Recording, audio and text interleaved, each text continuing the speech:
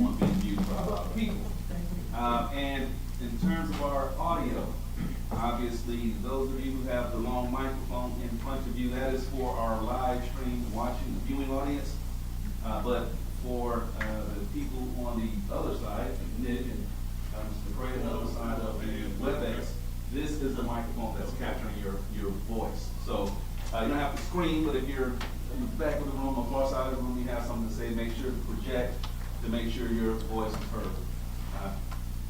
Our good friend Josh in Fields is in the back, and Shane Gillis is our videographer back there. If there are any technical issues, he's here to pull us out of it, but we rehearsed this yesterday, right? So that's not going to other than that, I think we're good.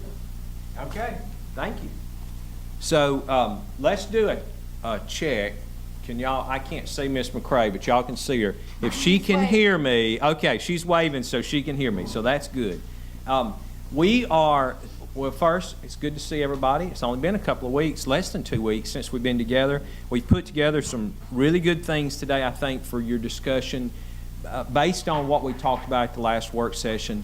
And we're going to jump into that for a few minutes. I'm going to do a couple of announcements first. We are, obviously, I'm going to take a little more time. I know we're just slightly behind, but we've really got a lot of time built in to the morning. And the budget, we've put about an hour and a half in for the budget discussion, which could go on into lunch, and it may not go that long because remember we'll have another discussion about it at that September work session. But most excited about that. We are obviously have COVID protocols in place. We've got enough room. You can mostly get away from each other for 6 feet. If you need a break, I will probably I can try speaking with a mask or without. It's easier obviously without, but I'm going to try to keep it on until my glasses fog up so much I can't because I'm talking, and then I'll just back off. I want to try to stay as far away as we can. We have, Ms. McCray, we have a couple of things we're going to email you for the budget discussion, so if you'll look at those coming, and then we'll make sure you get those. There's really not anything, a handout for this first presentation from Big Communication that's doing our work on teacher recruitment, but we may have some things after this that they'll, you may say, hey, we want to see this or that, and we can come up, certainly help with that. Before I introduce them, though, and turn it over to them, so first, a couple of just general updates. All of you are getting calls about COVID in schools, I'm sure. And we're still, it's getting much, it's getting much more difficult by the day for our superintendents and principals and teachers. We yesterday had, I think, 3 more school districts to announce either partial or full closings or going remote, we shouldn't say closing, for a couple of weeks. And we're getting more and more requests. I had a conference call with the superintendent in one of our very large systems and his team yesterday because they're getting close that they think they're going to have to begin closing in-person instruction down. So as we see more and more of that, we're working with them at the local level. And I just want to point this out, partially for folks who might be watching online and certainly for our board members. It is really hard to make those determinations. Everybody I've talked to, from the largest systems to the most rural systems, from the north corners of the state to the Black Belt, everybody wants their schools to be open for in-person instruction. I haven't talked to a person that doesn't think that's the gold standard. The problem is that sometimes it's just not able to happen. And what we're seeing are kind of sporadic things. So it may be that their 3rd grade is fine, but in 2nd grade they have 4 of their 7 teachers out, and there are no substitutes, and so they don't have a way to keep the 2nd grade open. So in some cases you've seen where they might go remote for 3 days and clean the school and then try to start back, and in some cases they're having to go remote for 2 weeks, but which to line up with the quarantine period because of the positives. I've been asked about, would we get to the point, do I see us getting to the point, asked as recently as yesterday by the media, that we would just close the whole state down again? Well, and the answer is no, because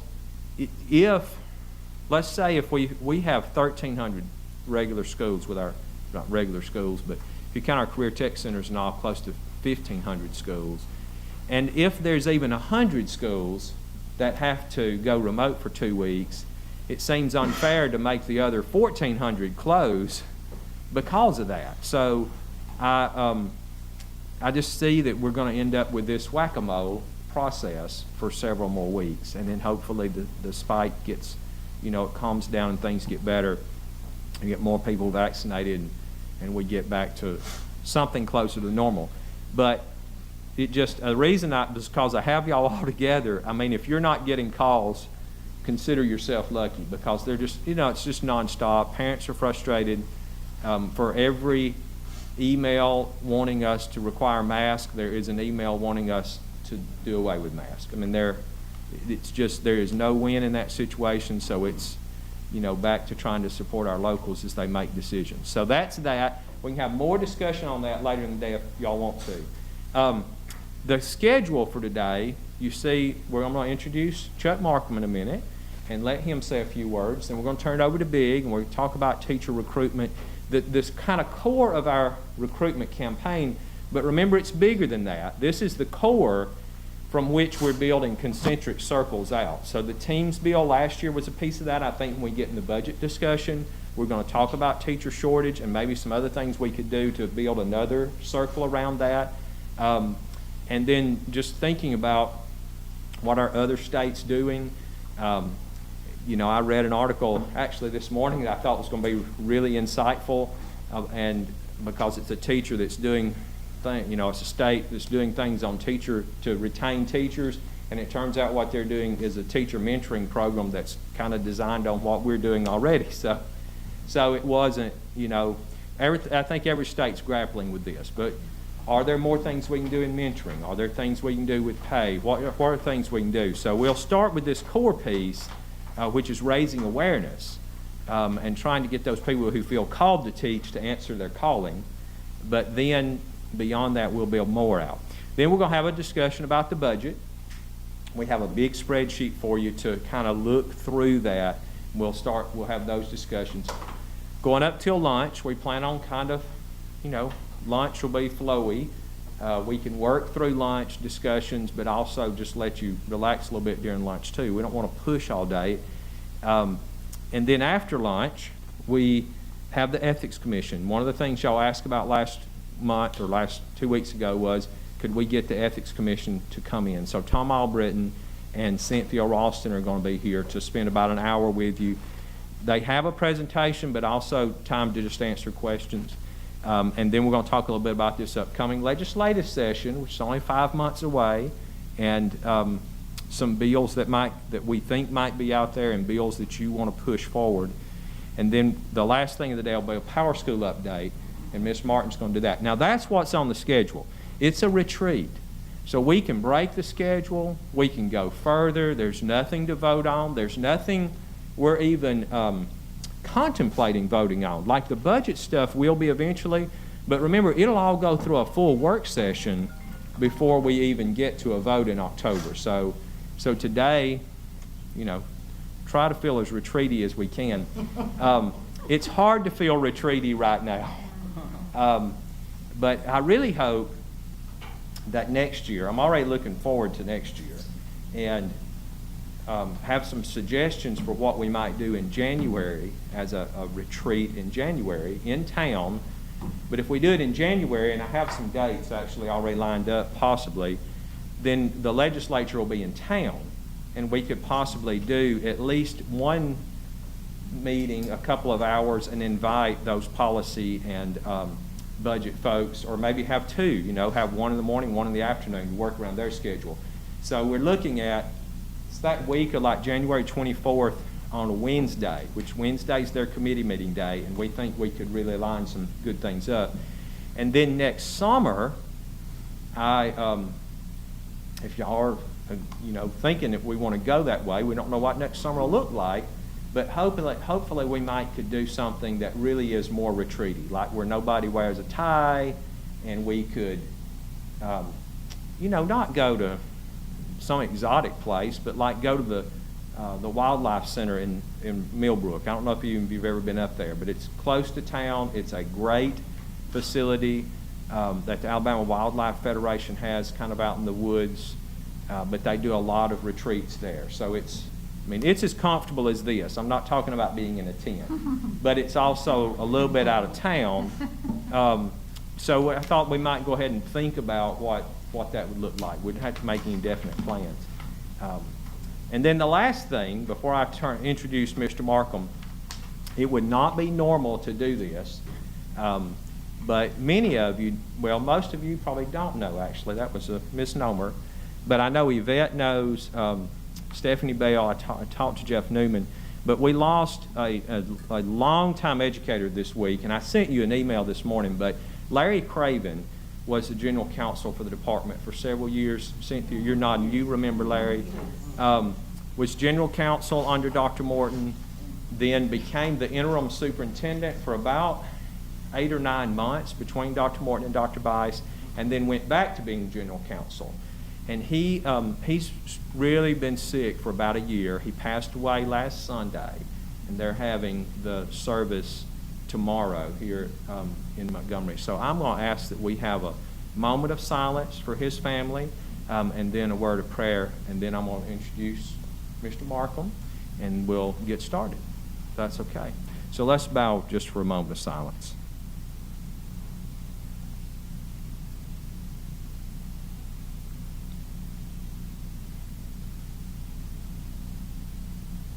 Gracious Lord, we ask you today to be with Sheila Craven and with her family in the loss of Larry.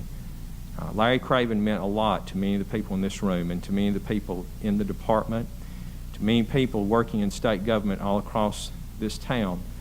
But more than that, we know going all the way back to his courageous service as a helicopter pilot in Vietnam and the years that he spent serving you in the Army, as a JAG in state government, as a leader in his church and a loving father and husband.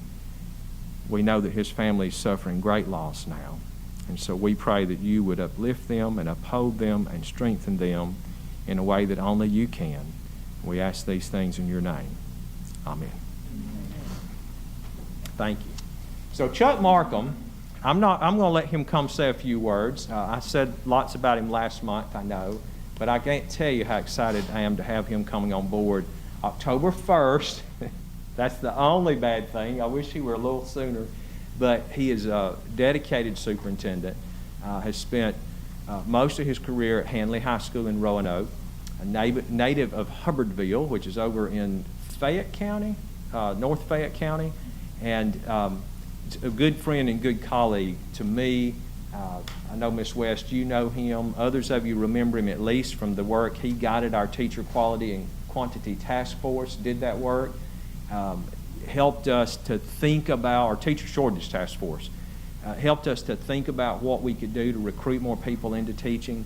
But Chuck has a real heart for education out there, and I know I've gotten lots of responses from superintendents, how excited they are to have him coming into the department. A lot of response from inside our department, people who know him, who are excited to have him in place. And he won't start with us to October 1st, but he's here with us today. He's going to be in and out some. We're taking it day to day because he's still running a district, but probably he and I talk a couple of times a week even now, and I know he's going to be in and out some more in September as he winds things down in Roanoke and comes to us. But one of the just best points about him is how committed he is. So he didn't want to leave Roanoke in a lurch, and that was one of the things. He just would not leave there until he could make a transition plan for his board, because he's been superintendent there for 18 years, and those folks have not. They've got to think about how you find somebody else now, and he had been in Roanoke before he was superintendent, so he's helping them through that process, exiting while he onboards with us too. And so he'll start with us October 1st, and then he may need to go back to Roanoke a couple of days a month to help them too, and that'll be fine too as we work through that. We want it's a great school system, and we want them to be strengthened by this transition too. But but they will miss Chuck Markham, and we're excited to have him. So I wanted him to come say a few words before I turn it over to our big team.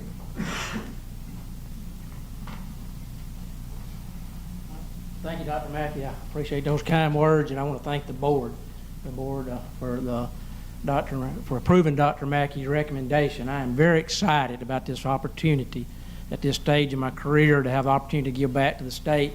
The things that we've been successful in doing in Roanoke, I'm 3 months away from having 18 years experience there, are the same things that Dr. Mackey is wanting to do with his team and the board through the state. When you talk about every child, every chance, every day, and that's why I'm in education. In Roanoke City Schools, we have 52% of our kids that qualify for free lunch. It means they live in poverty. But we have, for the last 10 years, we've had a 95% plus graduation rate. And I've always said that, poverty doesn't define intelligence. Poverty defines opportunities. As long as we give kids opportunities, then they can do great things. And anything I can do to see us, because I have so much confidence in Dr. Mackey. We go back a long way. I was 37 when I became superintendent at Roanoke City Schools, and Dr. Mackey was already superintendent in Jacksonville City. So we were a couple of those young Peckerwoods that was sitting back there at the back of the table trying to figure out what was going on. But it was very easy to see that Dr. Mackey was going to be going and doing great things, and he did at Jacksonville and then with SSA, and now he is now as our state superintendent. But I am very excited about this opportunity. A little bit about me is I am from Fayette County. I'm from Hubbardsville. I will tell you that you're getting a person that has a lot of academic honors when you get me in this position, because I finished in the top 20 of my graduating class from Hubbardsville High School in 1985. Now, I don't like that. There was only 21 in that class, but I know I beat one of them out, so I know I'm in the top 20. But I love Hubbardsville, and I still get back there every so often. Back there a couple weeks ago, actually, my high school coach retired after 44 years as the head coach at one school. So I still have some ties to Hubbardsville, but I am deeply committed to Roanoke. They have been very good to me. We have a school board meeting tonight and a budget hearing, so I'm going to stay as long as I can, but I need to be on the road by 4 o'clock. If we're not finished by then, if I leave, that's why I'm leaving. But because I do want a smooth transition to try to keep the good things that we've got going there in Roanoke to continue. And because it is a special place. It's been very good to me. But having said that, I kind of feel like I'm in no man's land right now, because I'm trying to do my job there, and I'm committed to that I'm going to finish that up through September 24th as hard as I possibly can. But then October 1, I'm here, and I'm talking to Dr. Mackey a couple times during the week, and there are things how am I making this transition? I want to be able to hit the ground running to be part of the team, not to simulate myself with the team and try to do things that I can to help. The perspective that I will bring will be that of a local superintendent. The things that Dr. Mackey's talking about that our schools are going through, I'm living them day by day. COVID has hit us hard in Roanoke the last couple of days. We've been in school, this is our 14th day, because we started early, and for the first 10 or so school days, it was pretty smooth, but it's hit us hard. Hit us hard yesterday, and what you run into at the school level is the staffing issue, and that's what shuts schools down. You have to have staff there to run the school, and so we're not there yet, but we're having to monitor our numbers closely.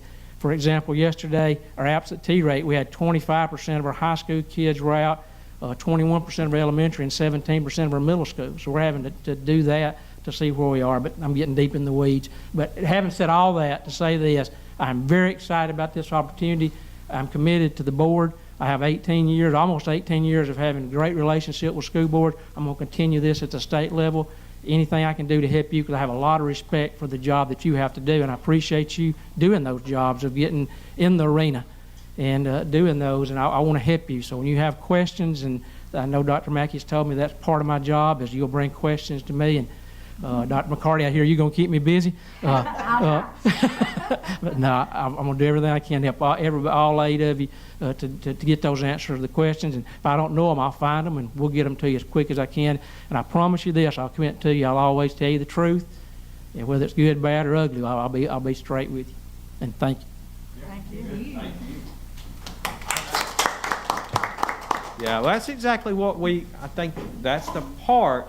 That's why I'm excited about having somebody coming straight in from a school district, because we don't, we we've been really good about balancing. We brought some people up from inside the department.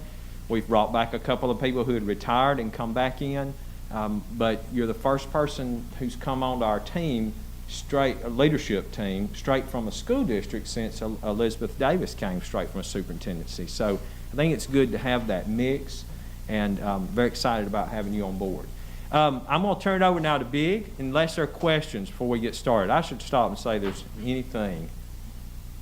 And it is a retreat, so stay up and down all you want. If you need to take calls or whatever, let us know. I know Vic's got some other rooms set up too. So I'm going to turn it over to John Montgomery.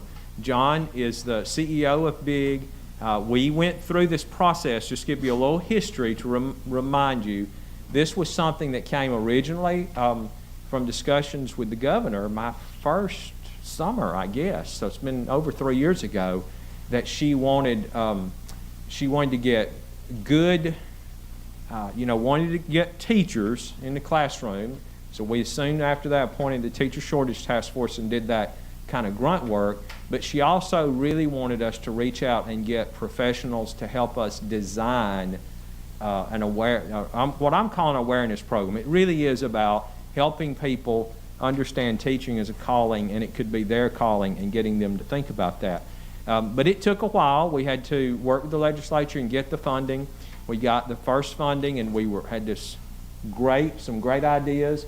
And then COVID hit us, and so last year we adjusted a little bit, and we went to thank a teacher. I hope I'm not still in the presentation. I don't want to say much, but we had to shift a little bit, but now we're shifting back again, and we are seeing across the nation the huge shortage in teachers and in nurses. That's different, but hospitals are even seeing that shortage. So we had to think about this as a long-term it's a long-term solution. Short-term, yes, and remember we did some things short-term. We changed some of the rules around certification.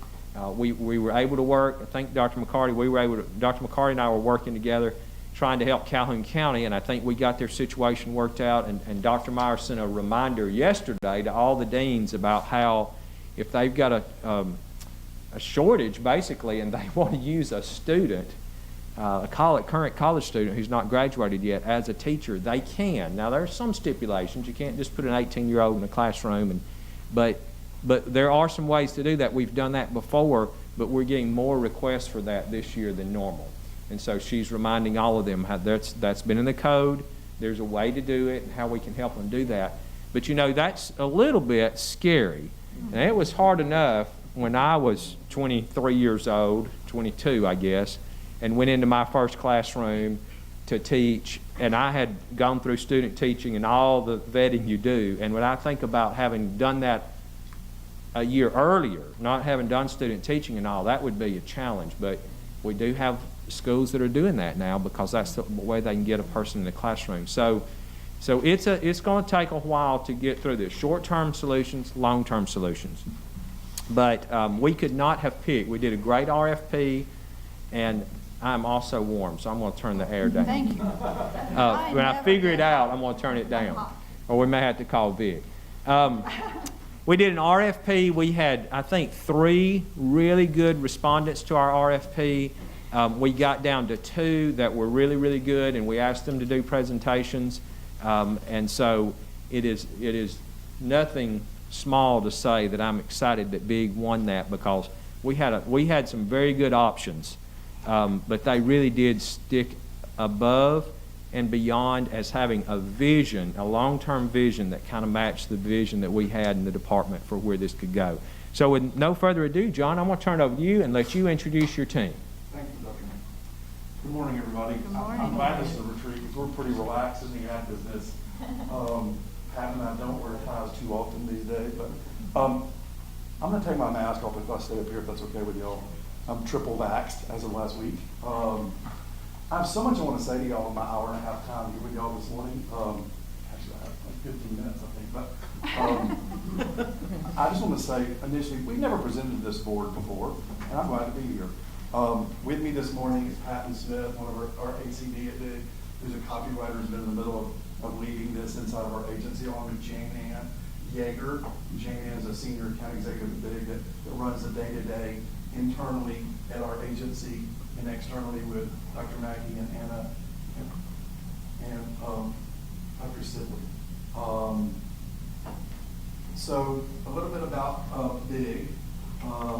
BIG is a company I started in 1995 in Birmingham, Alabama. There are 58 of us. 12 of us are around the country. Probably about 48 of us, 46 of us are in Birmingham. We are still working remote at BIG. I was hoping to come back last week when the kids started back to school, but it's just not a good time for us to do that. You know, I grew up in Midfield, Alabama, and proud of my Midfield education. Dr. Greg, I think you were coming in when I was leaving. So BIG has been working on recruitment initiatives way before they were cool or really, really needed. Back in 2010, BIG created Go Build Alabama for the skilled trades that the education system really rose to the occasion to support at the vocational level, and the two-year system did as well. We launched out with Mike Farrell on Labor Day in 2010. It's still going today, and it was wildly successful, I think. And, you know, there are all those crumbling infrastructure stories that were in the news at that point, and I think y'all done a great job. We had a vocational school at Midfield that had a commercial art class that I took, and a bunch of my buddies took, and we all ended up in advertising. And I'm the CEO of one of the biggest agencies in the South. And it's all because of Midfield High School. And I'm proud of that. And so recruitment, you know, with Go Build in 2010, we learned a lot. Recruitment's a specialized, I would say, science for advertising. And I'm not going to get the weeds with this, but I do want to talk about this. So, you know, I'm off the script. But like, you know, I was just thinking about this. It's like in 2010, skilled trades, everybody was like dirty jobs. Nobody wants those jobs, you know. And then the news cycle is not in our favor. Fast forward to 21, same thing's going on with teaching. The news cycle's not in our favor. COVID's not helping us at all. It's a terrible time to be recruiting teachers, and that's why we must be doing it. You guys are facing really big challenges. My kids are in the 5th and 6th grade. They've got good teachers, but they always need more. And so I'm proud of the work we've undertaken on this. I'm going to put the next slide if you don't mind. What we do at BIG a little bit, you know, since 2010, I would say the media has even evolved, certainly, both in Alabama and in the nation.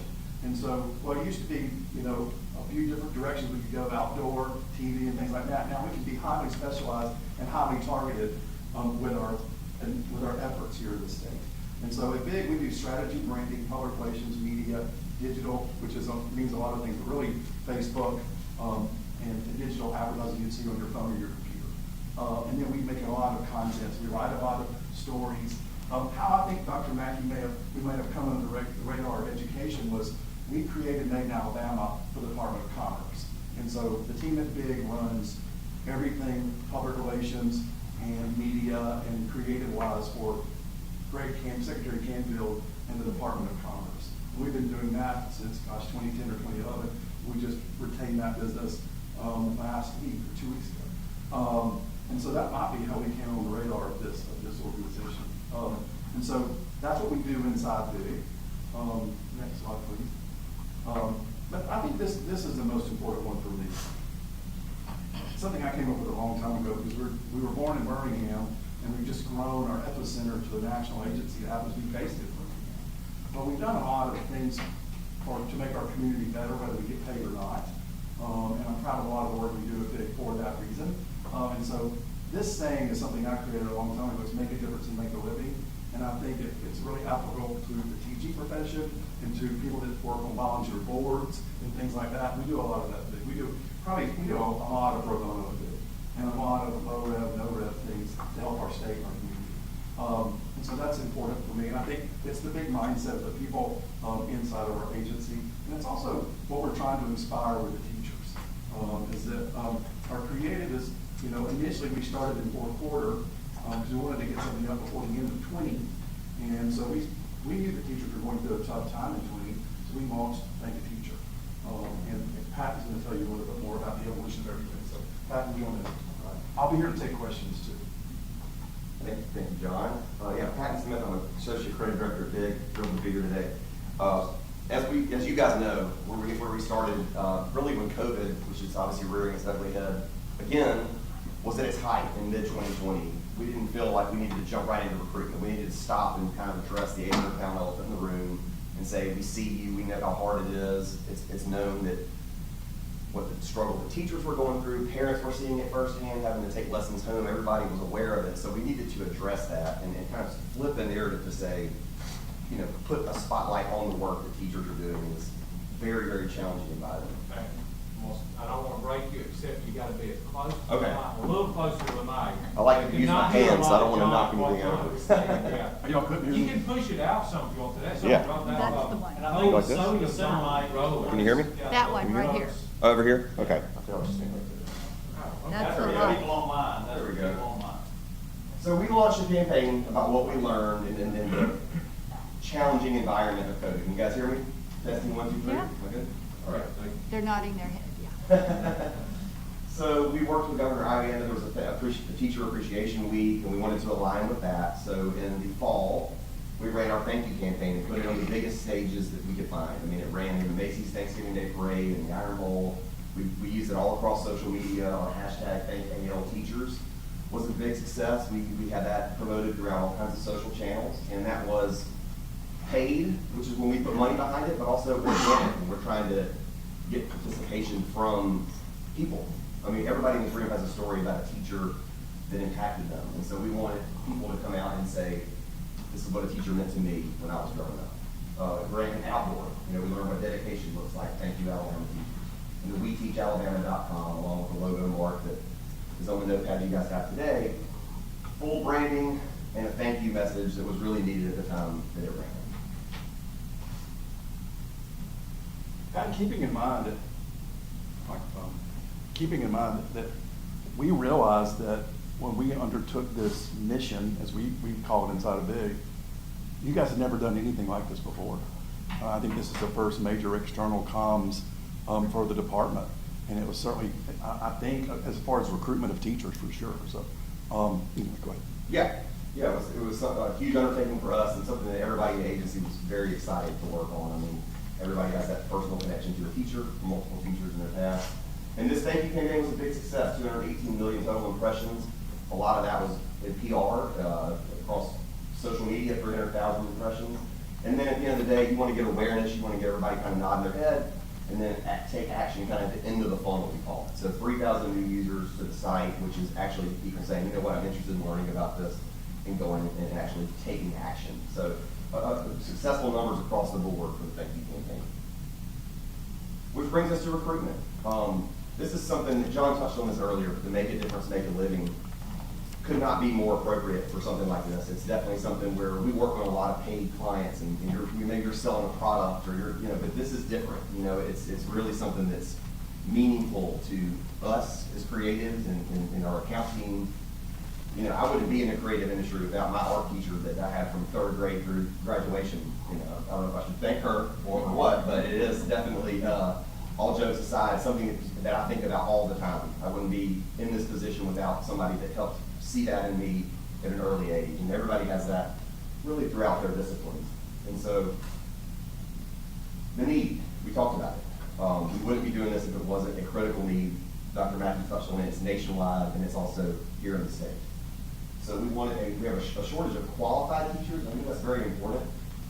We're not just looking for just anybody. We want to kind of break the clutter, so to speak, and find people that are highly qualified. And for that, we're not talking about, vacation time, 401k. It's a calling, it's a purpose, it's something that you have inside you that we are looking to pull out. Next slide here. So obviously, we're looking at the younger demographic, people that are maybe interested in a career, 17 to 22. We're going to use a lot of social media, target, be able to take advantage of a lot of the modern marketing techniques to go after who we want and to empower that calling in them. And so I worked on, it's obviously not unlike a military calling. I worked in the United States Marine Corps account for years. If you the crowd in the Marine, you've probably seen the billboard here and there.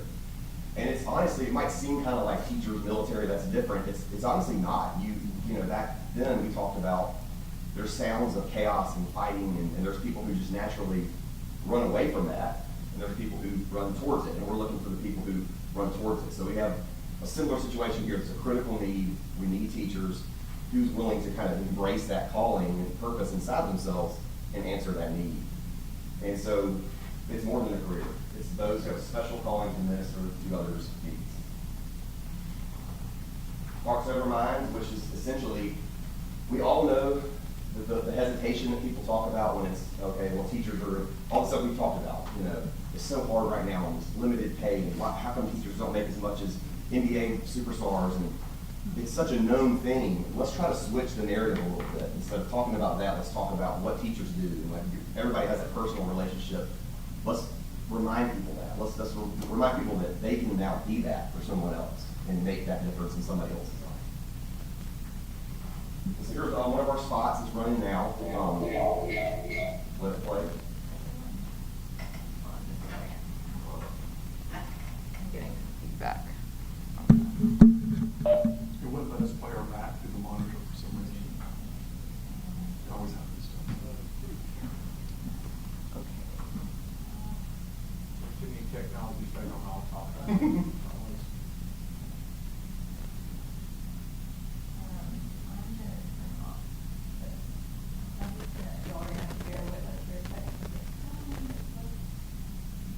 And also email you these as well, so you can have them in your own emails.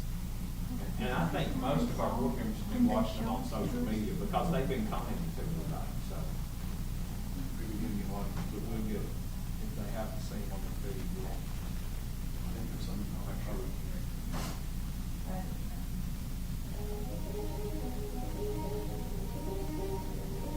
You see it, hiding somewhere inside.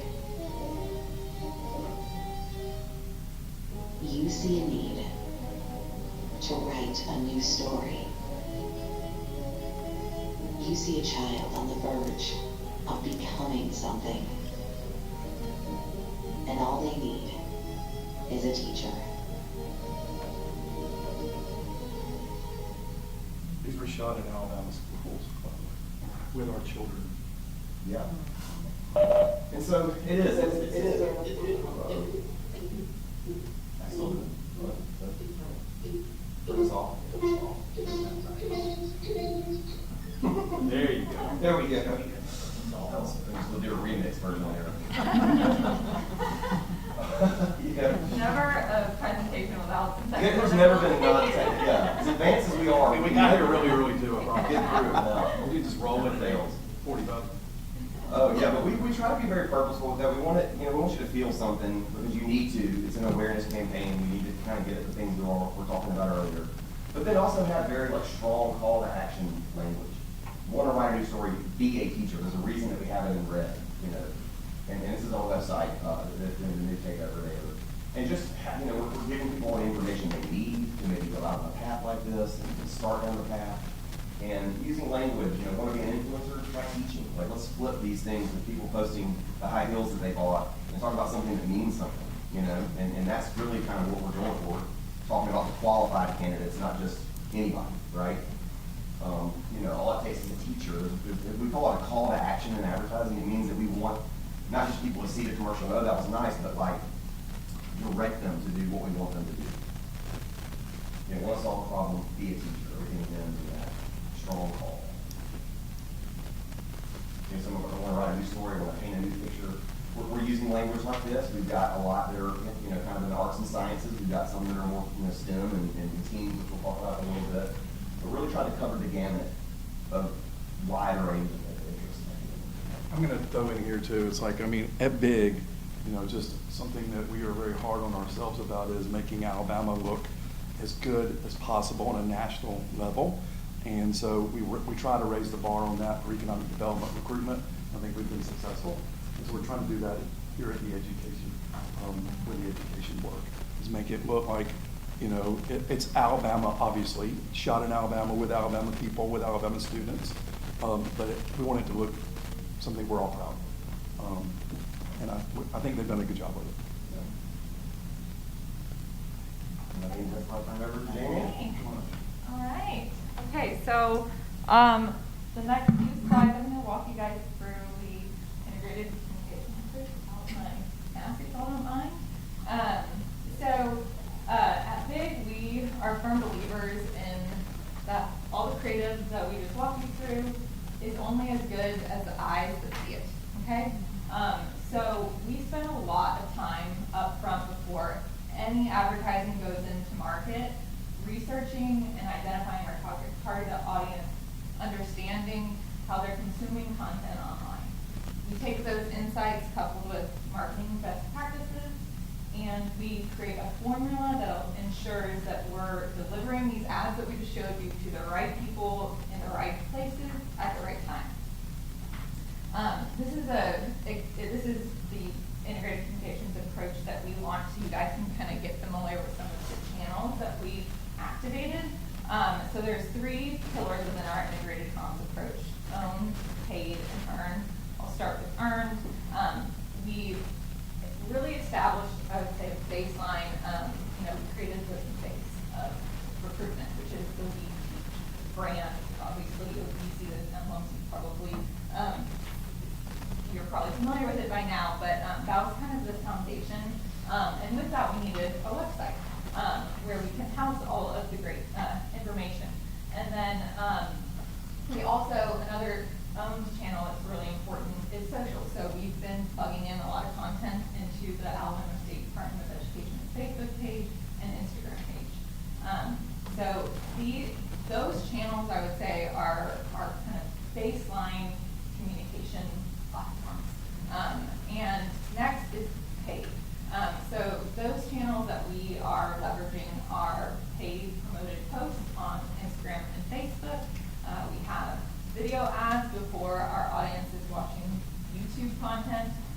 We have streaming audio ads as high school students and college students are listening to music and podcasts. And we have a small partnership with Alabama Public Television. That channel, paid channel, is intended to increase reach, but not just any kind of reach. When we're talking about driving qualified traffic to the site and reaching qualified candidates, these channels are really intended to increase our targeted reach.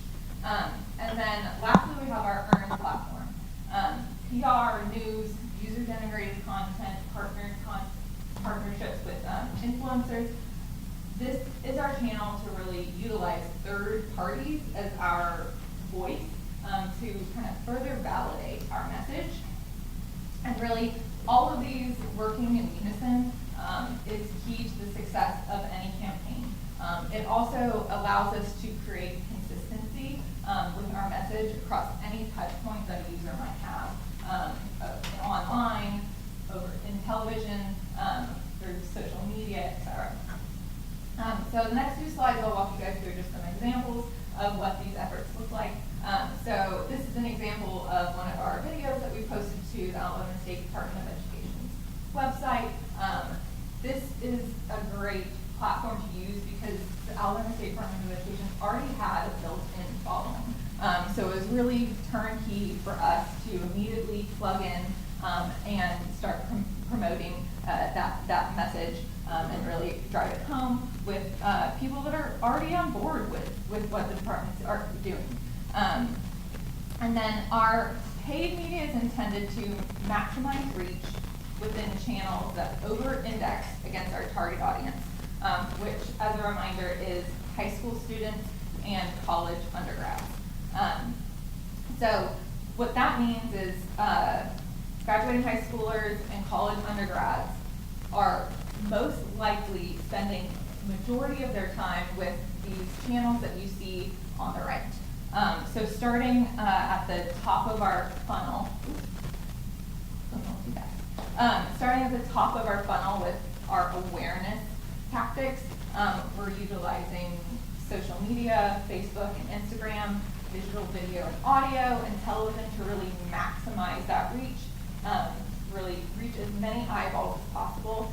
And then moving down to the more bottom of the funnel, to the action bucket, we're utilizing various tactics within social media as well, and then digital display to really increase our targeted reach so that we're driving qualified traffic to site and ensuring that they're spending time there.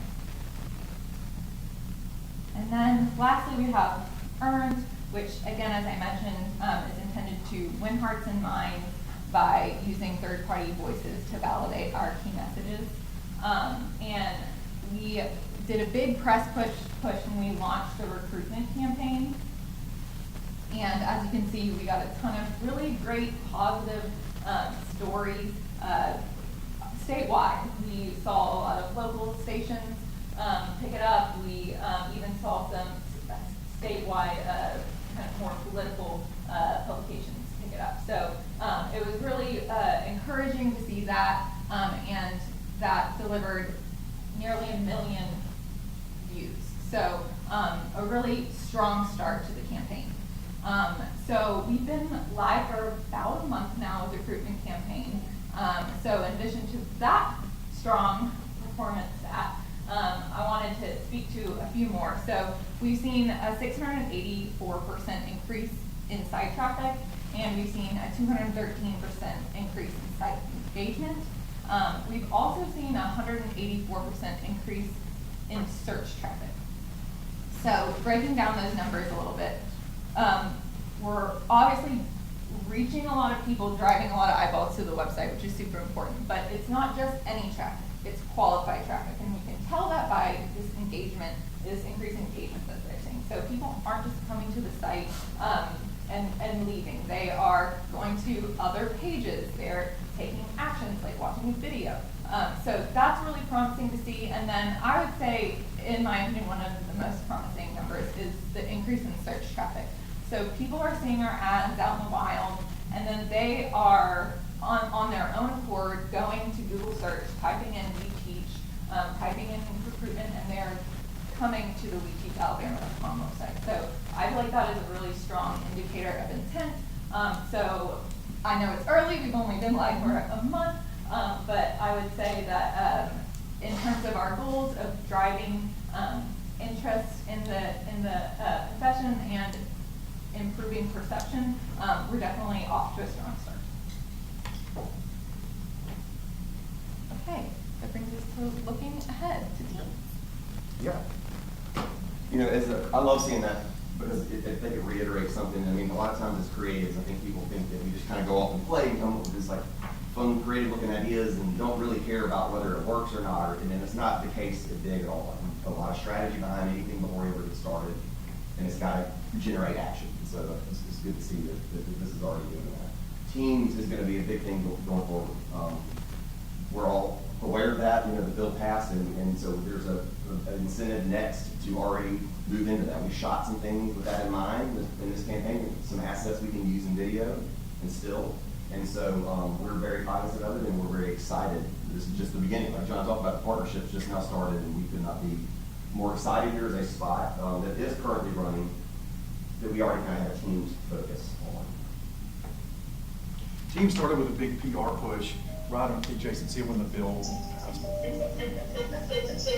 Oh, darn.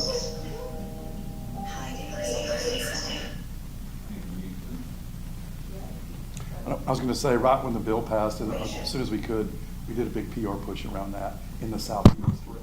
Because we're not just targeting Alabamians for that at all. It's like epicenter out from the state.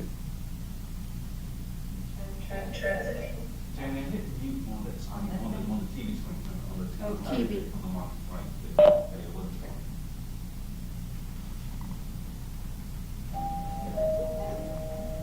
I love this spot. You see it, hiding somewhere inside. You see a need to change the equation. You see a child on the verge of becoming something. And all they need is a teacher. In every spot, we're very conscious about what the child is going through. Obviously, this is about teachers, but you see that child unsure wherever they're doing at the beginning of the spot, at the end of the spot, in 30 seconds, 15 seconds, they have made that transformation that we're all looking for. So, again, teams focused on that in terms of our subject choice and something that we can use as we go forward. And I did not choose any of those videos. I was curious. Oh, yeah. Sorry for the tech ones. Yeah. We want to take any and all questions. I also want to bring up that I have heard from Representative Poole, who says he's still paying attention to this. It's near and dear to his heart and is wishing us well, so. Yes. Anybody have a question for myself or my teammates? Well, I do, Yes, ma'am. of course, but if anybody else does, please go. But, so I think I heard you say, and first of all, I'm very impressed. So thank you so much for the work that you've done, and I'm very impressed with the high numbers, you know, that you've gotten and the awareness that it's created. But I think, and correct me if I'm wrong, I heard you say that sort of your target market is more high school students and college students. And have you thought about also going after people who might be considering a second career, or retired military, or those who live, like I think you said earlier, maybe that you are also focusing on out of state? Yep. And so, you know, look at not just Alabama, but look beyond. We've got such a low cost of living, you know, in Yeah. Alabama, and some For sure. great benefits, and our salaries and retirement benefits are much, much better than many other states. Yeah. So we've been having evolving targets, but I want to Jane and speak to this. Yeah, so one of the teams we're going to be introducing targeting out of state. That really does, to your point, help make teaching in Alabama very competitive compared to other states in the Southeast. We have done a lot of research and comparison between what Alabama offers versus other states, and we basically identified a select number of states that we are going to start outreach to once we are ready to launch our Teams campaign, where we are basically the most competitive. So that will definitely be coming in the future, and then in the near future. And then as far as different audiences, so there are tons of different audiences that we could target, as you can imagine. You already mentioned a few. And there are many reasons why we selected the ones that the high school students and college grads. For the paid media. For paid, yeah, correct. So we really solved that the drop-off in teachers in the interest in the profession is happening at a very early age. So I know there's the task force put together some amazing research that shows that I think it was there was only like 12% of people that taking the ACT indicated they're interested in the teaching profession, which was like a massive decrease for juniors in I think it was 2018 or 2019. So we felt that we needed to be reaching them at an early age, knowing that we may not see necessarily an immediate change, because those are high school students. You know, they are going to need time to make that decision for themselves. So we wanted to start messaging at a very early age so that they select education as their major and then come out as very qualified teachers, because they don't need an emergency certificate. They have they went to college for it, and they, you know, completed all of the necessary training that is needed in student teaching. So I think the big thing there is driving the most qualified traffic. We also know that it takes a couple of years or a year to get certified. So we're thinking, okay, where do we focus our efforts? Could we focus on someone that maybe is considering career shifting, but they're going to be pretty hard to identify. We kind of have to think about what are the indicators that we're able to tap into easily online, and really the younger audience was more of an opportunity, we felt, than career shifters. It's not that they are not the right choice, it's just if we're going to prioritize our media spend and who we're focusing on, we felt that our highest value audience, if you will, are those high school students and But I'm gonna stay on that question, because I think it's a great question. Yeah. Is. And I have a follow-up question too. Good. I think that, for us, optimizing everything that we're doing ongoing with feedback and collaboration from the team in Montgomery, is important to us. Like, we're a month in, but I know that Ashley Fulmer Foster from BIG, who's our Director of Strategic Communications and runs our public relations outreach, works with Dr. Sibley, and we're coming up with plans to maybe cherry pick some of those targets you're talking about in earned media, just to see what kind of activity we get around those earned media hits, because we think the media is doing a great job of covering education both at the print and the broadcast level now. A lot more eyeballs are on education now. But also I would say that for us, that's become a more increasing target of importance, because people that are looking to change careers are also seeing opportunity in Alabama in the automotive industry, in the healthcare industry. So since we started this process back in middle of the year last year, after we won this review, a lot has changed. And so we're constantly we're marching with it, I would say, and staying on top of it. And, COVID round 2, Delta edition, has really changed a lot of things. We thought we were headed to the career zone, and now we're coming back in, and it's like we're starting to face a lot of clutter in the media around healthcare workers and nursing home workers. And those are, they're coming up with full tuition support for those kinds of jobs. And then we're, seeing the state auto industry certainly has grown, and there's some really good jobs at those facilities. And they're all looking for great people to replace workers that are aging out and or leaving. Or, they're wrapping up production at certain key facilities in our state. So there's a lot of noise that wasn't around 6 months ago. They're starting to come online that we're paying attention to and are working on. So please with your follow-up. I hope we answered your question. Yes, and thank you. We're paying attention to that. No, and one other issue, and I heard this, haven't been able to verify, the source, but heard this statistic on a podcast driving down this morning, called Educate, is that the problem is not that there are too few teachers trained. Right, we have them out there, trained teachers from colleges of education, certified. The problem is we don't retain them. That half leave the profession in the first 5 years. So I guess a part of me would say we may have some that left, maybe they had a bad principal, and we're investigating that, the retention piece, because we know that's very important. But perhaps, to speak to something you keep stressing, and it's music to my ears, you're not just recruiting anybody. You're going after quality. You want quality candidates. Well, if you already have somebody who's graduated from a college of education, who's certified, who's trained, who has some experience, right, 5 years or less, wow, how do we get them back? What do we do? And so perhaps when you're looking at your target markets, that might be one you would also want to consider, because again, they're already trained, they've already have experience, but we want to know, how can we get you back? Would you reconsider? We need you. Make a difference. Like your statement so well said.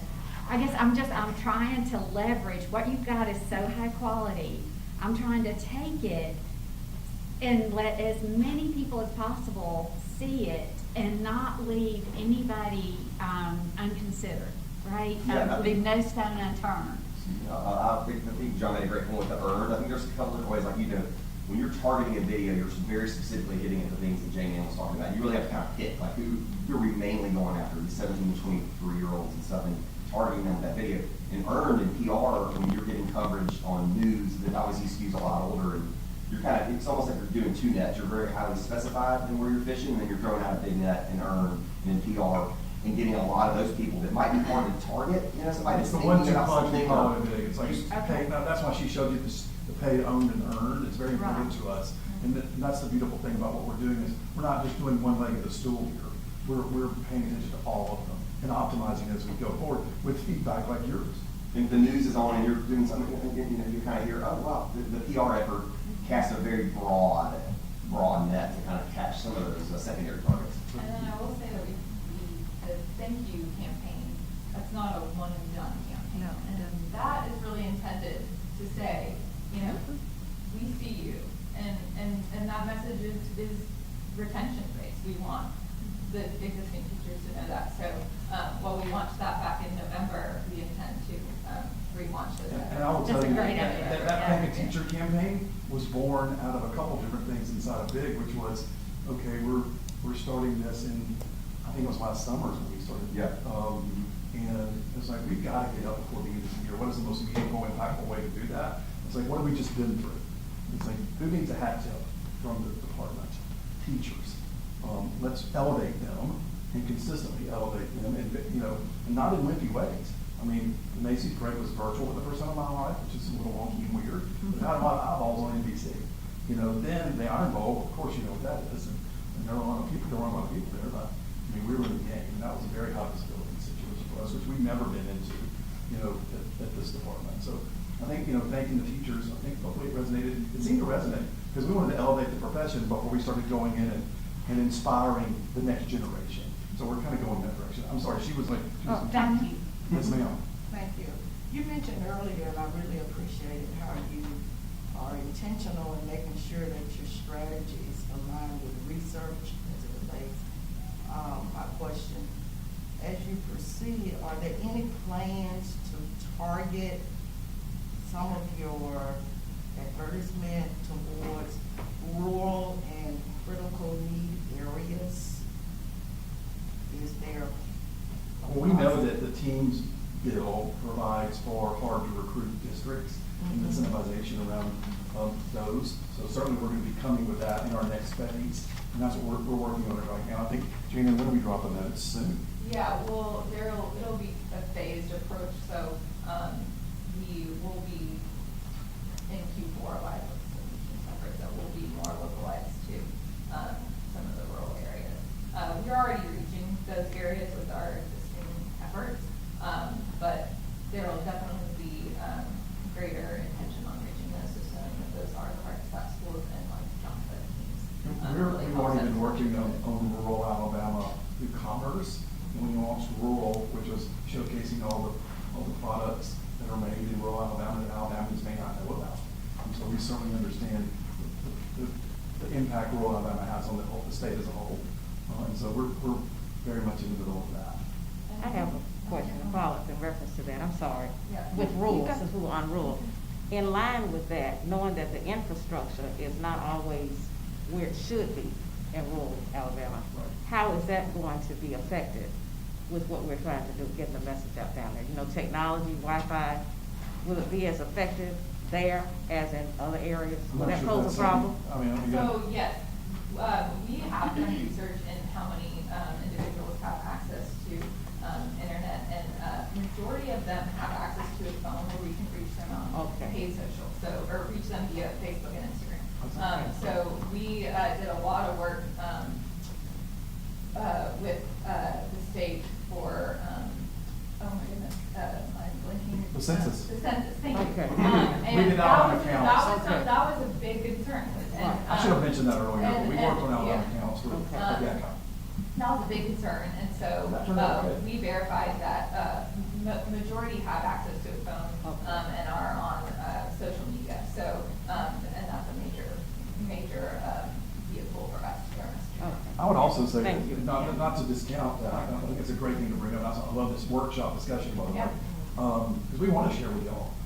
We love the collaboration. We don't get to see all that often. And so we want to hear what your hot button issues and things like that, so we can take it back to our team and incorporate it. So that's why we wanted to come this morning, is to hear you. So bring it on. I mean, we can stick around as long as you want us to. They kick us out, but it's like we know where the rubber hits the road here. So we want to hear from you on this. But I would say that the learnings we had from from the census work, which we had a similar size budget. We threw down with all kinds of targeting in Alabama and optimized it throughout the year. And it was stressful. Changing messages that resonated and things like that. We crossed the finish line in a big way, and I'm very proud of that work. I know that the people we work for at the state are too. Well, we learned a lot on that watch. And that learning, our media team is still the same media team. And so they developed further relationships with media in the state. And they definitely know where to go for what, to get what demos and audiences and areas And so the band is high in that space right now. And that's going to be very beneficial to what we're up to right now. Sorry. No problem. I think I understand the three areas of engagement that you're looking for, and I understand that you've had a lot of engagement. I think what I would like to know is concretely how you plan to measure the success. I mean, ultimately, we can have hundreds of thousands of engagements, but if we aren't hiring teachers, we haven't ultimately been successful. So I realize we're just a month in, but I'm hoping to hear in the future, or maybe today, your plans of how we're measuring the campaign success. And then also, do you foresee, right in the middle of your presentation, I wrote down the question, do you ever see an app being developed in the future for those who are interested? So they're driven to the website, they're driven to engage, they're 20 years old, but they get distracted very, very quickly if they don't actually, I mean, the call to action is great, but ultimately, what are they engaging with and how do we measure it? So I'm wondering an app that they say where they live and what they're interested in, and maybe it helps them see where the colleges of education are in their area. I don't know. I just, my mind automatically, my mind automatically wants them to not just think it's a cool ad, or maybe I'd be a great teacher, but what are my next steps?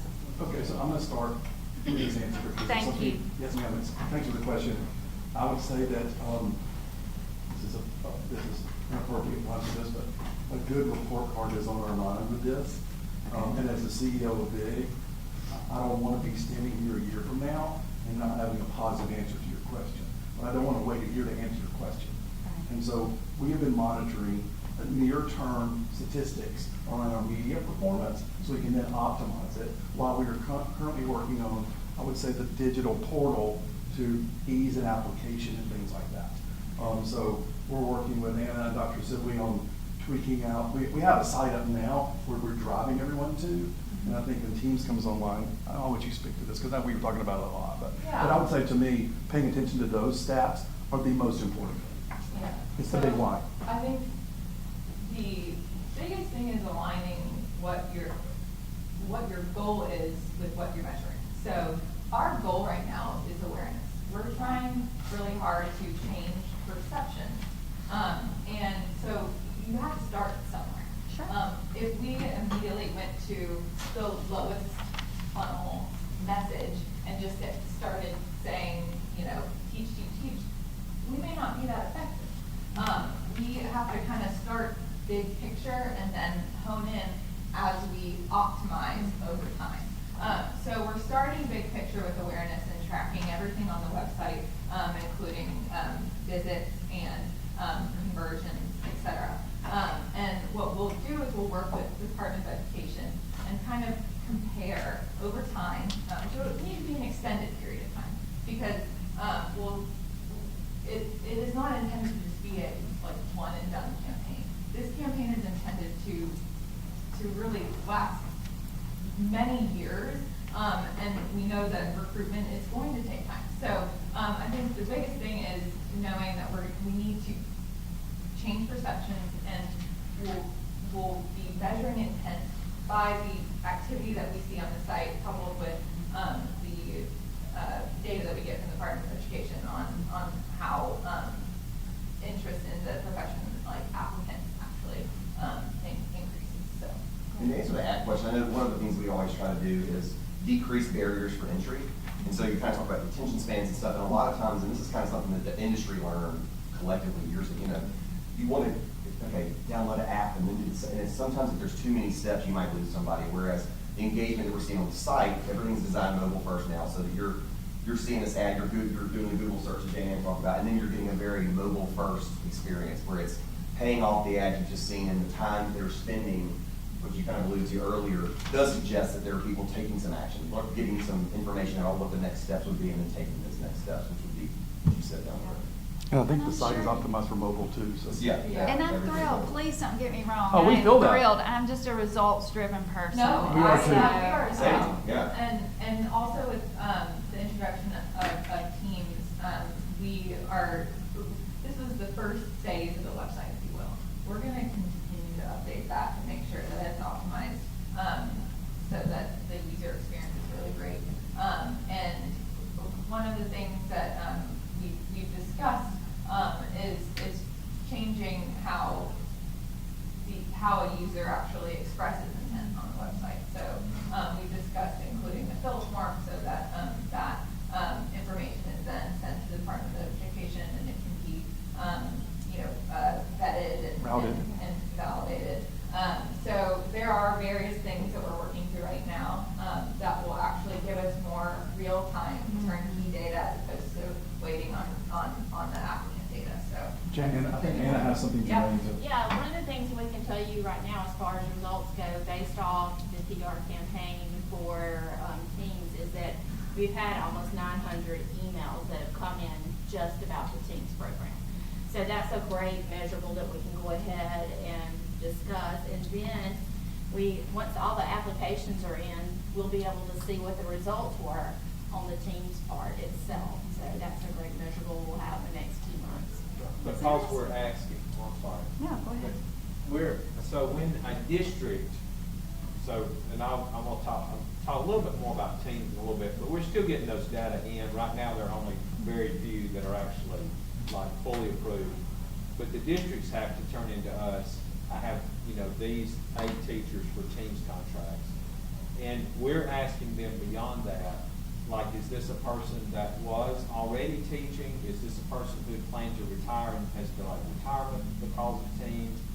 Is this somebody who's new to education because of teams? So we're asking them some of those specific questions so we can, it'll be easy to know how many teams teachers we have.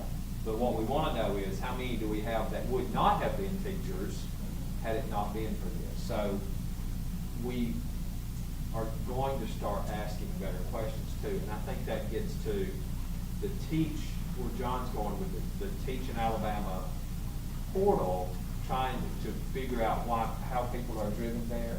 So we're just trying to do more and more of that. I like the idea of an app too. I make it really Do good. we have a goal from teams, like a specific measurable benchmark number of teachers we're hoping to hire? I'm going to defer to I know there's Jessica. 3,000 available Yeah. positions. So that's the goal, is to have every math and science class in middle school and high school with a certified teacher. And it's about 3,000 for. I wasn't sure what the number was, I'm sorry, I didn't know Yeah, it's exactly the It's number. about 30%. About 30% of kids are not taught by a qualified math or science teacher. The questions are great. I know Ms. Sicker has been very patient, but before we leave from you, I would like to say thank you for bringing that up. I brought up KPIs at the very beginning of all of this because we keep score.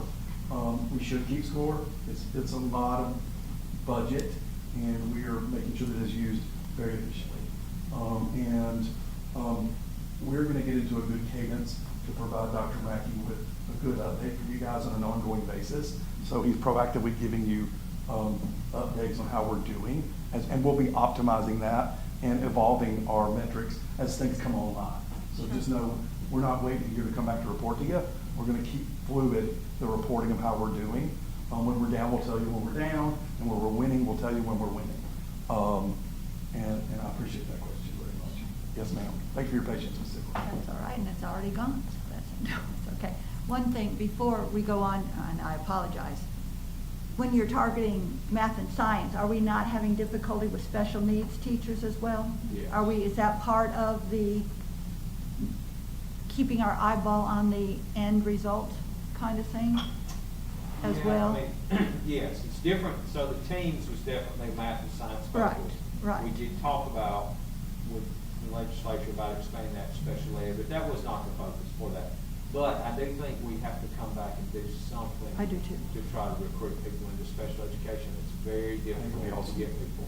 And then may I ask, are any of your ads bringing Elementary forth too. the need of special needs. Not yet. So I think that would be, I think it's it's a funny great because subject to cover. my daughter just graduated from Alabama, and it's funny, one of the questions that was given, if you were to do it over, what would you have done differently as far as a career? And she immediately wrote, become a special ed teacher. So there are people out there that may have gone down a different avenue, not that they're gonna change it, but those are also possibilities. I love that. Me too. A lot of opportunity in that message, and it's not, I mean, it's evolved, it's a little different, but it's not dissimilar from kind of that kind of calling or hesitation. For sure. Answering that. I think it would be a nice Right. exclamation point to what we're already doing. Yeah. Right. Yeah. And then down in my area, which is District 1, Mobile, Baldwin, besides my other 5 districts, we're contending with Airbus and the shipbuilding. And they're doing a great job of doing that.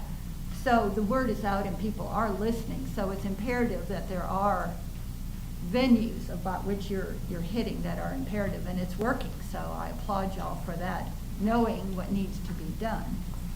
Well, So- thank you very much. I would say that it's becoming a crowded space. It is. And we're paying attention to that as well. I mean, like I said earlier when I was speaking, there are other industries that are having recruitment issues. Correct. And they're gonna be dialing up, and we're getting hit in Birmingham with automotive suppliers, Right.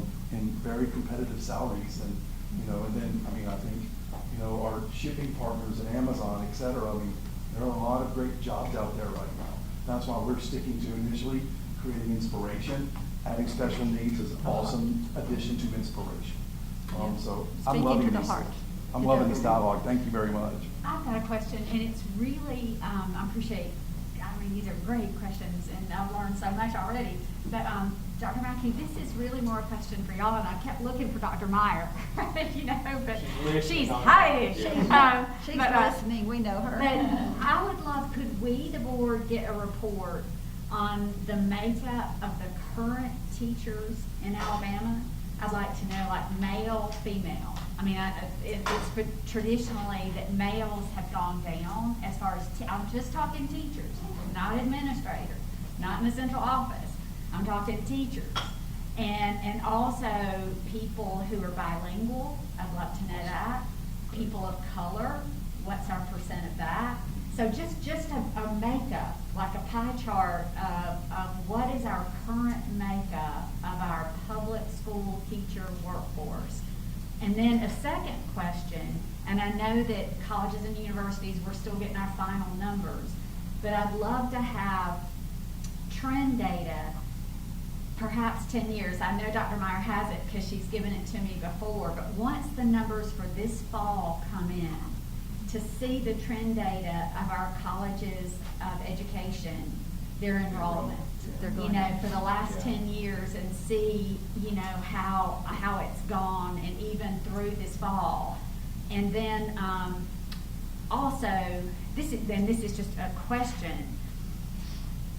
Our substitute teachers, some states I know have qualifications. You have to have a bachelor's degree to be a sub teacher. You have to have certain things, background check, that kind of thing. Somebody asked me the other day what our qualifications were, and I had to say, I don't know. So what are our qualifications for a substitute teacher? Okay, let me go backwards. Your chief of staff has some notes over here. So the first one, substitute teachers, high school diploma, and Okay. they do have to pass a background check. I'm not sure which state require a bachelor's degree, but if they require a bachelor's degree, we're going to be trying to. We're in move big them. trouble. Oh, right, well, I didn't think we Yeah, but did, it but I does. just had to ask. High school diploma, and they And the have to background they check. pass a the same background check that all Which is teachers. the most Okay, important good, part. good. So, and that's essentially it. Your second question, yes, the enrollment data, we definitely can get that, and we'll get that as they finalize that. And my suspicion is it'll be a couple more months. Like, it'll be November before we know our enrollment, our student enrollment, because we count it, technically, it's the month of September into the first week of October, but then by the time you verify all that, it's really November before we have to count. So we'll get that. The first question's a little more complicated. So, and Dr. Meyer I know she's listening because she sent me a couple of messages on our messages. But if we look at teacher certificates, yes. So like we know how many Class B certificates there are, Class A certificates, how many science certificates, how many math certificates, how many administrative certificates. We can split those up, male, female. But if you say, well, but I want to know about the workforce, that is very hard because they don't work for us. So we don't have a database of teachers. Those are kept by each employer. And so if you said, well, take your specific question, like we want to know how many, the male-female ratio, not of certificate holders, which we can do easily, but actually working in the schools, we're going to be depending on, principals to answer surveys correctly and get those back. Well, I would And then that's say, very- if you'll give us yeah. what you've got. But we can Just give you the what we've got. certified. Certificates we can do easily. I saw Ms. Ziegler has her book right there. Ms. Ziegler, if you'll check your book, because I took it on my copy, see if it's on my quick facts. Because that used to be published, how many Hang on, male, female, Hispanic. Quick fact, here we go. See, I know it's got teachers there, and then they Does have it? profiles. Awesome. So we'll get you, yeah, we can see what we have. One of the, it is, one of the big issues, that y'all know, we've But talked it's about all this some educators. before. I guess I just want teachers. I don't want, it's, It's in federal report criteria. okay, I'll send you. okay, thank you. So if we look at the number of, if we said, well, like, how many people are certified to teach science in this state? Do we have enough science teachers to cover all of our science positions? Well, I'll use me as an example. So I'm certified to teach science. So if we try to match up those jobs, a lot of times we get that from the media. They say, well, it says you've got 500 classrooms that don't have a certified teacher, but you have 600 people with science certificates that aren't teaching science. Well, that's because they don't always, like I'm not in the classroom, and there's people who are retired, but they maintain their certificate.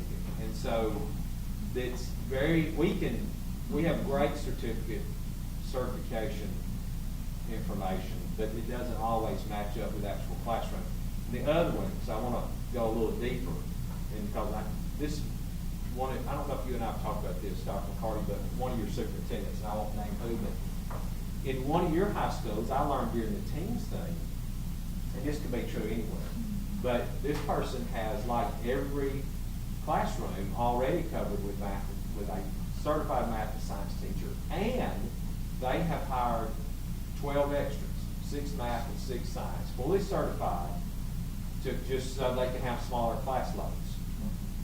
But then I have whole counties that don't have a single one. certified math or science teacher. But, and so that's another thing is distribution, which we can't, and y'all can't do anything about. People are gonna choose a job where they want a job. But that's one of our struggles, and I think that's, talking not to John, but to Secretary Canfield, that's one of the things they struggle about. There are parts of the state where there's so much industry, they cannot find enough workers. And then there are parts of the state where the unemployment rate's in double digits because the jobs don't match where the people are. And there's more to it. I know it's about qualification for those jobs and all too. But I know that's one of the things y'all struggle with, how we help get that industry into rural Alabama too. We get jobs everywhere. So It's a talent war. yeah, those are gonna continue to be struggles, but those are good questions. So I guess what I'm committing to is let us get as close as we can into those data. But the match is always hard. And that's, I mean, the teams has made that very evident to me, if nothing else. And Mr. Craig's talked to many others I have or more. And Sarah Griffin is actually the team specialist. She answers every one of those emails or helps us make sure they all get answered. And it's pulling people in, but it's also helped us understand, I think even more deeply, the struggle between the haves and have-nots. And I don't mean by haves and have-nots necessarily money like people think of, but the parts of the state where there's a lot of talent, and the parts of the state talent as in, qualified teachers, people want to live in those areas, and the parts of the state that really struggle to convince people to move there. And then the other states that aren't treating their talent so well, we're coming after it too. Yeah, I hope. That's good. Right, We can that's get what we those need. people to come back. That's right. That's right. So I would just say that, I really appreciate, y'all inviting us to your work session today. It's nice to meet all of you, in person. We're on the hook for this, and we're not done yet. We hope to be reporting to you successes for many years to come, because I don't want to get that phone call from him. I don't want to hear from Trish Crane. And so we're keeping score too, so thanks for bringing that up. It's super important. Super important. I hope we've answered all your questions. And I don't know the makeup of this data, but Dr. Sibley, I think you had sent this to me in the past. But this, it does give you some of the breakdown. It's educators, but I wonder if that includes principals, superintendents, Yeah. counselors. It and does. and so, see, I just want teachers. It's I going just, out. If you look at the bottom left hand where it says total personnel 92, go up a little. Go. Yeah, Right there. yeah, right there. You see where it says 92,722 total personnel? And if you look at the breakdown, it's gonna say superintendent, librarian, teacher, it's that category right there. There you go, look right there. and then can I break that down more and see male, female, Yeah. blind? It's another column. Is the educator breakdown. Oh, okay, she sent it, I got it. I got it in a spreadsheet, so I got it. So, thank you. I love her Would you- getting detailed. Would you send it to all of us? So we brought some school supplies that we passed out to y'all that I see are getting well used. Since yours is almost filled. Anna's got more. Absolutely. And also, before we wrap up, I'm gonna give this to Dr. Mackey because our Thank a Teacher campaign, we entered it in our advertising awards in the Birmingham district, and it won a silver Aggie, so. Oh, yeah. So we're off to a good start. Thank y'all very much. Well, thank Good to you see so y'all. much. Thank you very Thank you much. so much. Good to see you. Okay, great. Right now, any more closing questions for me? Because I know, Great job. We know where to find you and what you can come back. and it won't be the last Thank you so time. We'll much. be. Y'all calls Thank it you. good. We'll do. Thank you. All right, thank you. So, Such a Thank pleasure. you. Dr. Whittle, Safe you want to take a break? Yes, 10-minute break. So I'll say that, yeah, see you guys. Yes. Thank you, Patrick and Jane Ann and John. We will take a break. I'll say that into the mic so folks out there will know what we're doing. We'll take about a 10-minute break. 10-minute break, yes. Okay. Sounds good. All right. Are you all cool yet? Yes. I'm cool now. You two cool? You're right under a bend. I'll turn it back up. It's co-star in the back. I've sat in that row before. Get it broken out at the school I level. figured out how.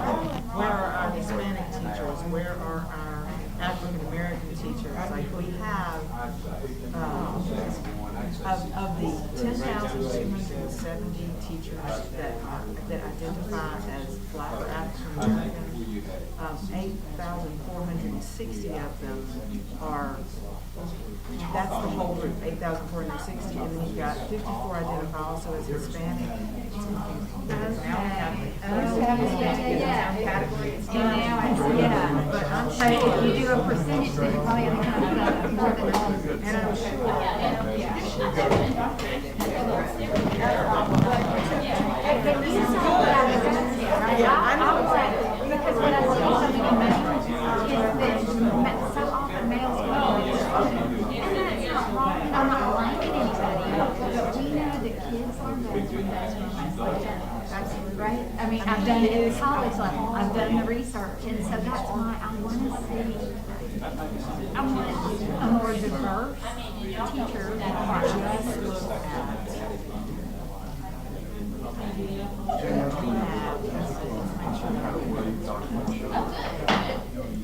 I enjoyed that.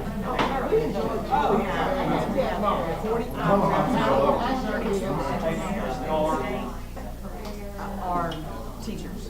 They're 52,714 people.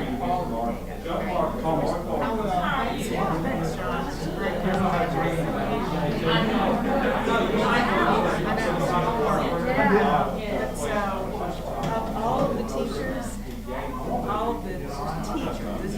Yeah, that's all. 150 entire state.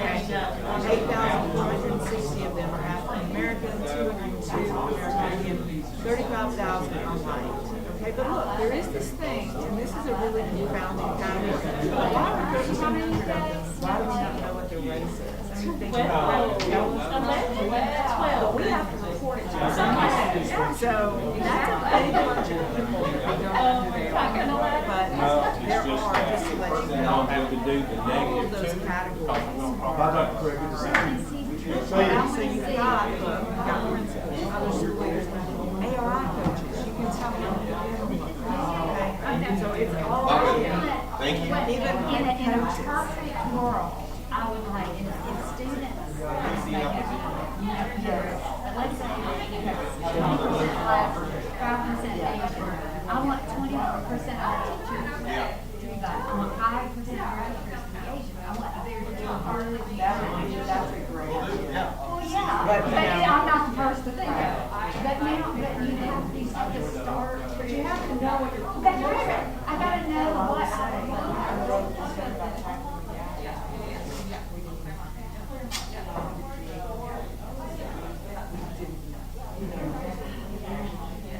And that was disturbing. We didn't know it at the district level. We knew it at the state level, but we didn't know it at the district level. Now we know it at the school level. I was asking the class, we never did, right?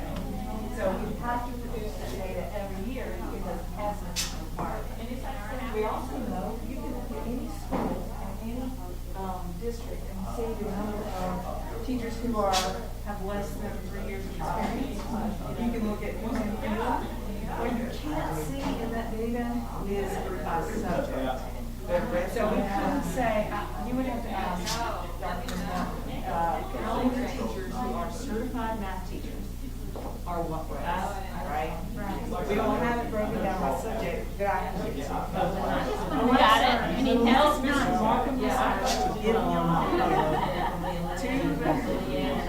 First day, October the 1st.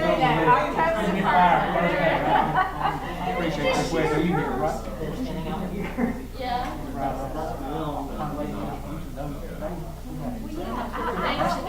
Beautiful out there, that with a little note. And I know I probably mentioned this same thing, that we haven't necessarily talked about it yet,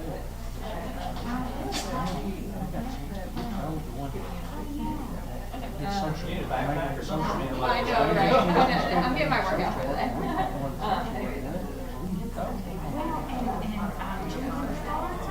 Told me that from college in social work, did not be always such a great year. They would be starting at 16,000.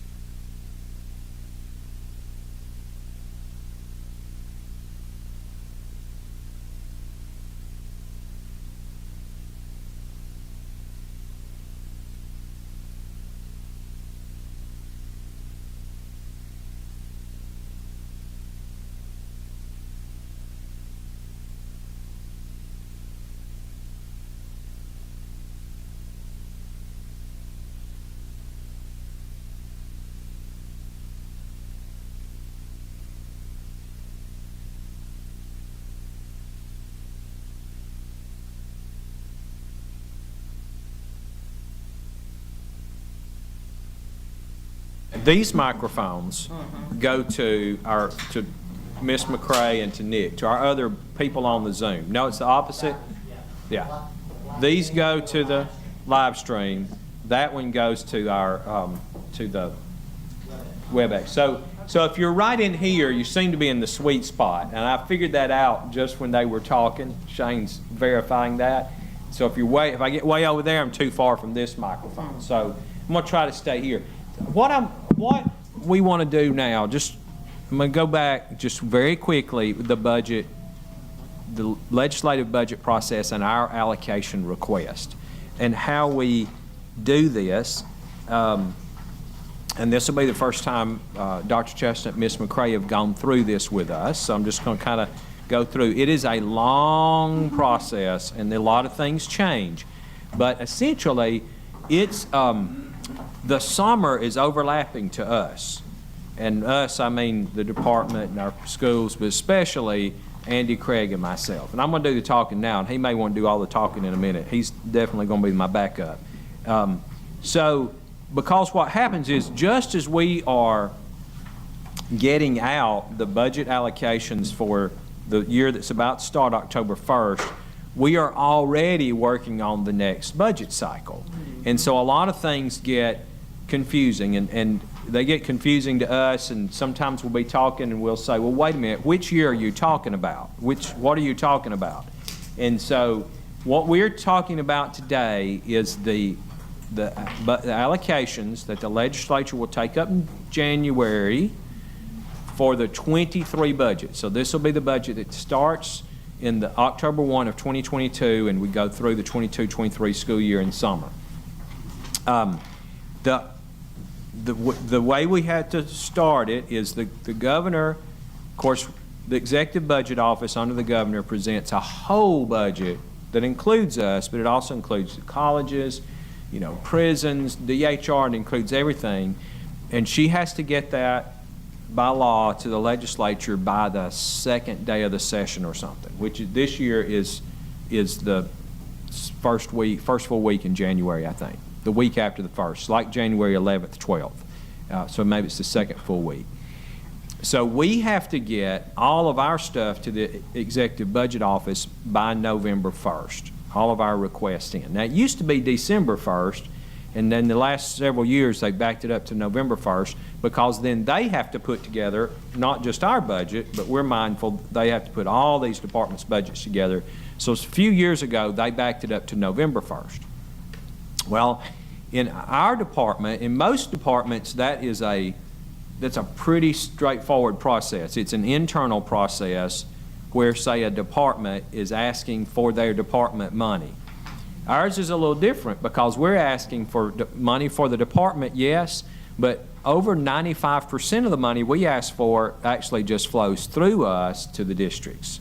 So you're asking not just for money for the department, but mostly for money for the districts. And so our process is a little more difficult than most other state agencies. So we also asked the board to vote on the request.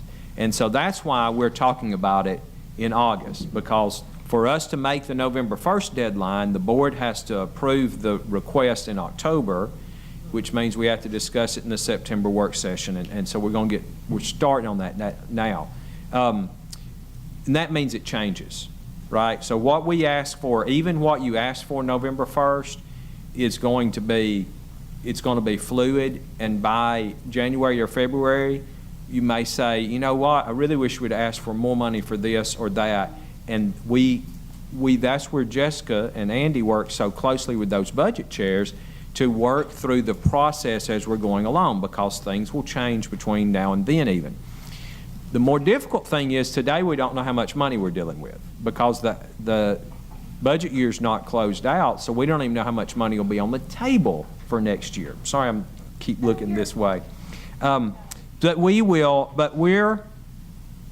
we think there's robust, well, we know so far, and we're really close to the end of the year, robust growth this year.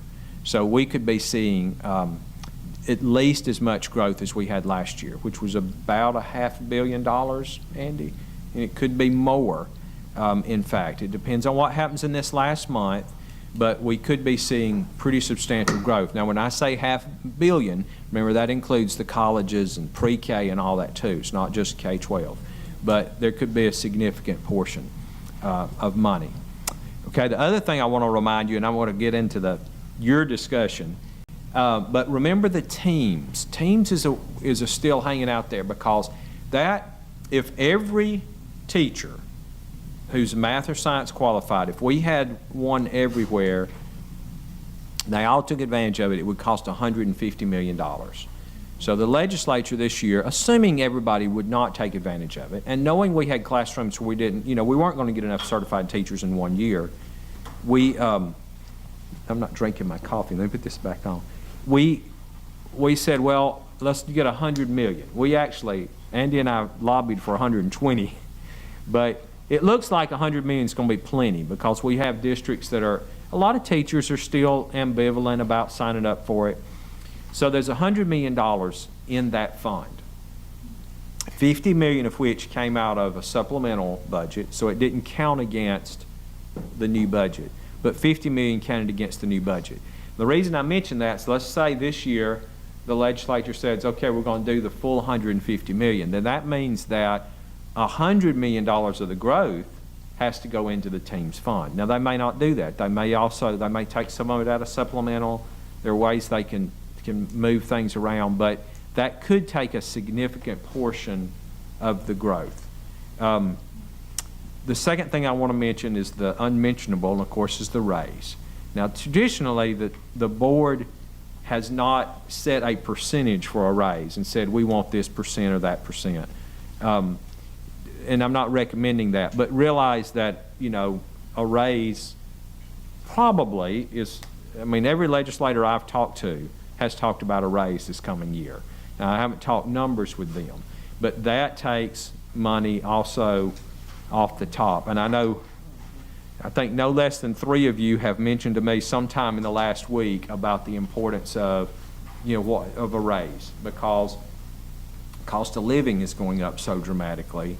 And other industries are seeing big raises, so percentage-wise at least. So that's something also we can talk about. Again, I wouldn't recommend that we go with a percentage. Traditionally, the governor kind of looks at the whole piece and recommends a raise out there, and then the legislature sometimes, some years they've bumped it up, some years they've taken what she recommended, some years in the past, they've, not with Governor Ivey, but in the past, the legislature would go below what the governor recommended. But that takes a lot of time for that to play out. I would say we won't see that for several months. But just realize that does take money. So a 1% raise is about $40 million? A little bit above. Since we had the adjustments to the matrix this past year, about 42%. So a 1% raise would be about $42 million then, and that's pretty easy for you to, calculate that out if you think then, well, what's a 4% raise or a 5% raise? This year, remember, it was a 2% raise, and again, everybody I've talked to seems to think there will be a raise next year, and there will be money to fund it, but that's that. Okay, so here's what I would suggest. I will tell you one more thing before I get to that. So internally, we have our own process, and I have somewhere, maybe this is it, but we have all these sheets internally. So we ask, back to the microphone, we also ask ARI, AMSTI, prevention support, which includes mental health and school nurses and school safety and security, school improvement. We go to the lead of every section of the department, and we also ask them, what do you need? What increases do you need this year to keep your department going? And so I'm collecting those already. Ms. Martin's getting those from her side of the house. Mr. Craig gets them from his side of the house, but it's a little different because that's transportation, CNP. CNP is mostly paid out of federal money. Transportation we do have to look at, but again, almost all the money flows through to the schools. And then, of course, the accounting side, we have to look at that piece too.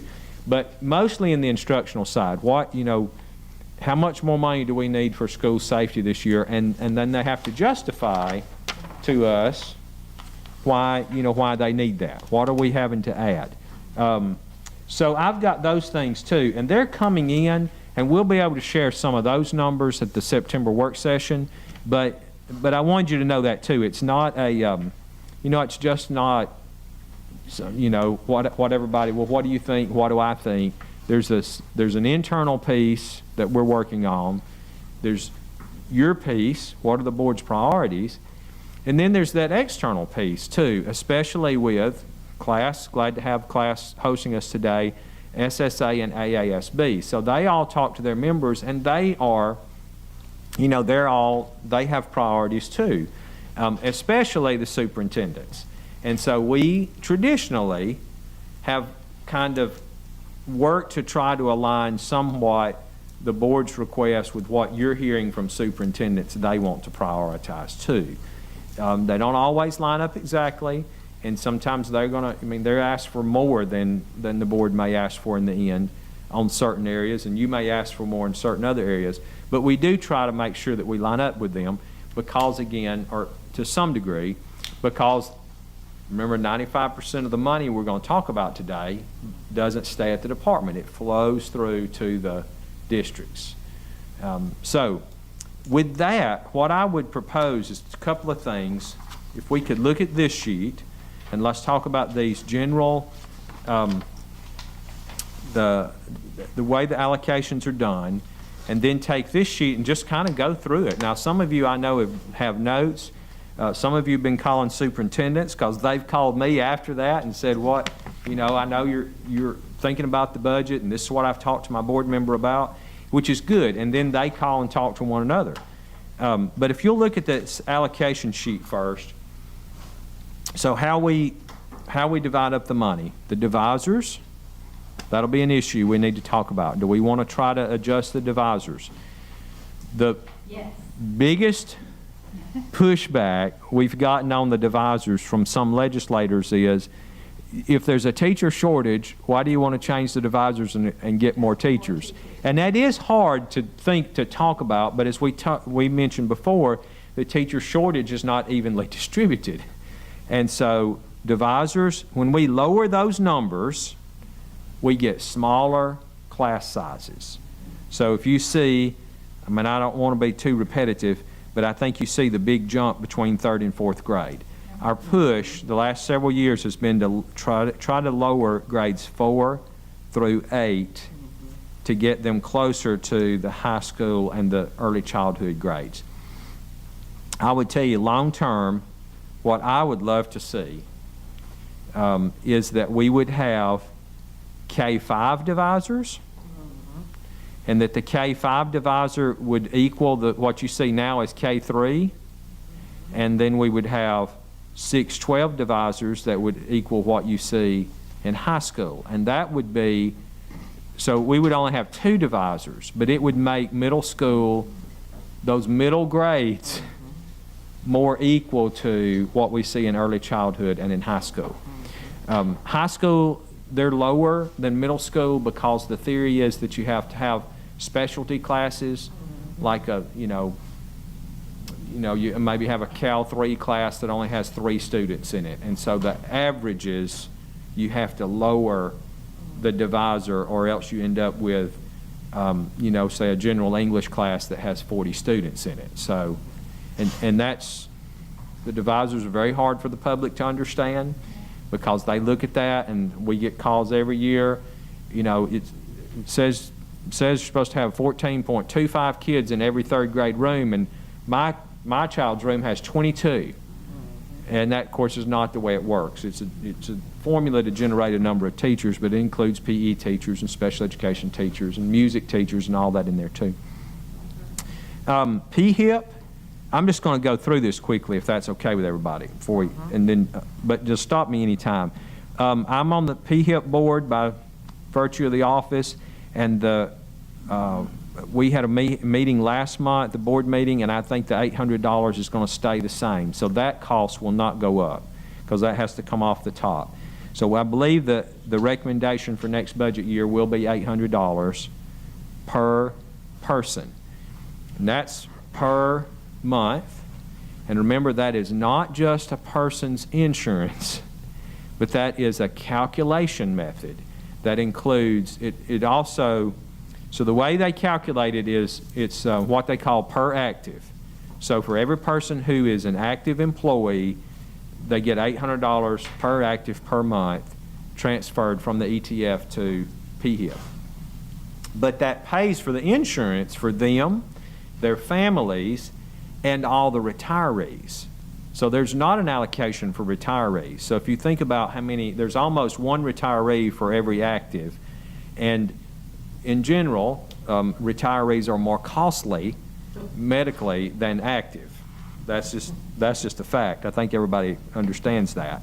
Most of our expense on actives, not most, the most expensive thing that active employees have is actually bearing children.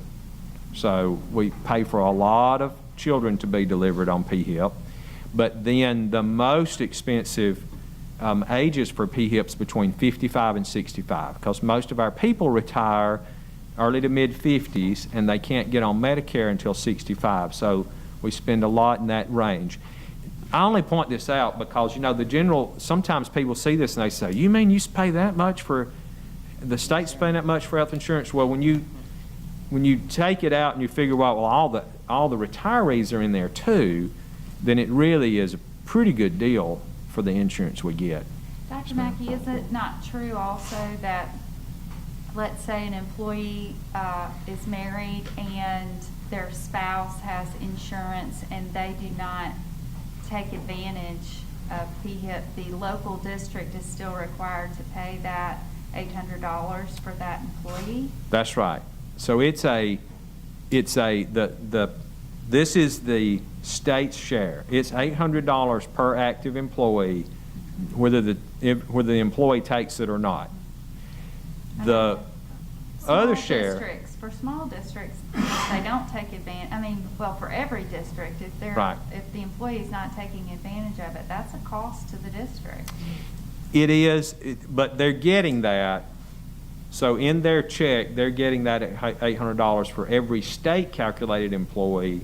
It's coming in their check from the state of Alabama. But now for local employees and federally paid employees, they have to pick that up. So you have to pay it for every employee. So if you're a district and you have a lot of local employees, then you have to calculate that in. And if they don't take the insurance, doesn't matter, you still have to calculate it in because it's the way the formula is, formula driven. Now the other side of that is that obviously if I'm an employee and I don't take the insurance, then nothing comes out of my personal check because I don't have to pay the employee's match. But the employer part, yes, you're correct. How much we pay for a retirement is a set amount for Tier 1, Tier 2, of course FICA, Medicare taxes, unemployment compensation, all of those things are in there. How many, it's 5 days of sick leave and 2 days of personal leave, which of course doesn't exactly match up to what they accumulate, but the assumption is everybody doesn't take all their leave every year, and we know they don't. We hear these stories about, you know, the average teacher takes 15 days a year, but they don't even have 15 days to take. So those are not, there's kind of old wives' tales that are hard to stamp out. Dr. Mackey, one quick Yes, question. ma'am. The retirement benefit, TRS Tier 1, that is, it's called, isn't it, and please tell me if I'm wrong, but I've understood that's the defined benefit. Defined benefit, that's right. And do we know, I can't, their presentation, I'm not trying to go backwards, but their presentation about creating awareness and dealing with teacher shortages, do most states have a defined benefit program? Yes. So that's not, we're not unique in that. We are not. There are a couple of states, Kentucky has gone away from defined benefit and they have defined contribution instead. so the benefit's not guaranteed. And I think North Carolina might have, but I don't, the vast majority of states are defined benefit. Do we know how many industries in Alabama have defined benefit? Non-education industries? I don't know, I mean, and I know you wouldn't expect me to know off the top of my head, but we No, probably I can don't- figure that out. Yeah, that's a good question. I'm not sure where I'm going with How- this is yes. I'm not sure our young people, like we're targeting, their campaign right now seems to be targeting high school Right. students and college students. I'm not sure that age group, that many of them understand the power of defined benefit. Right. And how that compares with what they may get if they retire from another industry. Yeah. And maybe they've got higher salary starting out with this other industry, but the retirement package may be far less generous. And I'm not sure, like I say, I'm not sure that our college students, and especially our high school students, truly understand the power of that. And I don't know exactly how you get that message across, but to me, that is a huge benefit of Yeah. being in education in Alabama. Yeah, it definitely is, and there are states talking about doing away with defined benefit. Like I said, Kentucky did. Now they did for new hires, I think. Like there's a place where you turn it off, but Tier 2 is not as generous as Tier 1, and that's what you hear. Y'all know that. We hear that discussion a lot because the multiplier is lower for Tier 2. And you cannot start collecting money on Tier 2 until you turn 62 years old, whereas on Tier 1 you can start collecting anytime after you have 25 years service. The more years you have in, the more you make, but you can start collecting at 25 years. And so that's another thing that confuses people because they think, well, it's not as good as it used to be, which it's not, but it still is a defined benefit program. So that's a very good point. Dr. Mackey, this is Nick. Yes. Would it be fair to say that having a defined benefit, which is one of the emoluments that are attracting teachers to the profession, would go into a defined contribution, impact our recruitment efforts? Oh, yeah, I think so. I think if you had defined contribution, that would really hurt us in recruitment because one of the things we seem to know, and I don't have any scientific evidence to back this up, but that's a very good question, Nick, is a lot of people who go into teaching like security.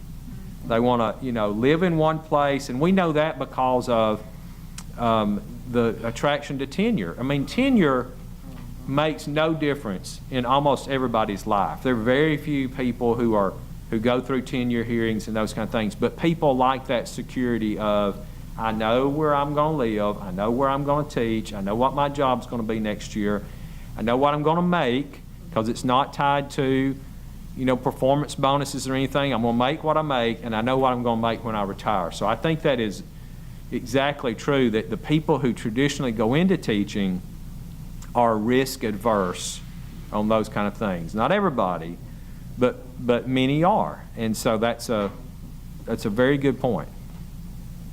Dr. Mackey. Yes, ma'am. This is Belinda. Let's don't forget our ESPO workers and their benefits also. We talk a lot about teachers and administrators and their benefits, but our ESPO workers are very important. And I know some ESPO workers just work for the insurance. They don't really draw enough salary for it to make much difference. But the insurance is a big thing.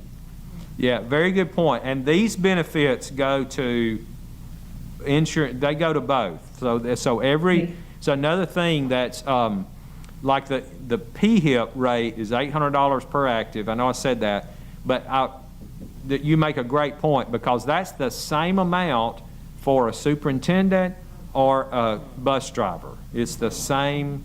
It's just the way the allocation does. And the insurance coverage is obviously the same. If you're a bus driver and making that salary, or if you're a superintendent of one of the largest districts in the state, if you get cancer or you break your leg, you are entitled to the exact same benefits. which is a big deal in education because not all employers have the same benefits for all levels. It's a great point. Anybody else? This is good discussion, I think. Well, I'll go back to it then. So the amended leave rate, this is what we give them times those sick and personal days. Am I right about that, Andy? So we give the district $95 times 5 plus 2 to pay for basically subs. So if a teacher, let's say, uses more than that, and most of the time when do teachers use more leave than when they use most of their leave, goes back to what I said before, the cost of PHIP. It's when people are expecting babies. Because they take many days of leave. And so if they do that, we do not pay the district enough to cover their subs, right? Because they may have to take off many months and they're only going to get, 7 days a month for that person. But you're assuming that other people are not taking leave, which is true. Most people are not taking leave every month, and so it balances out in the end. But we do hear that from districts that there's not enough money to pay subs because many of them are now paying $150 a day. So that is a consideration. OCE is a I can't explain OCE. Mr. Craig maybe can, but it is complicated. It's everything else. Yeah. It's not above, it's everything else. And seriously, it's designed to kind of cover the support folks. Kind of model it statewide. It comes up way short of what folks actually spend in those operational categories. It basically, in the end, houses all the support people in districts that the dollar amount available will hold. That makes sense. So, but, the allowable uses of it is everything from utilities, insurance, support folks, et cetera, et cetera. So that's why, as you can see, those two amounts on there, what those are we compute the formula increase in OCE based on the raise, based on the people that districts. That's why we tell all districts to code all your support people to OCE so that the formula will calculate in any increases in PHIP or salary, et cetera. Those are basically discretionary increases, which we lobbied for over the years. The superintendent's lobbied for over the years. So what you see on this sheet would be over and above increases that, in addition to the salary component increase that would already be baked in if there was an increase. That's a long answer to an easy question. But. Well, I think it's a good answer to a very complicated. Yeah, it is, but it's the extra money, and you hear from superintendents. I think if you ask them, where do we need more money, a lot of times the first answer will be OCE, because it's the only money they get that is discretionary, that they can use to pay for a school secretary or pay for custodians or to pay for the power bill at the football field. They can use it in a lot of ways. And y'all know this, most of our school districts are short on discretionary money. Like there's certain money they get, but a lot of the money, like they're getting a lot of federal money. Right now they're getting a lot of ESSER money. You can't use ESSER money to pay the power bill. And so they're short on discretionary money. That's why they really focus on that. Nick mentioned that I don't think he could hear Andy. Oh, okay. Yeah, I think that they'll have to, okay.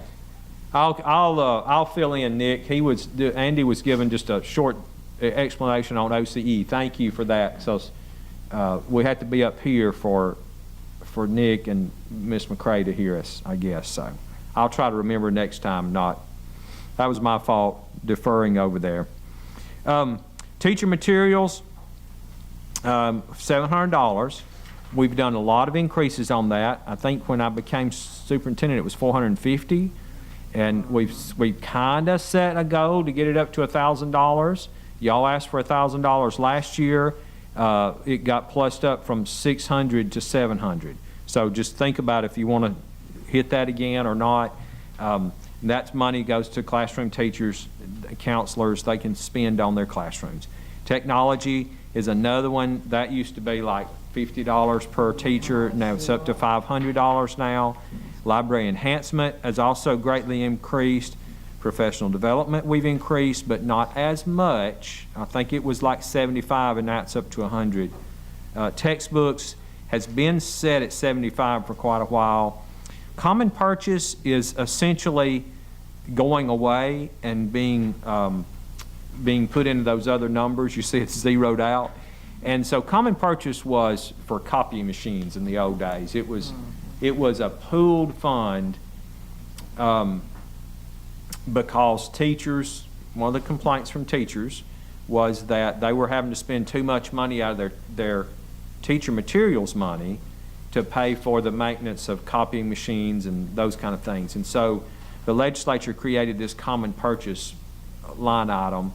But now the thinking on that's gone a little, now that the money has gone in teacher materials from like $325 10 years ago to $700, they're wanting more, like, we want control over that. And so I think we would probably be better off to keep adding money to it and then let the locals decide how much they want to put into common purchase. Transportation is another black hole that I can't quite describe, and I'll get Mr. Craig to come up front if you want him to do some of it, but just realize fleet renewal is the money that pays for school buses. And any bus that's less than 10 years old, they get that money for 10 years. So right now, every school bus that's less than 10 years old, they're essentially getting $75,000 for. $75,810. Now, if the fleet renewal amount goes up before that bus times off the list, then they could get more. So see, over time, they might get $80,000 for that bus. We do this based on the average cost of a bus, which is around $80,000. I think it's actually, that's pretty low. it's It's low. And what- I used to always say something, I couldn't get a bus for what You would, the state yeah. average was, but it is, the last couple of years, it got to quote fully funded based on that average cost. I'm going to repeat what Andy's saying, so So go ahead. one thing that's going on too with fleet renewal is even as if our enrollment's flat, we've been through that long period where money wasn't as good as it's been the last few years. So a lot of systems bought simply the amount of buses that the state funded. So in essence, the fleet got older. I mean, so going into the recessionary years, we were at like probably 97% of the buses in the state were 10 years or less. When we came out the other end of the recession, it was probably down in the 70s. So we've raised the rate, and we're also increased because they're bringing those buses back on. They're doing that through a lot of their, Dr. Mackey, what's this? The A&T money. A&T. The excess that one of the liable uses is transportation. A lot of systems have, so they're starting to bring those buses back onto the schedule where they had gotten off. So that percentage is starting to go back up pretty consistently over the last few years. And so I'm just going to briefly, and I'm going to make him come up here next time, but he does a good job, and I'm going to mess it up. But what Mr. Craig was explaining is that fleet renewal, that our fleet, after the recession, people quit buying buses. Now, I know the recession's been 15 years ago now, but we're really, or 12, we're still recovering from the recession in a lot of ways. They quit buying buses, and so their fleet got older and older, which they paid for on the back end because then they couldn't get reimbursement. Now, some of them they're updating their fleets. So if I go out, if I get A&T money, and I want to just buy a new school bus, brand new, cash, I still get this $7,581 for that bus for the next 10 years. So what many of them are doing is updating their fleets with the promise that they're going to continue they'll get back on the right cycle over time because the money will keep coming in. But now in the old days, what most of them did was kind of a lease purchase. So they would say, I need to buy 10 buses. I have very little money right now that I can put down on it, and so I'm going to commit my fleet renewal money, usually plus some, to pay the buses off over time. At the end of 10 years, I'll own the bus, but at the end of the 10 years, you don't get any more fleet renewal money for it, so you have to do another lease to own, or you get in the hole. And so many of our districts did lease to own for a long time, but more and more of them are trying now not to do that, to pay cash up front and then get the reimbursement. You loan yourself the money to do it. But I want to mention the cost. So $7,581, is supposed to be the average, but a lot of school districts are putting air conditioning on buses for very good reason. It's hot, asthma. Some of them, we have a lot of requests for our students to be on air-conditioned buses because of asthma, because of the duration of the travels. Special education buses obviously cost more because they have wheelchair ramps and those kind of things, or lifts on them also. And districts buy buses. And just to be quite honest, if I'm buying 5 buses, I get a different price maybe than somebody who's buying 55. And so we reimburse it as if though they're all paying the same thing, but they have to go out and buy those, just like buying cars off a lot. They have to do a bid and see what they can get. So I think it is safe to say there's always a need out there for more transportation funds. I'll go down the public school fund. The match you see there, that's not $10, that's 10 meals, the 10 meal equivalent. And then the public school fund money is the money that comes from the old 3-meal state property tax from the 1901 Constitution. And that money is dedicated for building schools in the original Constitution, and so it goes into the public school fund, which they can use on facilities.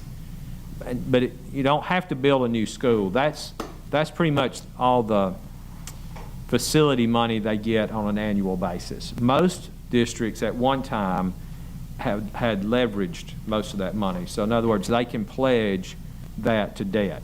They can say, I want to go out and borrow money now to build this, addition to my middle school, and I'm going to pledge my part of the public school fund for the next 20 years to pay that off. And so a lot of that is leveraged. Do you know what the leverage amount is now, Andy? I don't. It's done at a pool level. The state, so the theory is systems take advantage of the state's borrowing rate. They offer it from time to time, they pledge a port, and the state will do a bond issue on behalf of however many districts elect to participate, and they basically pay it back, and it's typically over 20 years. Yeah. So the ones that couldn't hear that, Andy's explained how they use the pool. They can pool their funds. The state does a bond issue.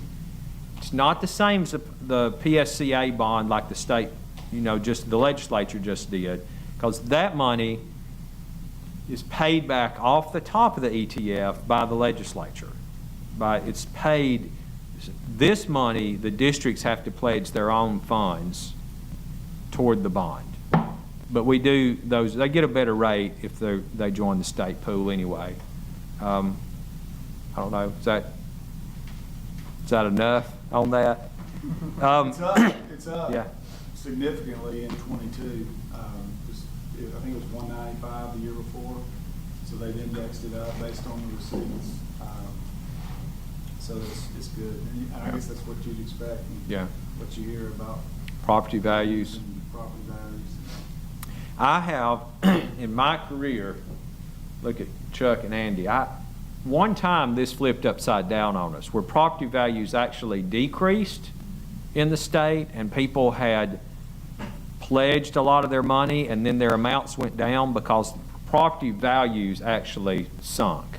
And I know we got 2 realtors in the room. Y'all know what that's like. I mean, people are betting on, like, my house appreciating, and so I'm going to go out and borrow money against it, and then if the value of your house goes down, you're upside down. That happened once, and so that was before I was state superintendent years ago. But there's a limit on how much you can pledge because of that. And I think it's pretty high, like 95%. But there's a cap in there so that you cannot, so that if property values were to dip 5%, you would not be upside down. They did that several years ago. And then the last one is extension increases. So these are like, we take the elementary principal, you basically just take the average teacher's salary at master's level, I think, and multiply it by 0.1. And if you qualify for an elementary school principal, then that's what you get. And every elementary school qualifies for a principal, by the way. Not everybody, every school qualifies for a principal, elementary, middle, secondary, and unit schools. Everybody does not qualify for an assistant principal. Depends on how many students you have. Everybody does not qualify for a full counselor. So they can get a half counselor, and the same way with librarians. They can get a half a librarian, but there's no extension increase for librarians. And that's essentially extra months. So the assumption is that an elementary assistant principal, it's a 0.1, is that they work an extra 1 month a year. So they're on a 10-month contract instead of a 9-month contract. That's why it's, that's what the number is. I can tell you that it does not typically cover the cost of a principal or assistant principal. I mean, the districts are going to pick up more money for them beyond that price, usually.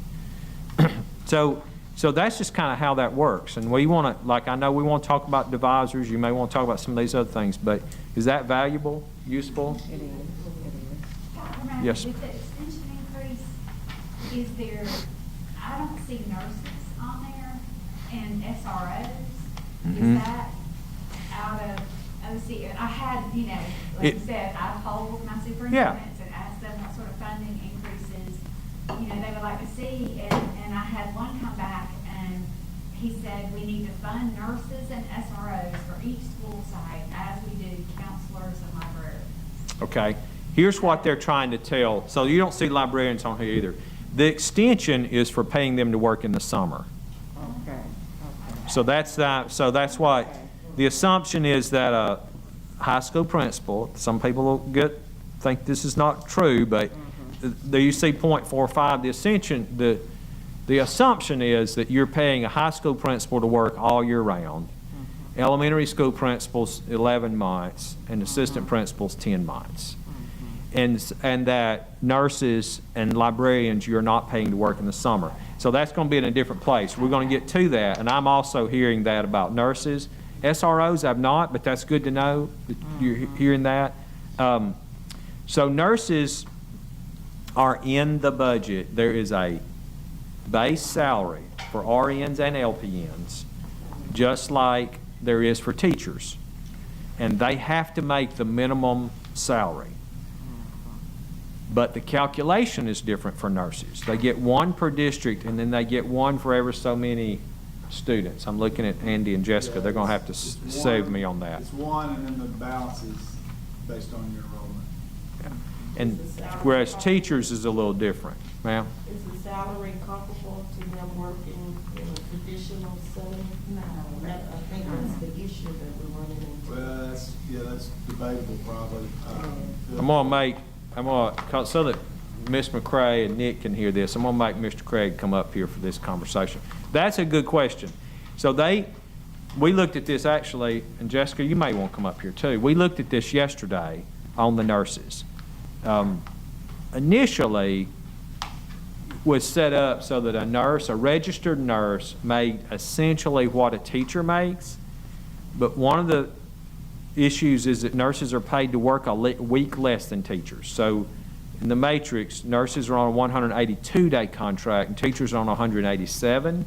Now, I've heard that complaint from multiple superintendents. They're like, look, my teachers come in a week early to get ready for school to open, and my nurse is only paid to come in the day before students come, and I need my nurse here every day that my teachers are here. So I think that's something we might want to talk about. It's an automatic, it's more days, but it also means more money, obviously. But now comparable to what they make in a hospital setting, probably not even close to that. I'll let you talk about that. Is that it? Is that more? Go ahead. So the answer was no. Yeah, short answer is no.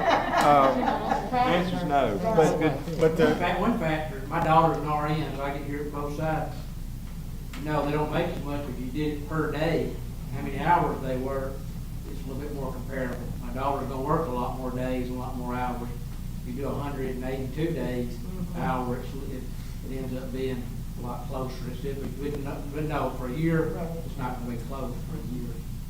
yeah, and we're talking about the funding variable here. We're not necessarily talking about, but obviously you want to relate the two, but this is where, if you look at how districts are actually funding nurses, they're doing it with a combination of RNs and LPNs to the extent that they can hire folks.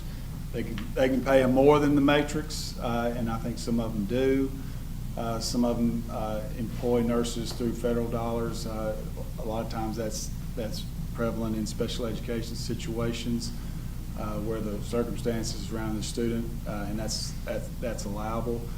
And any balance, in theory, this kind of gets back into that OCE argument. OCE is kind of the catch-all for everything else that's not funded directly in a formula-based appropriation. But, you know, kind of brings back that thing where we've modeled OCE over the years versus, you know, those typical operational costs, and it's typically short. That's why we constantly try to bring it up in a discretionary manner. Another thing on OCE, just kind of, I meant to say this earlier, one of the things that I used to try to convince folks of is there's layers in what would typically be funded out of OCE that haven't always been there. SROs is a good example of one. You know, theoretically, if you said, all right, where's the money for SROs, you would come back to, well, it's in OCE. Whether it is or isn't, you know, is debatable. But another layer is this network infrastructure. They're really all you're simply required to have to operate in a school district these days, just like all businesses are. So that's a layer, I think, that theoretically you'd say, well, that's in OCE, that's an operational cost to have a network administrator and all the software and safeguards and training for teachers, et cetera, that my point is that the costs of an OC have gone up over the years, so we've tried to keep pace. And that's one of the reasons why we've been fortunate in the last few years to have this extra money that comes to districts through the A&T, because it's an OCE-like basket of allowable uses, so it's helped tremendously. I just kind of ventured off into never land on that. But. No, I think that's great. And you can stay close by. Why don't you stay close? Sit in my chair right there at the very least. So with that, what if I take us into this? And I promise I won't spend as much time on each line, but you can, but I mean, I think this is good time spent though. And so SDE, operations and maintenance, just realize you see the appropriation for FY21. That's the year we're about to end in 5 more weeks. The appropriation for 22, how much we requested in the middle, and then an increase or decrease. So, which we zeroed that out, I think, all the way through just to, so we could talk about 23. But just realize there, I pointed this out last month, even though it looks like, wow, you got more money than you asked for, we really got less, way less than we asked for. We got that $3 million that we did not ask for added in. Children's Trust Fund passes through us. That's a pass-through amount. Access, this is one that we are eventually going to have to increase. So we're increasing access courses down through the middle school, and we're having to create a lot of new course content for online learning. And part of that's because we used to lease courses from the Florida Virtual School. The state of Florida has sold Florida Virtual School to a private, for-profit company, and our prices went way up. And so we are having to get out of that. We're using them still now, but over a period of 3 years, we're going to have to build our own content, and so we can control our own destiny. And we're paying for that, even though we didn't get it from the legislature, out of federal funds right now. But eventually, when the federal money runs out, the ESSER money, we will have to pick up that cost, not the whole development cost, so it won't be $3 million a year, but it will go up some, because we're just seeing, with or without the pandemic, more people wanting access to online courses. So just know that. Advanced placement, again, we just asked for more money so we could have more seats, and we got that appropriation. The Holocaust Commission is a pass-through. AMSTI, the 3 million teachers in residence, again, we didn't get that from the legislature. We're funding it anyway through federal money. That's our math coaches pilot program. We're going to fund it for 3 more years out of federal money. But then if we continue to have elementary school math coaches, we'll have to ask the legislature for more money. That $8.5 million was for the first phase of elementary school math coaches that was recommended by the STEM Council. But the legislature, essentially, I think, I mean, I don't want to speak for them, but they kind of have put all of that on hold until we finish the pilot program, which I've told you we're funding out of federal money. But that means that, you know, if the pilot's successful and all those STEM folks really want us to have those elementary math teachers, we feel really good about it. But in the next budget, not the 23, but the 24 budget, the legislature would have to start picking those costs up, or it'll just go away because there won't be any more money to pay for it. Dr. Mackey, on the teachers in residence and also AMSTI, Mm-hmm. I mean, the math coaches, teachers in residence, and AMSTI are very, very much appreciated in my district. I hear very positive things. I've been out to schools and to AMSTI sessions, and it's been very well received and seems to be having a strong impact. One of those unintended consequences with the TEAMS Act seems to be that many of the math specialists that were working for AMSTI, which that's part of, they do the training of these math coaches and work with them, embedded professional development, they would make more money going on a TEAMS contract and going back in the classroom as opposed to working for AMSTI. So now AMSTI can't find the trainers to train the coaches to do their job as a math coach. And so I don't know how to ask for that. I don't know if we ask for it in AMSTI and then specify that this is what it's for. Yes. I don't know, so I'm not sure. That's exactly what we'd have to do. Yeah, AMSTI has 2 problems. Functionally. One of them is what you just identified. We're losing a lot of our specialists because they can make more going back in the classroom. The second one is that it's been level funded for a number of years, and there have been at least 2 pay raises since then. And so they're actually going in the hole because we're having to cut the number of positions to pay for the raises of the people who are left, which I don't begrudge anybody the raise. But we have to add that money in, or we're going to have to continue to cut positions. So I said functionally, I should have said structurally, there are 2 big issues with AMSTI. So I think we really do want to ask for more money for those specialists. And we may even want a provision in there that those coaches, I don't know how we'd want to do that, but we could pay them more to make it more competitive. We've seen just what you saw with teams that they're leaving. That might be a little bit of a hard sell because, the legislature, that was one of the things they wanted, was us to attract people out of administrative type positions back into the classroom for math and science. But we do need to talk about that. And then we're, internally, I told you we collect those 2. They're saying, look, we just have to have more money to cover the raises, or we're going to have to lose more and more people. So the program is actually shrinking because the costs are going up and that it's been level funded for so many years. Well, and they also, another thing to do with AMSTAD that I understand they don't have the manpower to meet the demand is that embedded OGAP training. They love it and they see strong positive impact in their elementary math programs from those teachers who've gone through it, but their waiting list because AMSTAD doesn't have enough personnel to meet the demand. Right. So once more, it's those math specialists that we don't seem to have enough of. I'm not blaming anybody, there's not the budget there to do it. But in our request, if we can also say we need more math specialists, but we also need the opportunity to provide more OGAP training. Yeah. And then if we have to explain what that is, but I feel like that's something I get asked about a lot, especially for those schools who are on a waiting list and that want to get in. Right. And are you hearing that so when you do OGAP, you have to have a math coach. Yes.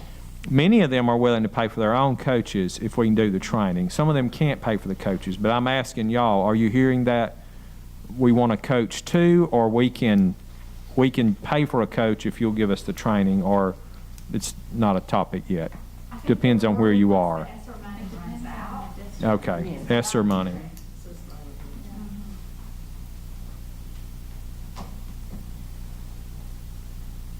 And we're going to Dr. Ledwell's working on a detailed budget, so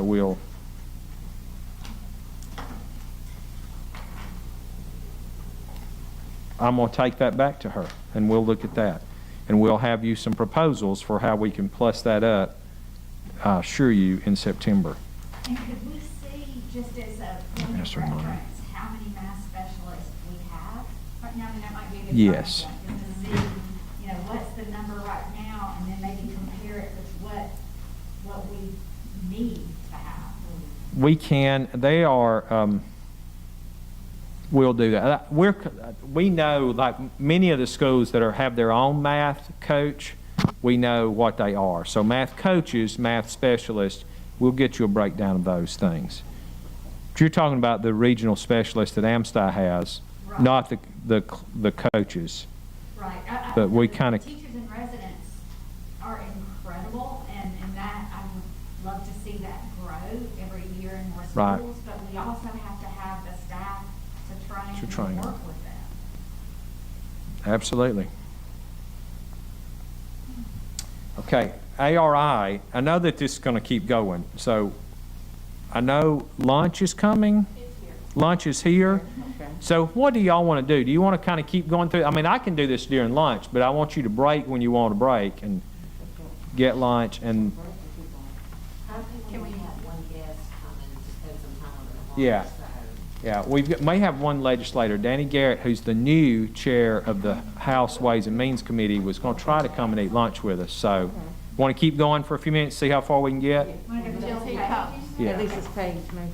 Okay, so ARI, I can go through that pretty fast. Now, that's one area where we've had a lot of success with the legislature. We've done really well, but you see, well, wait a minute, they've zeroed out all of our requests there. Well, that was I'm going to say a gentleman's and gentlelady's agreement about using ESSER funds, because they ask us, the chairs ask us, hey, how can we use ESSER funds to close this gap? And we did, but I made it abundantly clear to them that the ESSER money is going away, but the Literacy Act is not going away. And so even though we can do this for a period of time, like again, not the 23 budget, but by the time of the 24 budget, they will have to fund this again, or we are going to be in a disaster down the road. And so I just want to point that out to everybody. I don't think right now we're covering a lot out of ARI and out of federal funds, and that's okay, but those monies will go away. One of my big concerns is that, we'll have an election between now and then, and a big turnover possibly in committees, and I don't know who will be on what committee, but they'll rearrange and all, and so people may forget that, oh my gosh, that was millions of dollars a year that we had committed to summer programs, before and after school programs, multisensory PD, you see, that's almost all that goes to letters. And we'll have most of our teachers' letters trained before the ESSER funds run out, but there will be more coming on every year. We'll hire new teachers that will have to be trained. There's Mr. Chairman. So we just have to remember that down the road. We're talking about the ARI budget now, so. Certified academic language therapist, I'm just going to finish this page. The strong support in the legislature, strong support from the board. You know that there's a couple of y'all I've talked to, there's a little bit of question out there. The legislation makes it clear that that money's to go to pay CALTs who are working with students. And I think it even says full-time teaching in the classroom. We have some people we know that are assigned to a central office, but they're actually going out and working with students every day. So we're going to work through those. We've had some questions, though, about people that are like a principal now. They're not working in the classroom. Do they get the CALT money? And that's our interpretation of the law, that no, they don't. They just don't. And I was asked last week, well, do you think they ever will get the money? And I mean, I don't know. That's something we could certainly talk about, but I'm not going to speak for the chairman. And he was not the chairman then.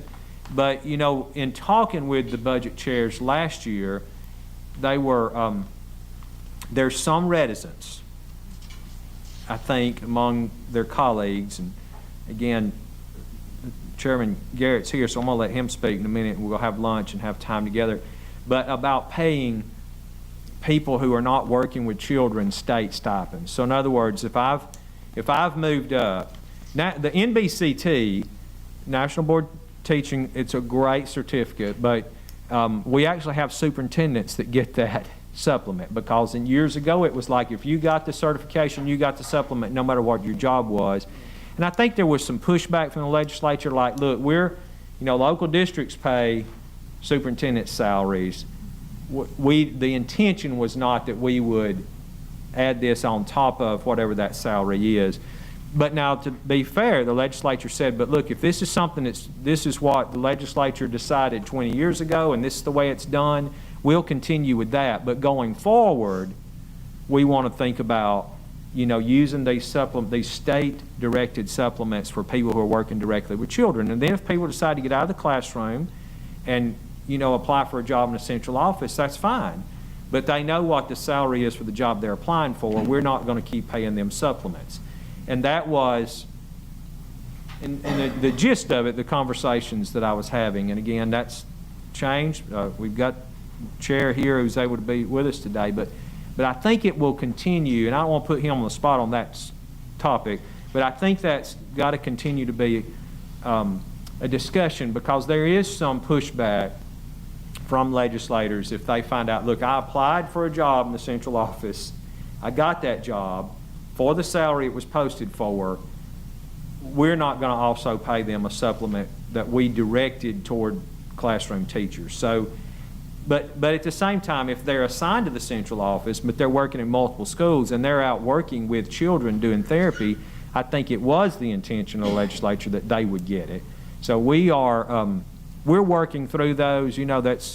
We have those questions that come up every year about, some people fit nicely within the lines defined, and many of our employees end up in the gray areas. So we have to work through that. But just know, if you're getting those questions for people, if they'll direct them straight to Bonnie Short at ARI or Angela Martin, we will work them through those processes. And we've been able so far to work through them. Arts education, we grant that money out to schools to do arts. We've asked, we got more, we got more in the appropriation than what we asked for, and that was because that was one of those changes that came along. It was an opportunity to work with the Alabama Arts Alliance and the Arts Council to boost up the grants, and I can't remember exactly, but it was like if we did this, we got more money from another source, and so the legislature they were able to plus that up even after our request went in.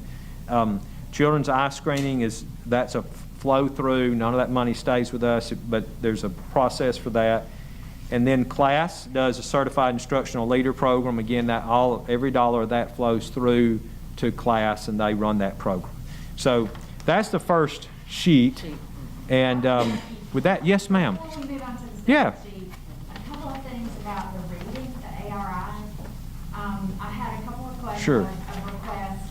They said that they very much want us to continue to fund letters training so that, you know, Yep. at some point in the future, we hope that almost all, we'd love to have 100% of our K-3 teachers are letters trained. So if we'll continue with funding for that, that has been very, very popular and high impact in schools. And then another request that I didn't see coming was a request to have literacy coaches in secondary ed. They said, okay, we're working really intensely with our youngsters and phonemic awareness and all that sort of thing to help them to learn how to read. But we've got this group of teenagers who need intensive intervention, and we don't have the coaching staff trained to know how to do it. And so they've asked for literacy coaches, like I say, at the secondary Yeah. level. And I don't know that ARI typically does that, I'm not sure, but that is a request based on needs that have been Yep. seen in certain high schools. So that was all, but I just wanted to. No, yeah. That was a little bit different, I hadn't heard that before, so I wanted to make sure I mentioned it. It is, and now I'm going to be brief about it. We actually did, years ago, expand ARI into secondary schools, and it was called RE PALS. PALS stood for something. After the recession, when we had to cut things back, RE PALS really just went away, and then, you know, the focus was on K-3. It actually says that now in the law, that the ARI is to be focused on K-3. But I've had that request from 3 or 4 too. We're working, just so you know, with the governor's office on a pilot program that she wanted to fund out of her GEAR funds. That will be kind of a middle school literacy program. It's going to be focused in the Black Belt. Dr. Chestnut, I think the school's in your district where it is, and working with ARI and a component at the University of Alabama, and we'll get deeper than I've been in on a couple of meetings with them, but just basically running a pilot next year to see what we could build as something maybe for secondary schools. So just, I guess I'm saying, just don't let them think that's falling on deaf ears. You may know more. Yes, ma'am. We were talking about the funding with letters. Is there a possibility, and I'm just thinking down the line, that the letters training can be embedded in the pre-service teacher requirements? So that when pre-service teachers enter into the profession, they're already trained. Yeah, that's a very good question. Or you want to? Yeah, and I just wanted to be upfront about, in conversations with the legislature, at some point, they see that training as something that we stand on our own. Like and we are embedding it into pre-service. They have already given us money to train every K-3 teacher. So we have that money, and it's being embedded in pre-service. So at some point, we have to be realistic about that is going to shrink down. And I think that even letters have, when they've kind of presented, they talked about, they realize that at some point, this is, everybody has the training. Will there always be 50 teachers in the state that need it? Sure, but I don't foresee that being a state sustainability line item going forward. But I think that we need to work on how do we turn that into other professional development that will be needed pertaining to science and reading without it being the actual, this is how you teach science and reading. We've got to be transitioning to what's next. So let me, and I want to go back to that's a great point and your specific question. So letters, it's a little complex requiring it in the colleges. because many of our colleges are requiring it on their own. We have some that are, some are not. So the code that y'all have adopted requires them to include the science of reading in their prep programs.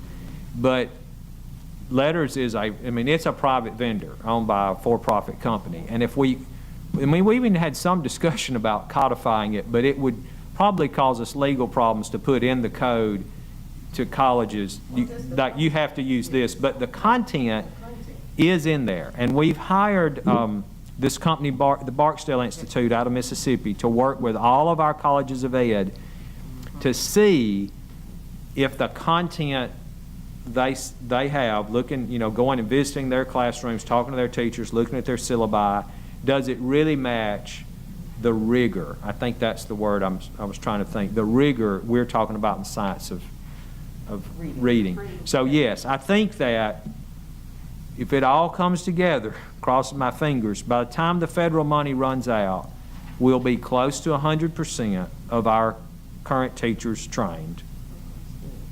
We'll have hopefully 100% of our colleges of ed fully embedding the science of reading, whether they use letters or not. And then we will, beginning around the year 25, 26, we'll be getting into the point where it's picking up somebody who moved in from Tennessee and they've not been trained. And it's somebody who's one of those we talked about earlier this morning, a mid-career person who's just starting to teach at 40 years old, and they have to be trained. So there'll always be some. But I think it won't be an $18 million line item at that point. It'll be something smaller. So that's a good question. Anything else on this before I turn it back over to Dr. Richardson? Yes, ma'am. I want to put in a plug for the Alabama Arts Alliance. Yes.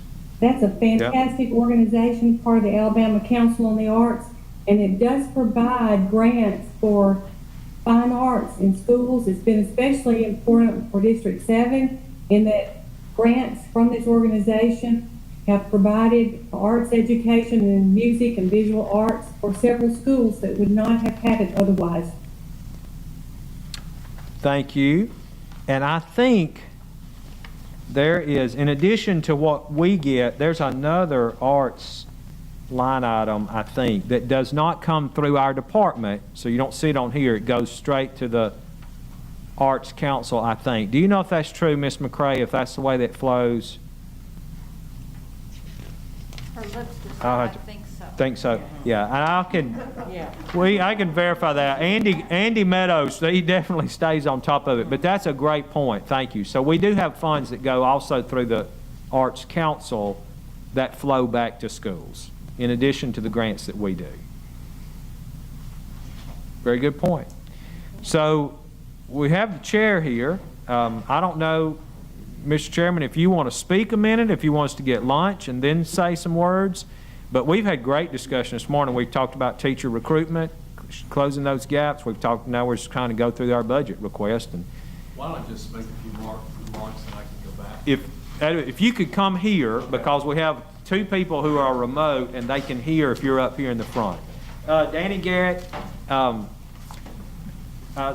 he was a local school board member in Trussville, so he understands what we are up against and what we deal with. Has been a great member of the legislature, a great friend of public education, and was vice chair of the House Ways and Means Committee, with Mr. Poole going over to be the finance director. He's been elevated to chair, which we all were jumping up and down and cheering about in our office, because he knows the issues, he asks really good questions, and he's easy to engage with, as evidenced by taking time out of his day to be here with you today. So without any further ado, I'll turn it over to Chairman Garrett. Thank you very much, and thank you. I'll try not to hold your lunch up too long. First of all, thank you for the invitation to be here. It's an honor to be here as a school board member. I empathize with a lot of the issues you face and what you go through and what you hear. You have a much larger scale than what I dealt with at Trussville, but certainly I appreciate the work you do. As a vice chair, I think I'm also vice chair of education policy, so I'm pretty much ingrained in the education area. But when you're the chairman, you know a lot more details than you know. So I'm just now drinking out of the fire hydrant and learning that what I don't know, which is kind of an interesting place to be. But I'll just tell you generally, I think that the sense of what I get, I haven't met with the committee yet, so I'm not sure, but I'll give you my sense. I think that we all really want to do what we can to improve the overall education in Alabama, but particularly focus on the areas that are not performing or underperforming or lacking resources right now. Now, my background was a business person. I'm a chief financial officer. I was with major steel companies and major manufacturing companies, big companies. And when we solve problems in the business world, you sort of target where you need, and then you place your efforts there. In the political world, it's a little bit different because, one, our budgets are full of earmarks, so we can't really budget based on our priorities or need. You can to some extent, but your hands are tied a little bit. You look around our state, we have some really outstanding school systems that are performing at the very top, and I hope they continue to perform. We want to continue to support them. But what I'm really concerned about are those areas that are really just don't have the resources, not getting what they need. And so I think there's a sense in the legislature, a growing sense, particularly in the House, to focus on those areas. I'm really excited about the Innovation Commission. The governor set up that task force, that group, that commission. They will deliver a report October 31st. The Innovation Commission report is critical, and the legislature also passed as part of that the Innovation Corporation, which will be established. Innovation is the new economy, the knowledge-based economy. Most people, I'm looking around the room, I'm a boomer, most people in here look like you're boomers, We don't even know the questions to ask. I mean, just give me a remote control and ask me to operate the television, or put me, my kids just realize, that I'm woefully behind. The point is, technology is just changing everything we do. It's changing business, it's certainly changing education, but it's going to have to change the way we address these issues. And I think the Innovation Commission gives Alabama, the state of Alabama, a chance to actually leapfrog other states. We can make some tremendous progress if we are smart about what we do. It's going to require out-of-the-box thinking. It's going to require that we would be willing to focus on those areas that really need the help. We passed a broadband bill last session. That was critical because the state of Alabama did not even have a broadband strategy. All we had was a grant program that we'd allocated $20 million a year, and people would apply for grants, and we would apply those grants. You're never going to get to where we need to be that. Unfortunately, but fortunately, we have a lot of federal money coming down. I say unfortunately because it's coming down because of the pandemic. But we've got hundreds of millions of dollars of federal money that's coming down that we believe will be able to be used for broadband. And we really, with the establishment of this broadband authority, and they're meeting regularly, they will be developing a broadband strategy for the state by June 30th next year. And the focus has got to be on unserved and underserved areas. I happen to live in a district that I'm actually very adequately served. I'm super served. I don't have the internet issues that many across the state have, but 73% of the internet of our citizens don't have affordable access, and more than half don't have access at all. And even if you have access, you may not have access where more than one person can be on the computer at a time in your home, or maybe all you can do is email. So we've got to solve those problems. That's why I think the Innovation Commission, which Chairman Poole was chair of that, he and Senator Reed were co-chairs of that. Now Director Poole is in the Director of Finance. He is going to continue those efforts over there. I intend to do all I can to support the innovation work going forward, because innovation, technology, broadband is just inextricably linked to education. And I think you're correct. In the legislature, what we're interested in doing is putting money into the classroom. Not just throwing money, but putting money into the classroom. We have a teacher shortage nationwide. It's not just an Alabama problem, but because we are so, our perception and our statistics on recruiting teachers to come to our situation, it's even harder because every other state has the same situation. States that have much better education statistics, we're competing for those students. So we've got to do something. Chairman Poole put into the budget last year, and Senator Orr agreed as well, a pilot program with remote learning into the Black Belt, and we're trying to get that going up by next year. That will use technology. That could be a transforming event for our state. But what I want to challenge you as a board and a board of fellow boomers to just kind of open your minds and think out of the box of what we can do to make those areas better, make education better. And it's not a one-size-fits-all thing. I mean, internet's not one-size-fits-all. No problem we have is one-size-fits-all. I think this is something we can come together on a bipartisan basis. I think that we understand that this is what we need to do. And so that will be the focus of my efforts, is trying to do that. And you're going to have some problems along the way. I know I haven't even got the solution to this. I just know there's a problem. But we passed the legislation last year that increased the pay for math and science teachers. And I'm told we've got a lot of people now wanting to go into the math and science field who were in it, that were out, now they're back in. They're making a lot more money. Well, principals are saying, wait a minute, I got an equity here. Okay, that's a problem. We got to figure that out. But the point is, we want people to go to those areas we need to be taught. And I'm real concerned about what's happened this past year and what's going to continue to happen this next year. We've had a learning gap, and particularly, I know in my district, I hear from parents about the difficulties with the online, the virtual education. I will tell you, virtual education can work. I mean, you know that. There's a place for that. Properly done, that can be very, very effective. But there have been challenges even in my district with that virtual. I can't even imagine what it's like in an area that doesn't even have internet access. I just can't imagine that. So I hope what you hear in my voice is I really need, we really want to enlist as much support as we can for the advancement in technology, for the work of this Innovation Commission. Anxious to see their report, eager and anxious to see the report on the Innovation Commission. And what we can do as Innovation Corporation to help, because I think that's really going to address some of these areas in education. I think when it comes to teacher recruitment, again, that's a nationwide problem, but we've got to think out of the box.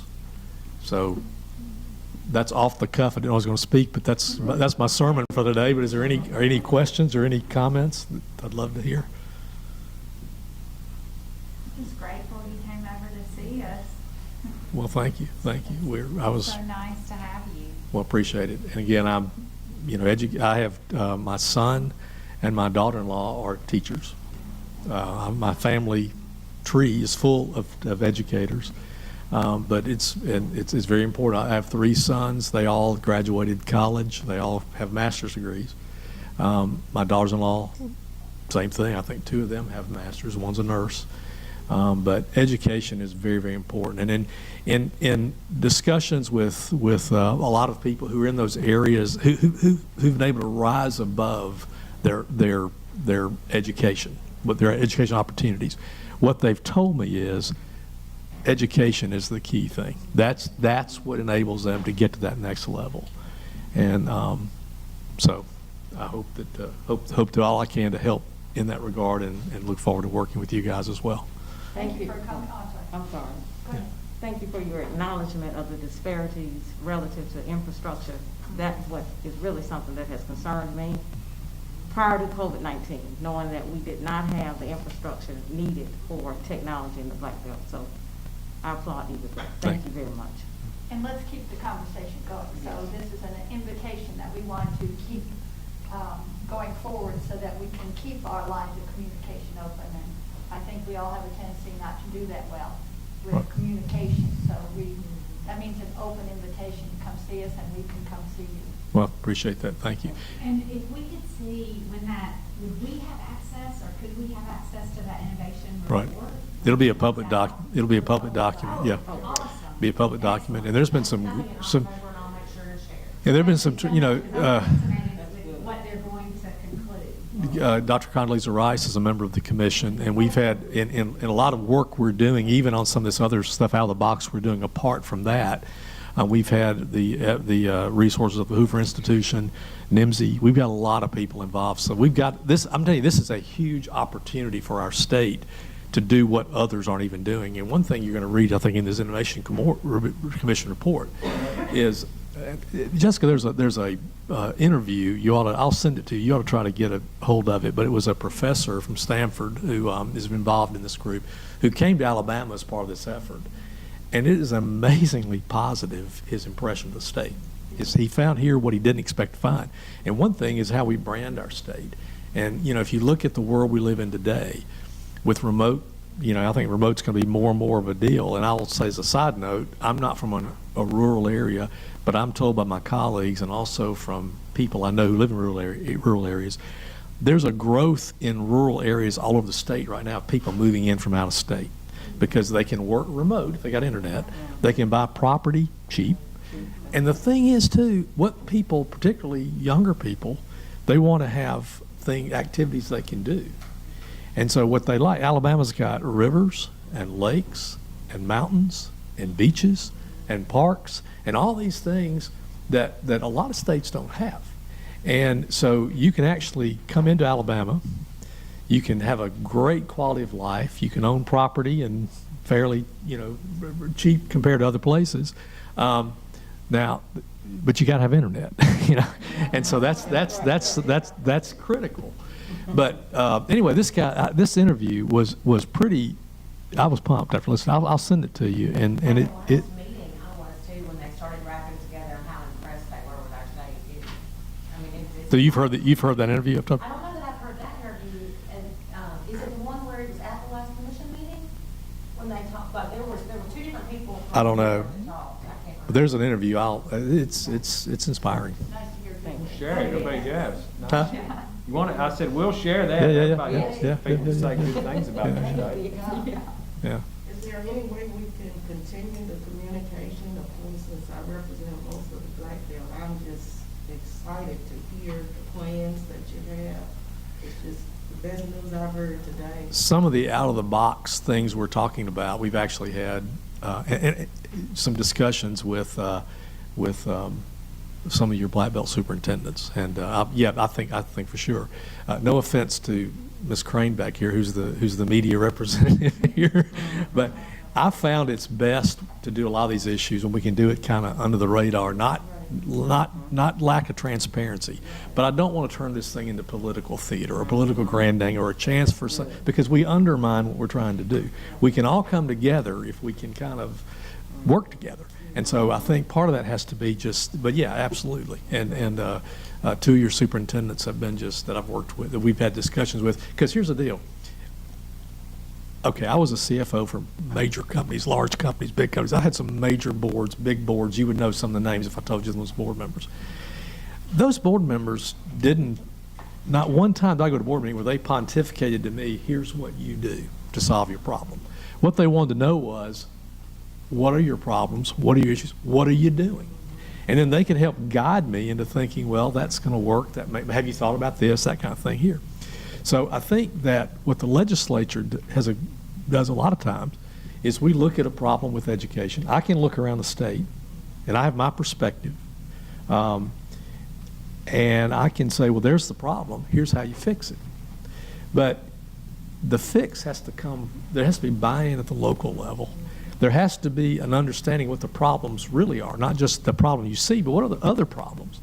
And the best way to do it is collaborate and have that come up. I know that charter schools are maybe not a good topic to talk about here, but I know I talked with Dr. Bice about the charter school in Birmingham, and early on they had some problems in just getting the community to buy in.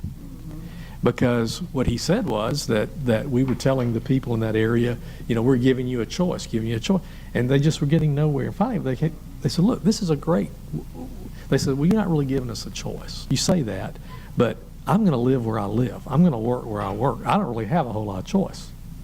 He said, well, what do you have then? You're giving me an opportunity. When they changed the framing of that from a choice to an opportunity, the community, it made a difference. Now, I don't necessarily understand that, but it did. So if you're going to solve those problems, I think it's good to have the input from the people who know close to the ground. And we asked them, said, look, don't hold back. Tell us the truth. We can handle the truth. But as you know, it's a process. We have 140 legislators that have different perspectives. We have to kind of move that direction. But I will say this, that I'm really excited that Chairman Poole is now Director Poole, because he gets it. He's been leading us in this direction. And I'm excited about that. I'll certainly be working with them, and I certainly believe Senator Orr will join in as well. So that's our hope, anyway. Thank you. You want to stay for lunch?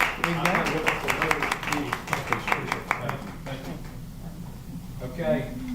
Madam Vice President, we'll Okay. leave it to you then. You want to stop for lunch? Yes, or- let's I stop for figured. lunch. Just kidding, just kidding, just kidding. Okay. Stop for lunch. Lunch is right in here. I have not looked at the setup. Do we have any? It's ready to go. It's boxed like we, Okay. you know, knowing when we were trying to order and that with things like they are now, we felt like y'all probably want to do boxed lunches again rather than. That's good. Okay.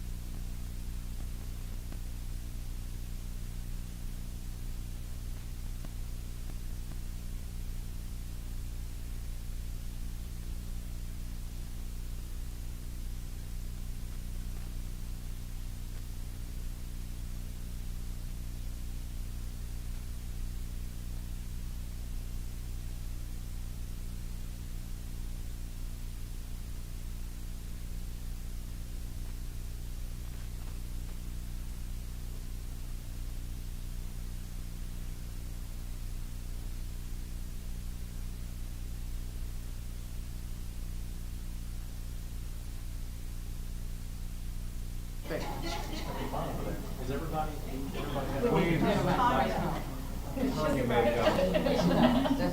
Hey, Dr. Mann. Sure, I'm good, how are you? Just fine. Would you? Did you bring an assistant with you? I did. You gonna introduce him? Assistant, I will. Okay. I'll let you.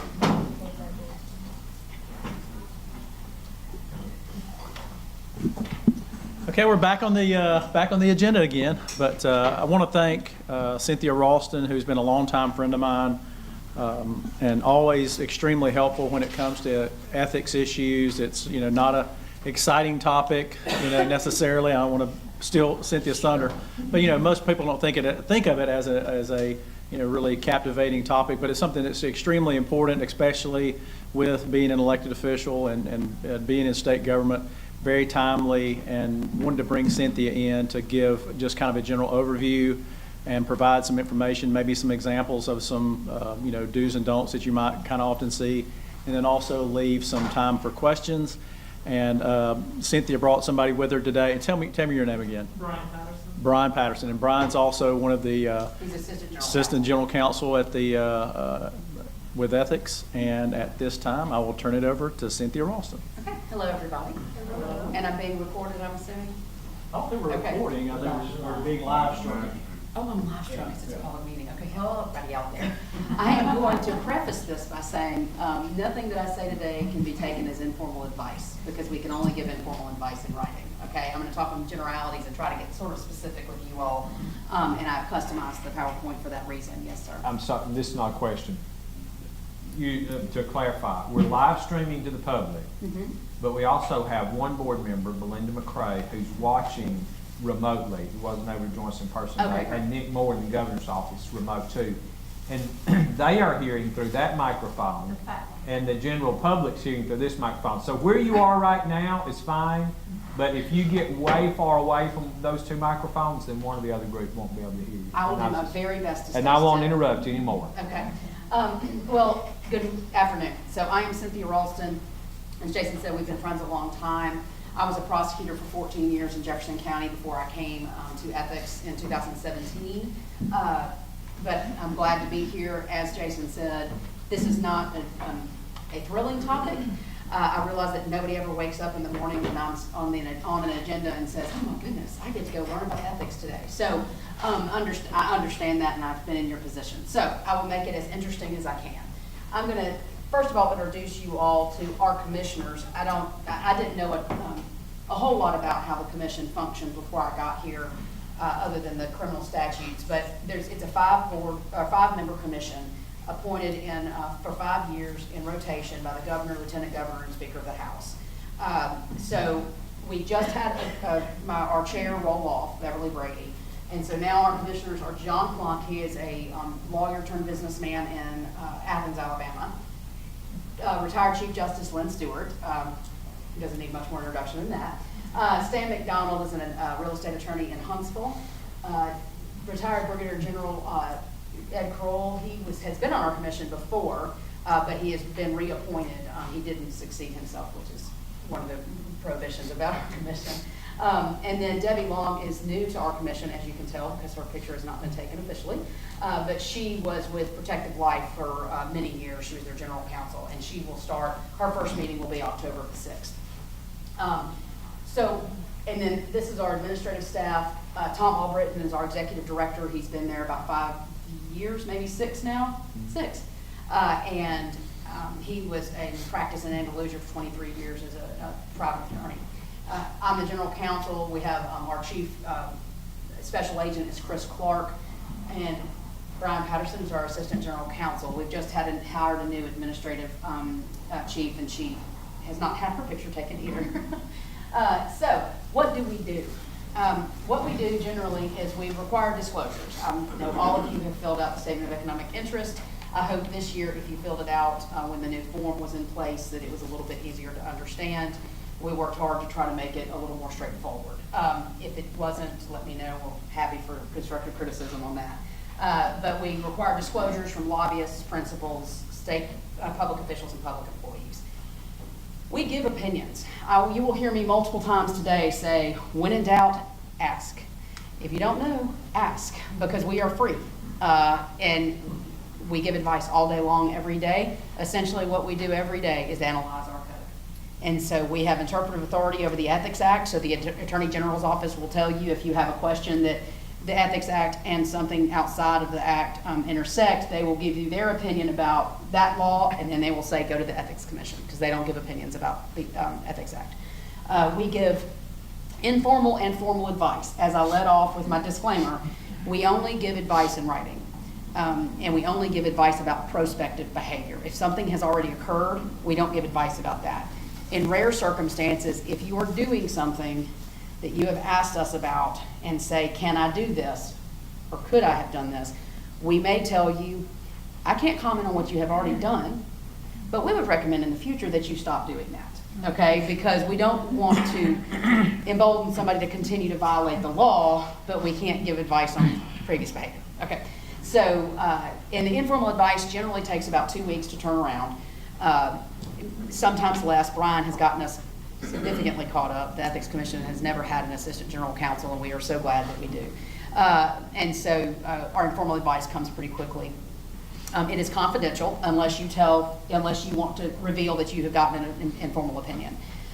It won't come from us. And then, like I said, it is only prospective, and it can only be for the people involved, unless it's it's representing somebody involved. So we won't answer a question if somebody called and said, hey, is Dr. Chestnut allowed to, do landscaping for this public school system or something? We won't answer that question, because that's essentially asking from a third party that doesn't have all the information whether or not something's allowed. And we ask lots of questions when people ask us for informal advice to be sure that we have all the facts in order to protect you. Informal advice does not give you legal protection in the same way that a formal opinion does, because it's given by the staff. So we have formal advice that is approved by the commission every 60 days. And so that we sometimes have 1, we sometimes have 5 formal opinions. The staff writes the opinion, we present it to the commission, and they decide whether or not they're going to adopt it or not. If they adopt it, then if all of the facts are accurate and complete, then whatever we've told you that you can do, you cannot be prosecuted for. Okay? So that it essentially gives you immunity, which is pretty significant. And so our informal opinions don't give you that protection, but as a 14-year prosecutor, I would be hard-pressed as a prosecutor to prosecute somebody for behavior that they got an informal opinion from the Ethics Commission saying, you can do this. So, you have to prove intent for any violation of our act. There's 4 levels of intent, but it can be intentionally, knowingly, recklessly, or negligently. But you still have to have some intent, okay? And so if you ask us an opinion and we tell you you can do it, that goes a long way to discounting your intent. So that is a lot of what we do. We answer over 1,000 opinions a year, and it's essentially, for anybody who's been to law school or hasn't been, it's essentially writing a legal memorandum every time we give an informal opinion. And that averages, I think, something like 2 or 3 a day. So then we also do investigations, all right? So we hopefully give people advice about how not to violate our act, because it's not quite as straightforward as, you can't steal from people and you can't kill people. But we also do investigate all violations of the Ethics Act that are complained to us. We have to have a complaint in order to investigate, or we have to self-generate an investigation, which is a little bit cumbersome. But we are not a proactive agency. We are reactive. Okay, so that's very different than a prosecutor's office where you think something's against, somebody's doing something criminal and you go out and seek out that information. We have to wait until somebody complains about it. So whenever you see AL.com saying, I don't know why the Ethics Commission is not investigating, it's because we don't have a complaint. So, and also our complaint process is confidential. It's protected by grand jury secrecy. Disclosing it is a Class C felony. It is not a Class C felony if you disclose that you have filed a complaint. There's a First Amendment right in being able to say that you have filed a complaint. But other than that, everything else in our investigation is protected by grand jury. Okay, so that's pretty much what we do. But it takes up more time than you might think. So I am gonna go through statutes. I'm gonna break them down, and how I approach these trainings now is to give you scenarios. I try to make it applicable to your life as a public official and what you do specifically. But this statute I do want to read because it is the place from which we come whenever we give advice to anybody, okay? It's essential to the proper operation of government that those best qualified be encouraged to serve in government. Accordingly, legal safeguards against conflicts of interest shall be so designed as not to unnecessarily or unreasonably impede the service of those men and women who are elected or appointed to do so. All of you do something else for a living, most likely. Your family members do something else for a living. We want good people to serve in government, and having unreasonable impediments to that private business interest in order for you to serve, that's not what the legislature intended. So every opinion we give, we approach it to say, is there a way that we can say yes within the confines of our act? Is there a way that we can say, yeah, you can do that, but this is what you have to abstain, or you have to step out of the room, or you know, those sort of parameters. And so that is our approach every opinion we give. So if we give you a hard no, it's really a no, because there's no way to reconcile the conflict of interest. So who do we regulate?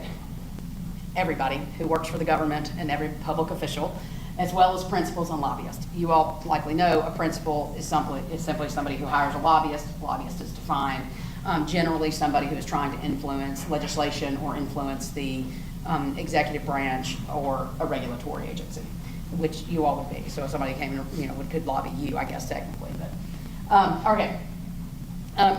When I got here, I had prosecuted some ethics cases, but I didn't really understand how it all worked together.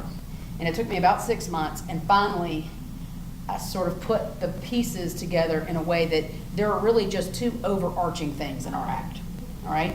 You can't use your position to get anything personally. So use of office for personal gain is what you hear. You can't use your position as a public official to get something for yourself or a family member or a business. And you can't be corruptly influenced, and you can't intend to corruptly influence anybody else. Every other statute that articulates specific behavior that's prohibited is derived from one of these concepts. And I'll go through that with you. But, our act, I'm prosecuting a case, and one of the lawyers at some point said, well, that's just arbitrary about our act, about a specific statute. And I said, well, sure, the whole act is arbitrary. If you talk about the revolving door, when has it ever been illegal for somebody to go get a job? It's not.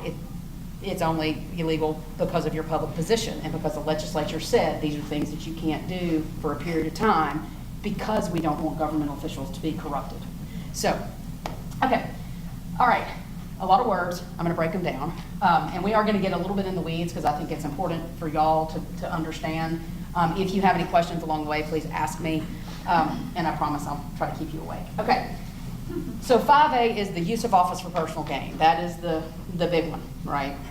And it has lots of subsections. But generally, no public official shall cause or use or cause to be used their official position for personal gain for yourself, a family member, any business you're associated with, unless the use and gain are otherwise specifically authorized by law. I will say this also. This is going to be a thing. Just like, if you don't know, ask. If there is ever an exception in our act, I would not rely on that exception unless you ask us, okay? Because I only know of a singular exception to this statute that is specifically authorized by law, and it's about it's about being able to vote for yourself for city council president or for mayor if there's a vacancy, okay? That's truly the only one I've come across in 4 years. So don't use an exception unless you ask us. All right, so all of the underlined terms are defined in our act. So you all are public officials. And I think you already knew that. But generally, it's elected to public office or appointed to public office. We have an opinion describing what appointed means, but that's not relevant to you all. And then in public employees or any person employed by this state, county, municipal government that is paid in whole or in part with those funds. Personal gain. This definition, admittedly, is quite broad and can include a lot of things. So it's achieved when the public official receives, obtains, exerts control over, or otherwise converts to personal use the object constitutes such personal gain. So if you were to say, that it doesn't necessarily have to be positive financial gain. because, okay, it doesn't have to be positive financial gain. They took, the legislature took that requirement out about 6 years ago.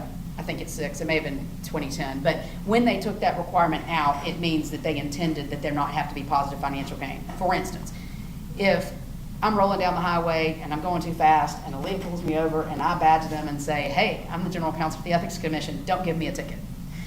Everybody would think that that was not okay, right? I didn't get positive financial gain, I'm just not having to pay my ticket. And now I can't even guarantee that the troopers would get me out of the ticket because I'm the general counsel of the Ethics Commission, but, and so you just can't do that.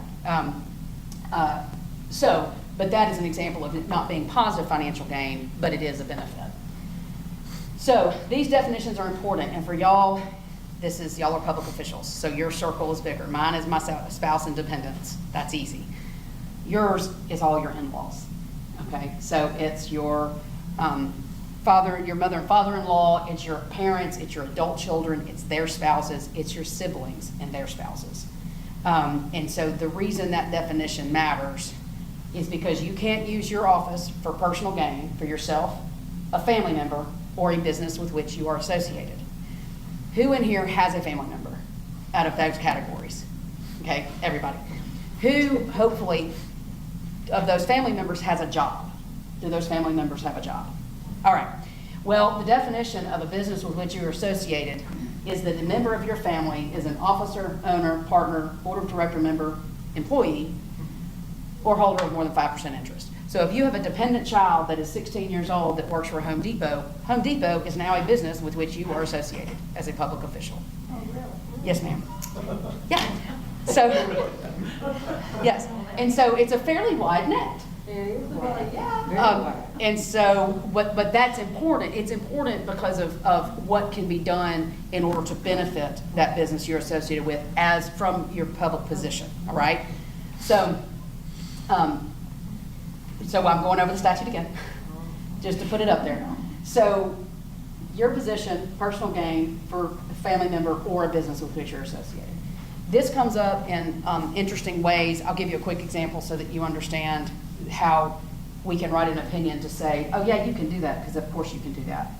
These are the parameters. Mayor Mercado in Hoover was elected as the mayor. His son-in-law worked for Gonzalez Strength, an engineering firm. That engineering firm had been contracting with Hoover and bidding out, getting work with Hoover for 17 years.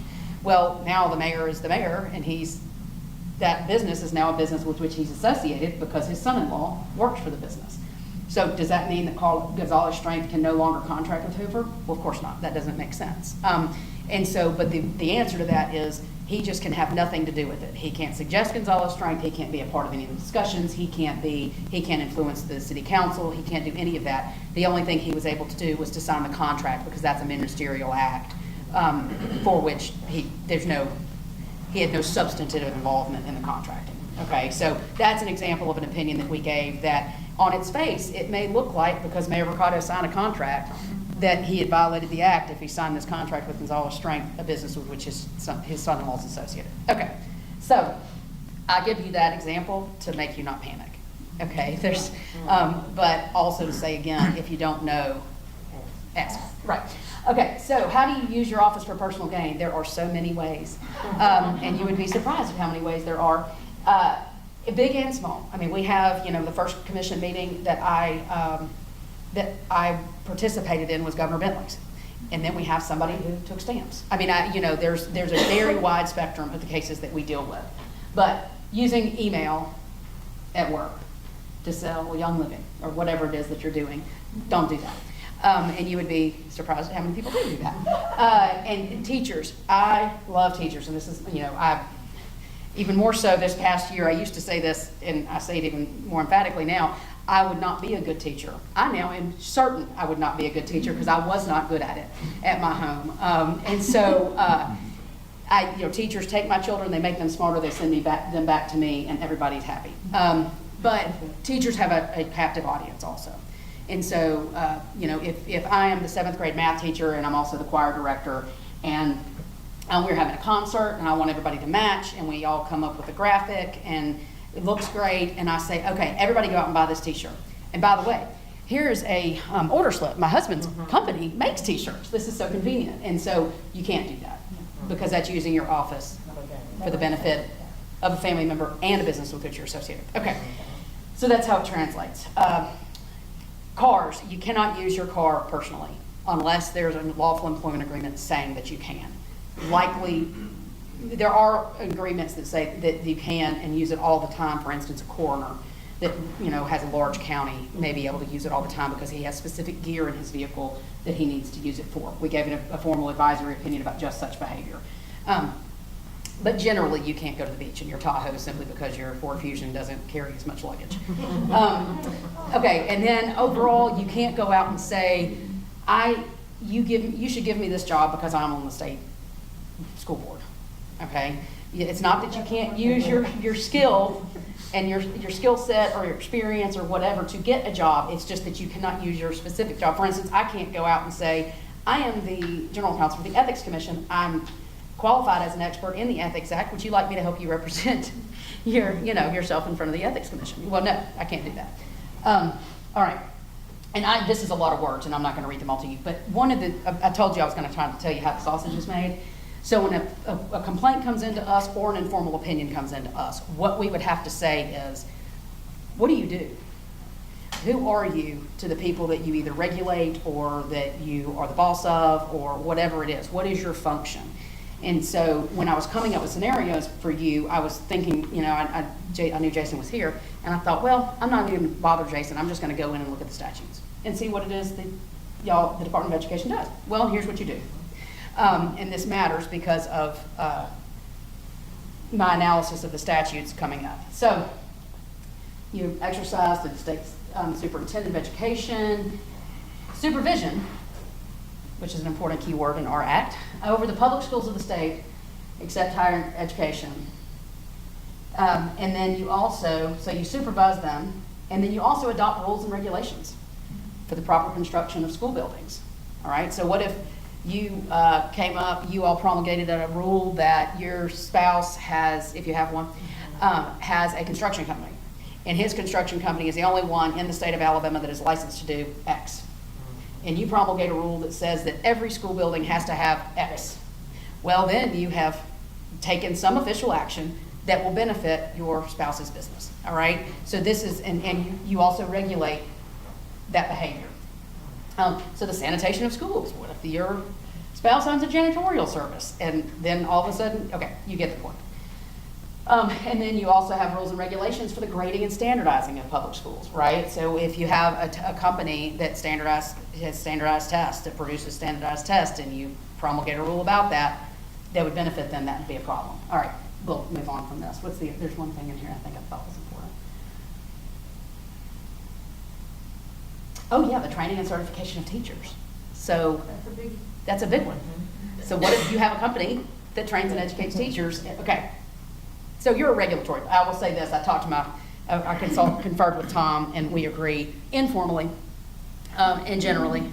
Jason could dissuade me potentially, but you are a state agency which issues regulations in accordance with the Alabama Administrative Procedure Act, or a state, county, or municipal department, agency, board, or commission, which controls, according to rule or regulation, the activities by business licensure or functions of any group, person, or persons, okay? So you all are a regulatory body, and so that's gonna matter in our analysis of anything that comes before us that would involve a public official or a public employee.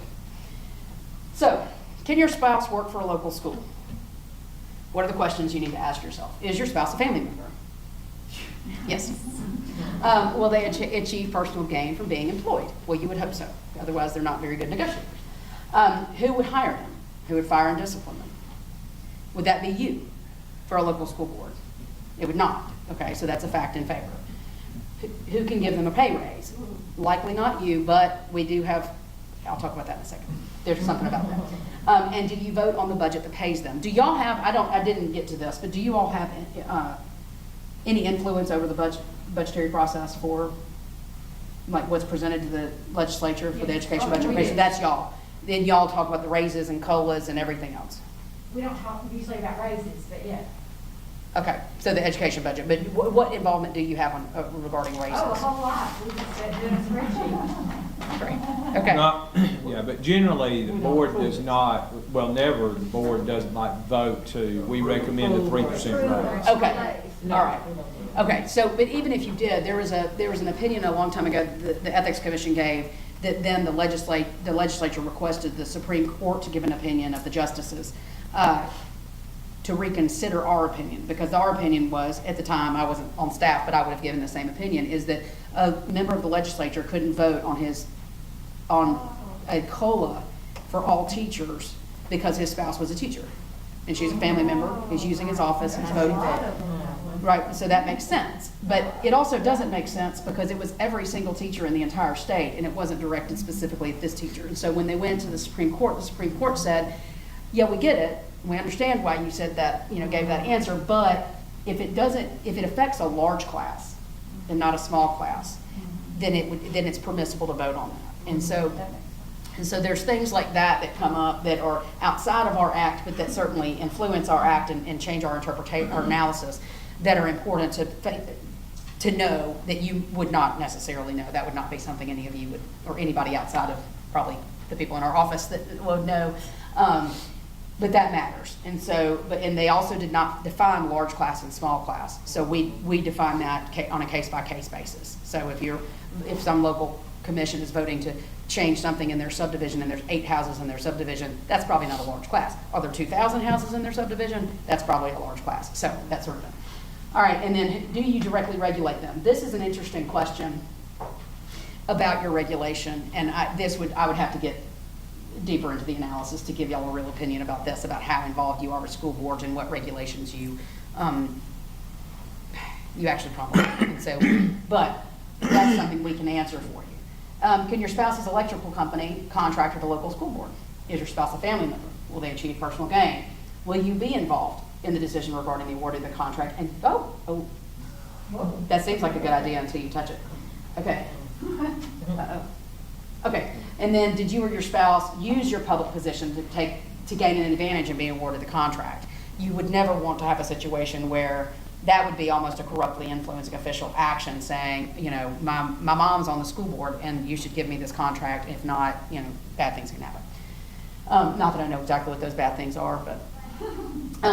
Can your consulting company do work for the board? Now, I'm going to answer this question broadly, generally, not specific advice to anybody. So if you need to do this or want to do this, you need to ask me independently.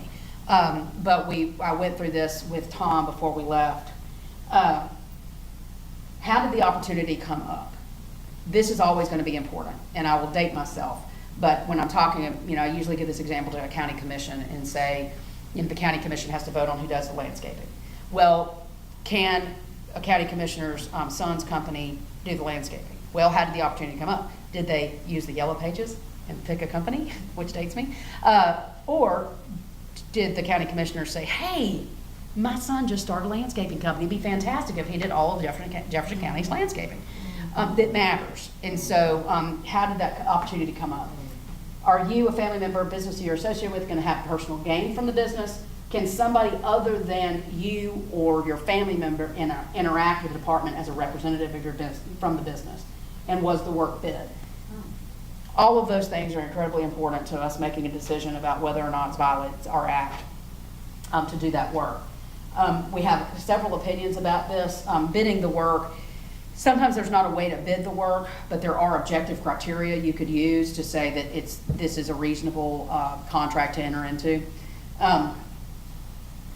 This is a lot of words to say that this is a specific Board of Education who owns a contracting firm could submit a bid to a general contractor knowing that work was going to be done for the board, as long as the board member doesn't participate in any way in the vote or decision or preparing the bid specs, awarding the contract, or ensuring compliance. And they didn't use any confidential information in obtaining the contract, which I will explain in a minute, but y'all probably have quite a bit of confidential information if you really wanted to get to it.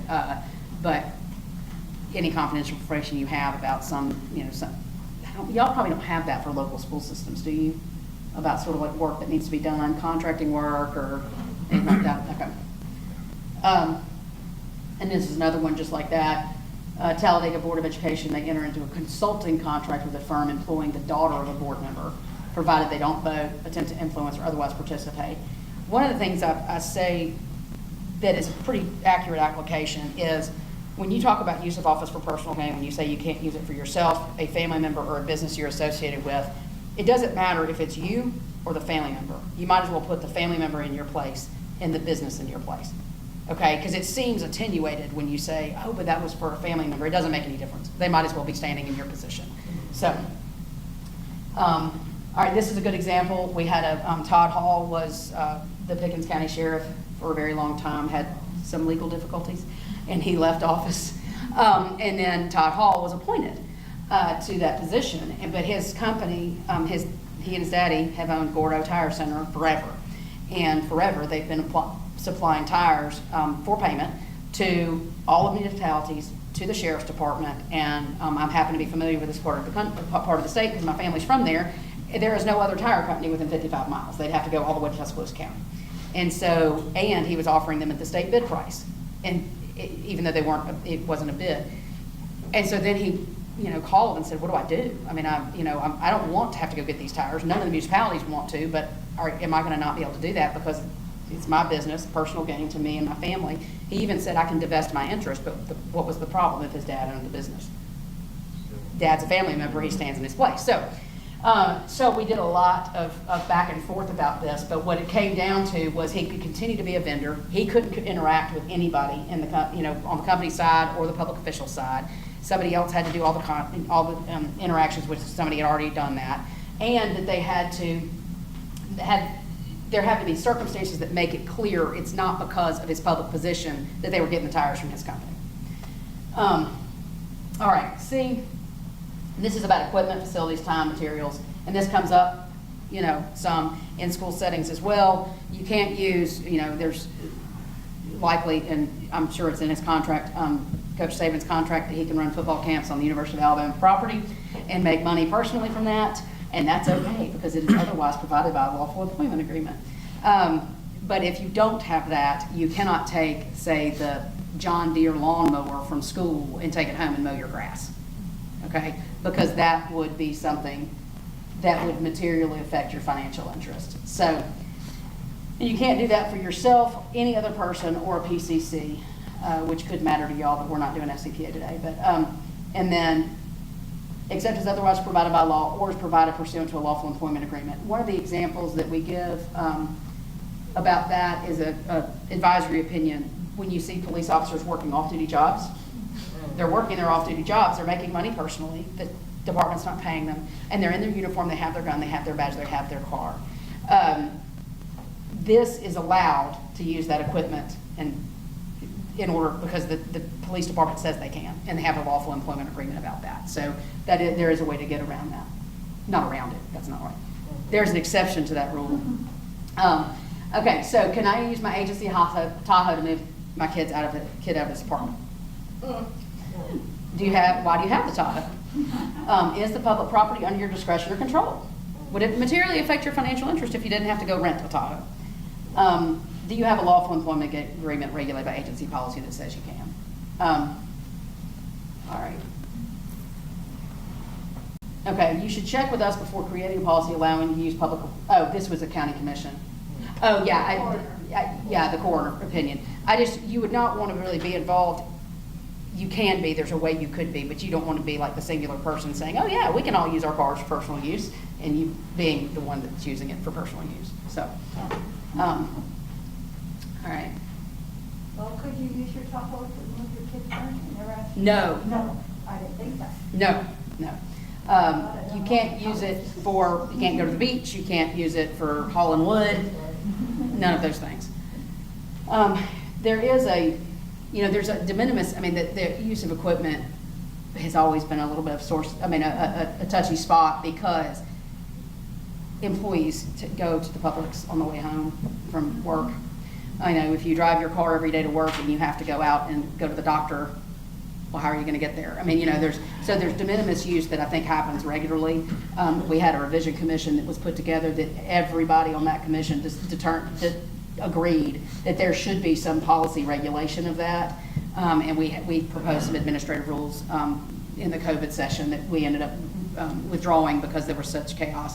that would say that an agency could really make that determination if the de minimis use was allowed. But anyway, but the big things are moving the kid out, taking to the beach, going on a family vacation, that sort of thing. Okay, can you use the state copier to make copies of a proposal for your company meeting? Will you obtain personal gain from the job if you were to get that, the work from your personal job? Did you get the job because you were a commissioner? Are you using, I'm sorry, I didn't adapt this for y'all, but are you using equipment that is under your discretion or control, and will your financial interest be materially affected by the use of the copier? Sure, if you don't have to use, if you just use all your own, the state's office equipment in order to run your real estate business, you can't do that. And is the use otherwise provided by law? All right, this is important because we start talking about the definition of thing of value. Everybody is aware of Mike Hubbard's prosecution. He was the former Speaker of the House, and eventual conviction. And so this is important to you because you regulate and supervise people in your official capacity, okay? So no public official other than the ordinary course of business, and this is one of those other exceptions, I haven't ever seen anything that's other than the ordinary course of business. And there's not been a fact scenarios presented to me that I've seen that I would say that it was in the ordinary course of business. Solicit a thing of value from a subordinate or person or business with whom he or she directly inspects, regulates, or supervises in her official capacity. I have to tell this story because it's just so funny. I was talking to all the state managers a few years ago, and this woman, I said, you can't ask your supporter for a thing of value because they don't work for you. They work for the state of Alabama. So, yeah. And she said, this woman raised her hand and said, you're telling me I can't have her, a young woman sitting next to her, go get my lunch. And I said, well, why is she going to get your lunch? I said, are y'all in a work session like here? A staff member could go get the lunch for everybody in the retreat. And she said, well, no.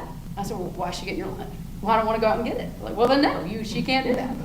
And then after the thing, I continued with my training, and she stomps down with this poor girl in tow, and her eyes are all wide and upset and nervous. And she said, are you seriously telling me that I can't get her to go get my lunch? I said, I am seriously telling you that, and I don't know your name, and I want you to just go on out of here and don't do that anymore. And the girl, I'm sure she was like, yes, I don't have to go in the rain anymore.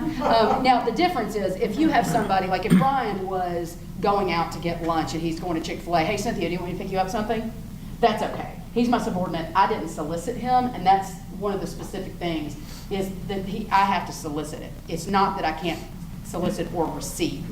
So I could receive it, I just can't solicit it because he doesn't work for me. He works for somebody else, for the state. So what is a thing of value? It's everything. A gift, benefit, favor, service, gratuity, tickets or passes to an entertainment or social sporting event, unsecured loan. Other than those, ordinary course of business, reward, promise of future employment, and honoraria or other item of monetary value. I cannot accept an honoraria from a principal for going to speak somewhere. Okay, we recommend people don't take honoraria really ever, but if you have that come up, you can ask us and we can analyze it and tell you if you can. Can you solicit a local school board to contract with your consulting firm? Do you regulate that school board? I think probably technically you might.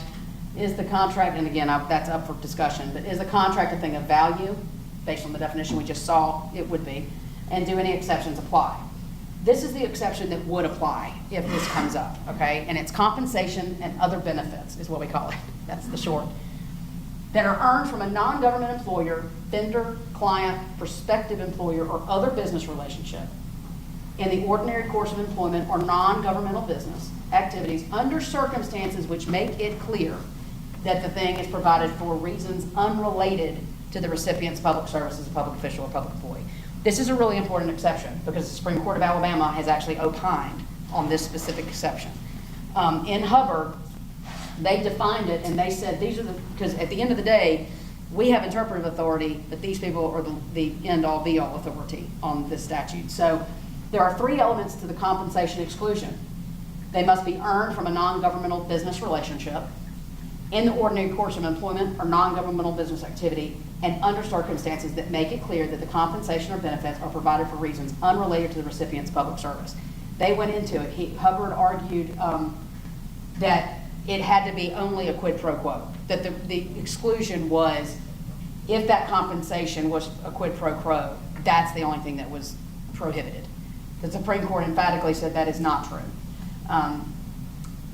That to come within the language of the exclusion for reasons unrelated to the official's public service, and that the unrelatedness must be clear from the circumstances. Plainly, the kinds of compensation shut out by this element of the exclusion are not limited to quid pro quo exchanges.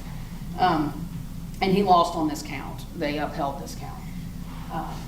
To meet the element solely for reasons unrelated to the official's or employee's public service. There are examples where, you know, if you were doing this work before you got on the board, or if you have a company that is run by somebody else and you have an interest in it, and there's all sorts of factors that could make it clear, but we need to help make it clear. So if you don't know, you will, yes. Okay, and I won't get into all that. Oh, this is actually interesting to us in the legal community. The Supreme Court acknowledged, and this is kind of to the arbitrariness of the act, they acknowledge, we recognize that this interpretation of the statutory language could result in shutting out from the compensation exclusion some forms of private employment or advertising that might otherwise be assumed innocuous. To the extent that that result may be in tension with perceived public policy, any remedy lies with the legislature, not the courts. And it doesn't lie with me either. I am not the legislature. I am analyzing these statutes. So we can't fix it if anybody thinks it's broken. So, all right. Can you have your secretary pick your kids up for daycare? What do y'all think? No. No, that's right. Okay, so your subordinate is a thing of value. I will tell you, with 4 children, it is a thing of value to have somebody pick your children up for daycare. Okay, and do any exceptions apply? There are some exceptions.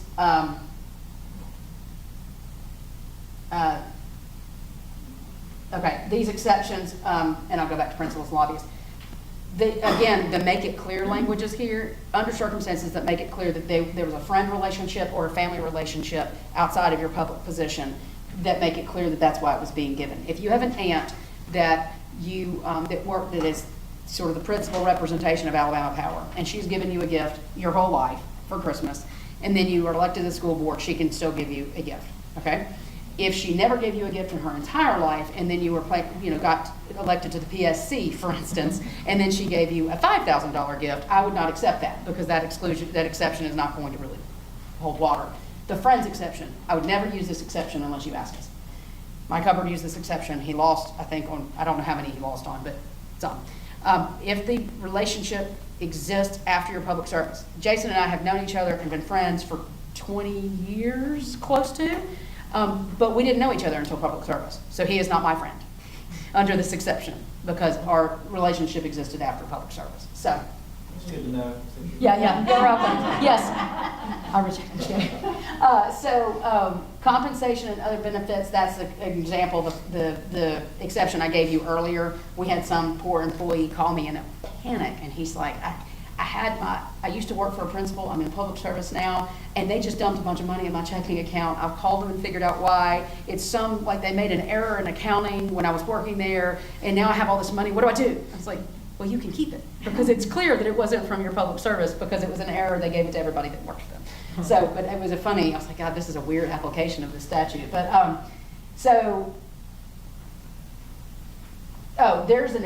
if you were to leave public service, and this happens regularly, leave public service, and you would need to go work for a principal. Like, you work for AlDOT, and you want to go work for Volker, who is a principal. They do engineering and build roads. And so the thing of value definition includes the promise of future employment. So how do you, as a public employee, go interview with somebody and hope that they will promise you future employment while you're still a public employee? And the exception falls under compensation and other benefits that we talked about, because it's made clear that it's not for that reason. We have 10 guidelines for you to look at if you are interested in doing that, about confirming that the circumstances are clear, that it's not for your public service. Okay, corruptly influenced. This is what everybody thinks. They give you money under the table, you do something that they want you to do. How often do y'all think we actually get that case across our doorstep? Almost never.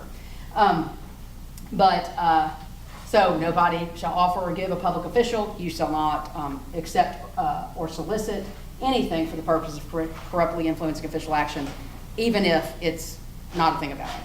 Okay. You just can't. So if the water clerk, the person in charge of the water at a city, her friend comes up and says, hey, I will pick your kids up for 2 months at daycare. Please don't shut off my water. I'll make good in 3 weeks. And she says, okay, I'll let that pass. But she would otherwise have shut her water off. That is corrupt influence. Principles, I skipped over the slide. I'll just explain it. Y'all may or may not know, I hope you do, but you cannot accept anything of value, a thing of value from a principal, a lobbyist, or a subordinate of a lobbyist. What that means is, if y'all have ever been to a conference that's put on by the University of Alabama, for instance, or Auburn University, both of those universities are principals. And if they give you something at that conference, it could be a thing of value if an exception didn't apply. But exceptions do apply. Educational functions, widely attended events, and economic development functions. We pre-certify events that fall into these 3 categories. So there's things that always come up. The opinion columnists at AL.com complain about public officials going to certain retreats or things for different groups, PACs, etc. But if it's pre-certified and if it's one of these things, then it's not impermissible. And so, but you have to just be careful about who you're accepting something from, whether or not a principal or not. Food, you all can be purchased, people can purchase you lunch. A principal can purchase you lunch up to $50, and a lobbyist can purchase you lunch up to $25, limit of 6 times a year, okay? What we're usually talking about is chappies during the legislative session. Somebody, like a principal group buys everybody the caucus of chappies. There's not a lot of corruption in that. And so there's been a lot of discussion about this food situation. There are states that are no cup of coffee, which means you can get nothing ever, no matter what, including a cup of coffee. But I think this is a pretty reasonable rule. Yeah, so that's all I got to say. Oh, this is funny.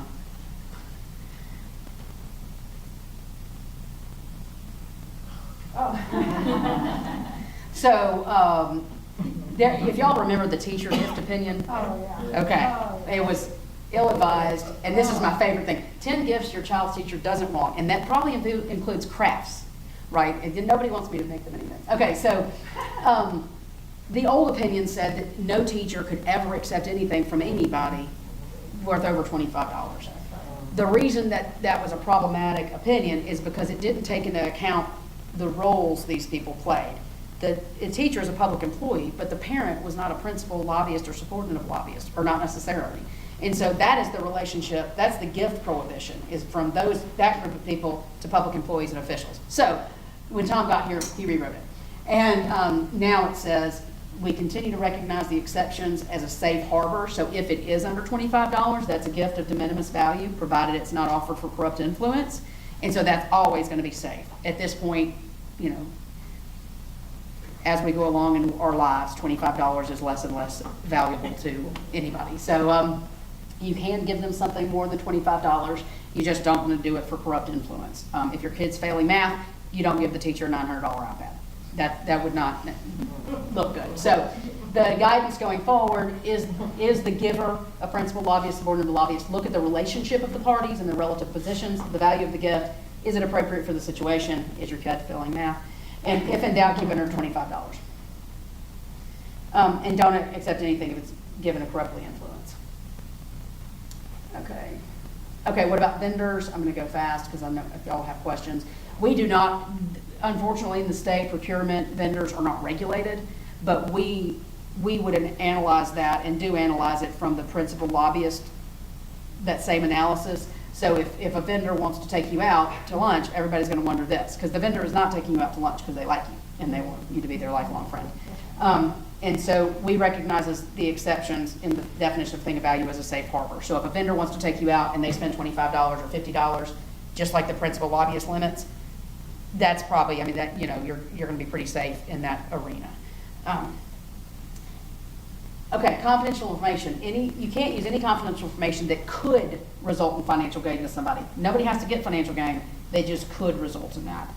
I don't know what this would be, but again, like in the standardized testing, you could leak information that y'all have revised some standardized tests that the state is going to give, and that information could be leaked to a company that gives standardized testing, so they had a jump on the market when y'all released the standards, and then they would maybe get contracts because of that. So that's confidential information.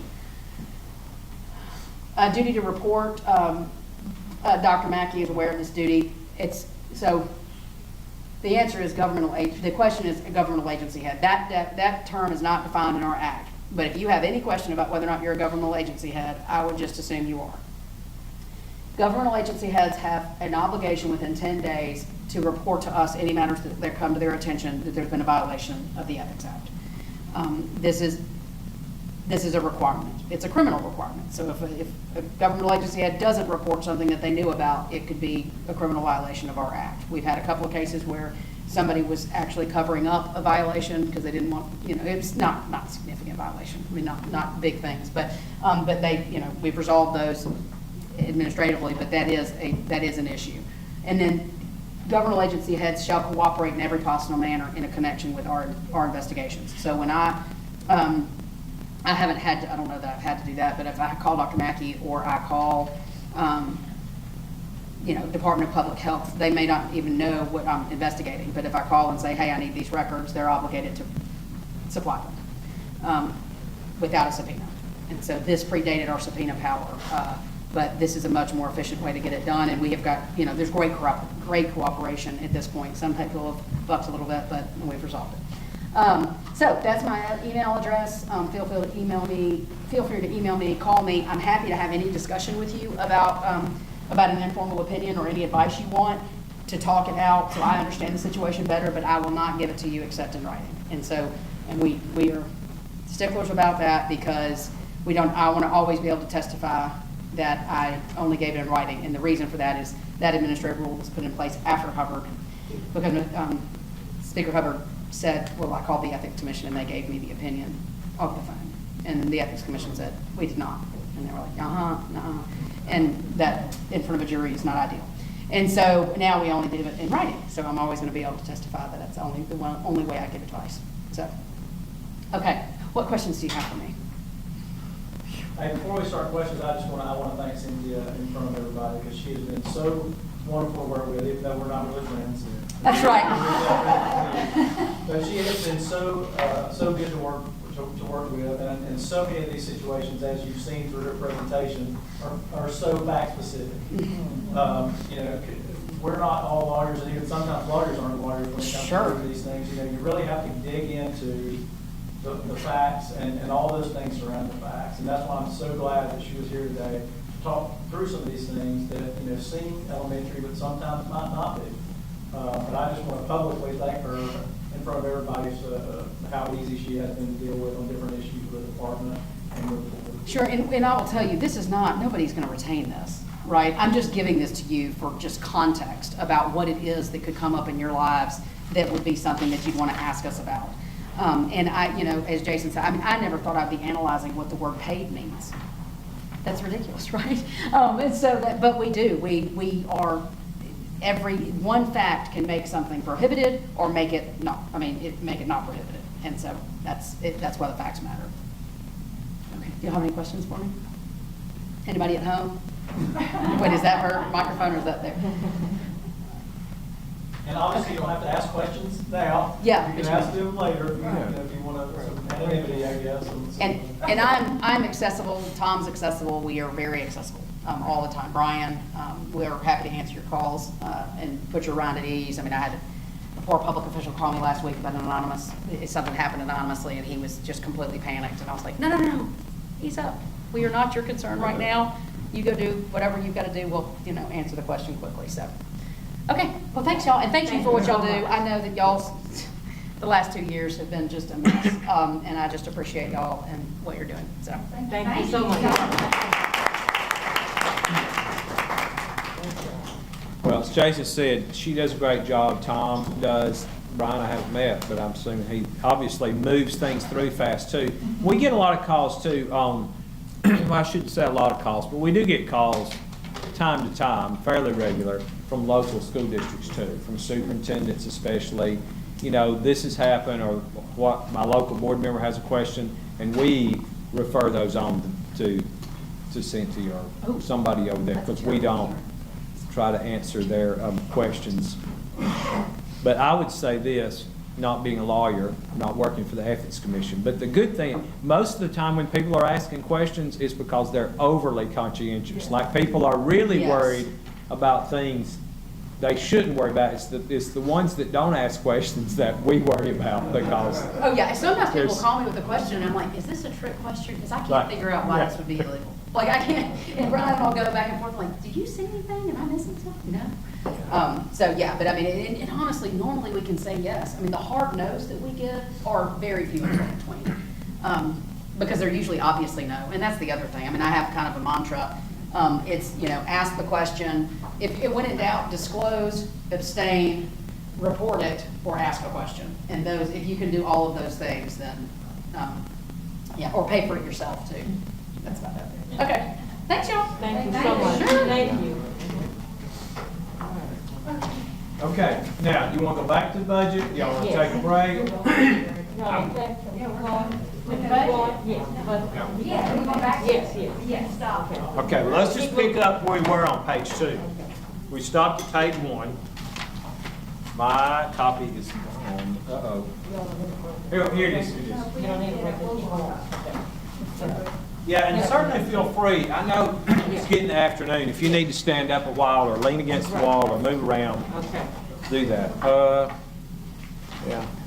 My copy really is gone, so I think my notes may be missing, but we'll go to page 2. What? Page 2, no, page 2. Yeah, page 2. I hadn't started writing on a copy. Is that it? Oh, yeah, that's good. Let me write on that one so I have the same copy. Thank you, sir. Okay, so what we'll do is just, some of these we obviously don't spend as much time on, but y'all stop me when you want to stop me. So computer science for Alabama, that's a multi-year phase-in, and we need one more year. It's supposed to top out at $3 million, so naturally we'll ask for $1 million this year and do that. I think that is all. I don't think there'll be need for more than the $1 million, but it's supposed to go to eventually top out at $3 million. Excuse me, Dr. Mack. Yes. Okay, question. Mhm. Is this the computer science program that we saw in all high schools and we had the map that showed how many Yes. classes? Okay. Yeah, so the law says we have to first offer computer science, at least one computer science course in all high schools. Now, all students don't have to take it, offer it. Then middle school and then elementary school. And we are, Don Morrison does this work, and I don't want to speak. I think this coming year is the year it goes into elementary school. Might have been delayed somewhat because of the pandemic. Yes. There's not really a penalty for schools if they don't sign up on time. So if they get behind, like it's no financial hit to them or something. But there's nobody out there saying, hey, we don't want to do computer science. So what we're doing is training teachers. So most of them, they're like using, the person who's their middle school career prep teacher or their middle school social studies teacher to teach computer science. And so we're training that person in the curriculum. Is it possible, because I know at one point we had gotten an update of the systems that had the programs Where we were. in high schools, yes. Since we've added middle schools now, is it a possibility to get that update? Sure. Okay. Thank you. Numbers of schools. Yeah, absolutely. We'll get that update on that rollout. Yep. Oh, no. Yes, Yeah. I was going to ask the same thing. Okay. Okay. Well, and we can always come back too. So we'll get an update on where we are on that rollout from Dawn. That'll be great. The Willing Institute for Spoken Language. It is a pass-through. I do not know that much about it.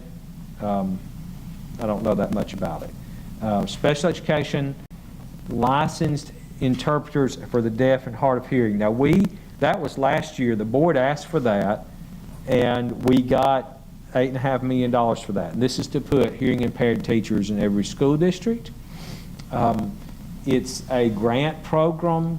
The to be honest with you, we didn't expect we'd get the whole amount in 1 year, and so I'm not even sure on implementation if there have been enough hearing impaired teachers to take up all the money, but we'll definitely ask for it again. You might remember we asked for 2 line items. One was hearing impaired, $8.5 million. The other was autism behavior, ABA specialist for every district. And we got one but not the other. I kind of had expected that we would get, if this split, like we get some money in each line item. But what happened is we only got one line item and not the other one. So we may come back and ask for the behavioral specialist for autism. Okay. I'm going to kind of wait and hear what we get from the special ed folks, but I think we'll probably ask for that this year. ELL, $14.5 million. I think you're going to see us ask for a little more for that this year. So one of the problems, we got a lot of money, a big increase over the last couple of years to go to the districts. But now they have outstripped our capacity to lead the work. And so we have just repurposed a position inside the department as an EL administrator. That was one of the things that had kept coming to light. In our work, y'all ever so often hear us talk about the PCG report. That's probably the main thing they've highlighted for months on end, is that we need an EL administrator at the state. We need an EL administrator. But we didn't have a position for an EL administrator. So what we've done is we've moved a position and repurposed a position for that, and then had to go get permission from the state personnel department, but we did that too. So that is, we've even identified who that person would be. But now we need some more regional support. So we're going to ask for more money to build those regional support people in. I know a couple of your superintendents have mentioned it to me, Dr. McCarty. I don't know about others. Part of that is that area, your area, and Dr. Reynolds' area are really the ones most highly impacted by EL students moving in. Now, they're all over the state, but those areas are really fast growing. And Ms. McCrae's area too, I think some of her counties are also pretty hard hit up there in northwest Alabama. So when we come back in a couple of weeks, I'll have some numbers filled in here, but if y'all hear otherwise, let me know. The high needs special ed grant, we think, we had some discussion yesterday. We had requested $25 million last year. We got 17.4, another big appropriation, but it appears that that's going to cover all the requests this year. So we may leave that at 17.4 and put our efforts in these other things like the behavior specialist. And but we'll wait and see what, you never fill all the requests, but this money it's first directed toward like residential care. So for students, especially students with other health impairments or severe cases of autism, and they may need to be in a residential program. And those are very expensive. I'm going to tell you, I don't want to be careful what I get too much in detail. Our biggest problem right now is not money, it's getting placements. So because of COVID, a lot of institutions are not taking any more students. And so what we're getting is, we have the money. We're willing to pay for their placement, but they won't take them anyway. And we're getting that. It's a real struggle right now. One question. Okay, so if the majority of this, or some of it, is for residential placement, what about, where is it identified for the local school districts? Is this included in that? Well, it goes to the local school districts. Okay. So the districts apply for the money for us. So let's say they have a student whose IEP team has said they need to be placed at Glenwood and go to Allencott School. Right. The student stays on that local school district's, that's where the parents live. So we would they work with Glenwood about the placement, right, and then we reimburse the school district, who then would pay for the placement. So the special ed teachers would not be in this line item? Well, they could be.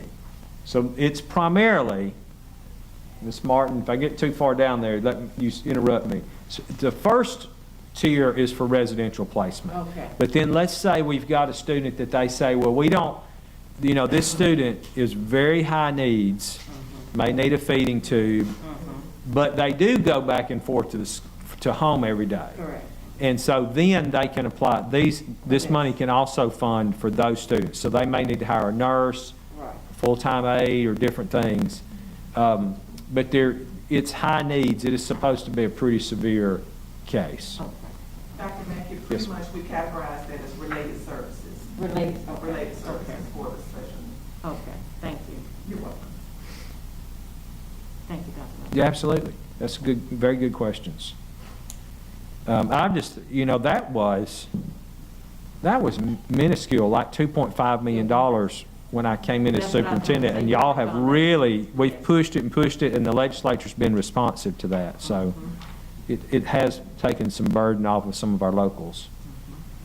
JPOs, that money does not, that comes through us, it's simply a pass-through from us to, I'm not sure where it goes to, but it goes to pay for juvenile probation officers, but it just passes through us to the court system. I think those folks are employed by local circuit courts or family court, yeah. But we pass the money through. Local school systems, at risk, we can talk more about at risk anytime. I know we had some questions about whether there was, all the at-risk funds were taken up last time, and Andy's working on that to get back to y'all. But this year, the legislature plussed it up. We did not ask for additional money, but they did put additional money in there, which has helped some, because some districts were asking for more, and as Dr. McCarty pointed out, some districts don't ask for any. But we did get a little more money in that this year. I know there was perennial push on the legislature because a lot of agencies that get funding through at-risk, they've been level funded for years, and they say our costs are going up and we need more money. So they put some more money in it, but did not give us any direction. So I know as they've gone through, there's a committee that works on that. I don't ever touch it. But they've been able to alleviate some of those concerns with the growth. Military Child Support Plan, that again just passes through. Online high-speed teacher certification portal, we didn't get any money for that, but we're pushing it forward anyway. That's one of those things we're just having to pay for we're just having to pay for it, pick it up any way we can. But we were hoping to get a direct appropriation to finish paying for that. Dr. Mackey, is this the lean frog? It's a result of that lean frog study, yes. Study that Uh-huh. shows up our certification program? Yep. And it's still on target to be online November 1st. Yeah. And Dr. Meyer's working on an update for that right now. An update for the board to know right where we are. I've worried a little about it because everything that you have to hire computer programmers for is touch and go now, because I don't know what's happened with the supply line for them, but evidently because so many businesses have gone online and work from home, it's just hard to get programmers. But as of last month, it is still on track to be released in November. Regional training specialist, this is something we put in place after the Parkland, Florida shootings, and we've kept it at 8. It actually started out the first year the governor funded this out of her emergency funds. Then we got $400,000, and we just paid for the rest of it out of, your reserves. That's why you have to have a reserve. But year before last, the legislature fully funded it in 21, and I think they're committed to keep it at $800,000, which works. That's enough to keep it going for a while. Eventually, we'll probably need to up it some, but right now it's good. The mental health collaborative training it's fine at $250,000. This is the training. You'll see the other piece right below it. So we do need more money. We were not able to give every district a mental health services coordinator. We talked about that some last work session. So we're going to ask for more money there, I can assure you. And they're working on that number right now. But it's going to be about $1.3 million, I think. Will the school districts have to request funding? Yes, ma'am. They do. It's a grant program. The legislation says that they'll get, it's $40,000 per school, per district, not per school, $40,000 per district. And then Whatever's extra would be divided up for the school districts, but there's not enough for everybody to get their 40,000 yet.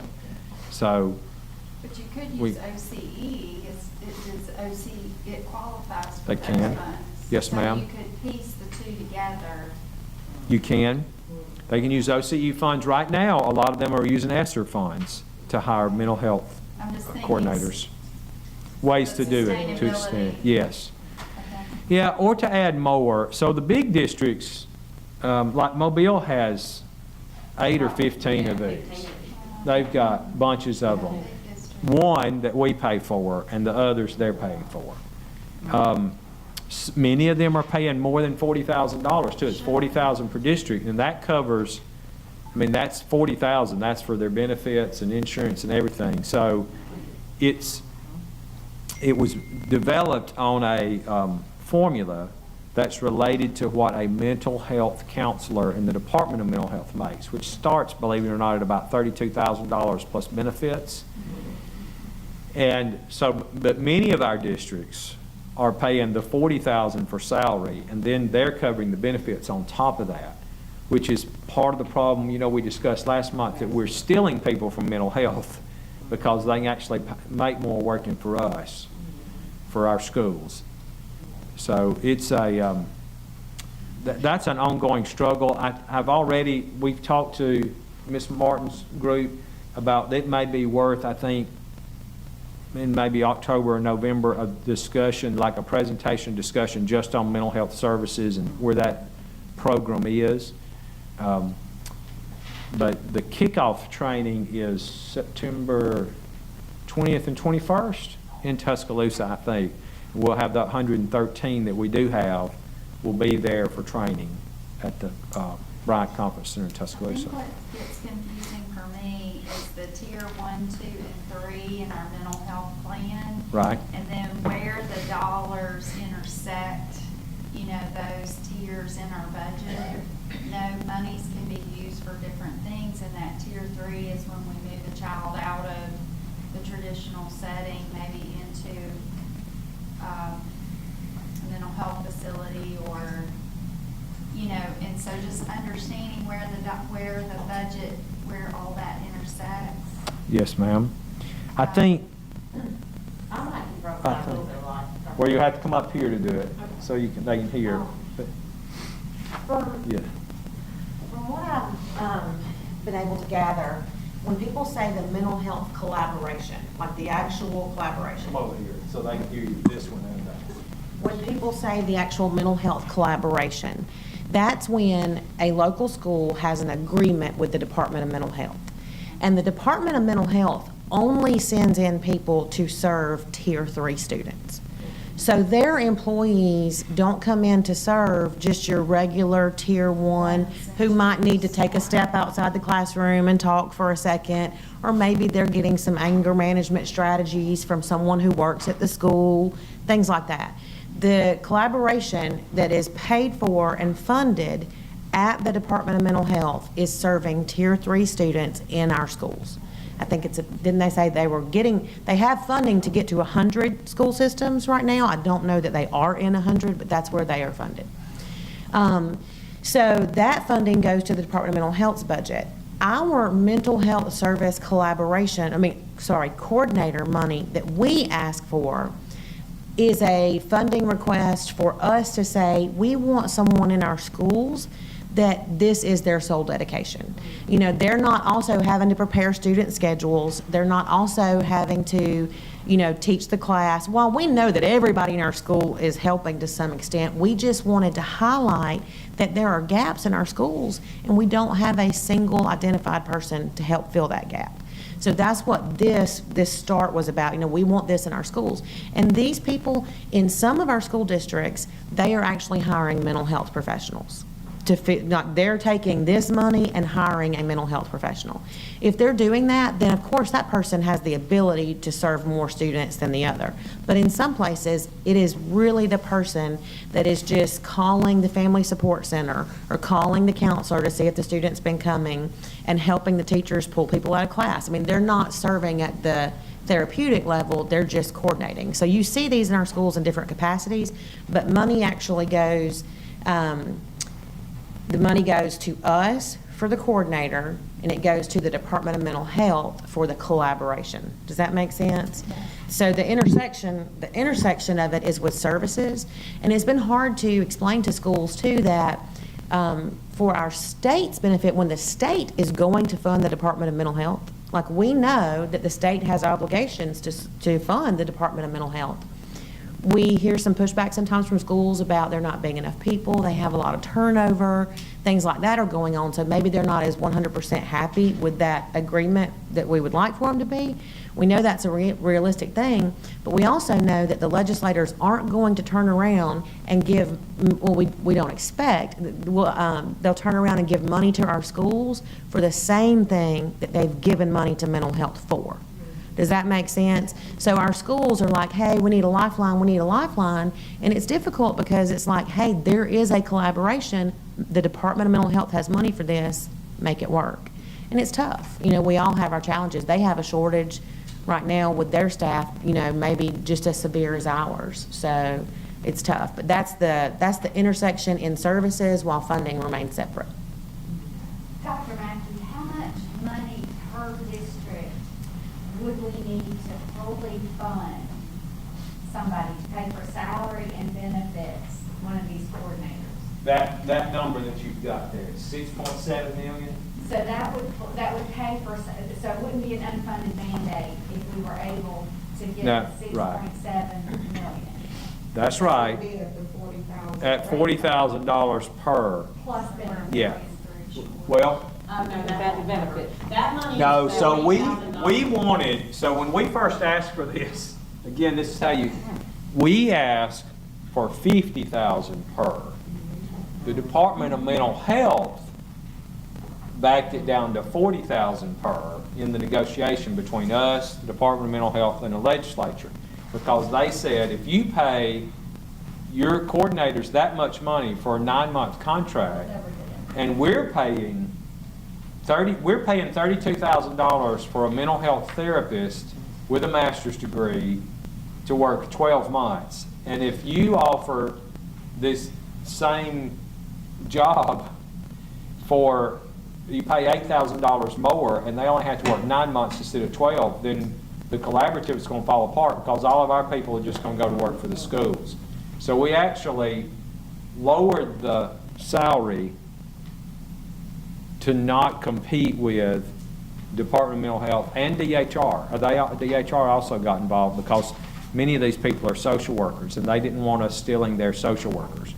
So if we paid $32,000. We paid $32,000 per person. The benefits comes to about 40.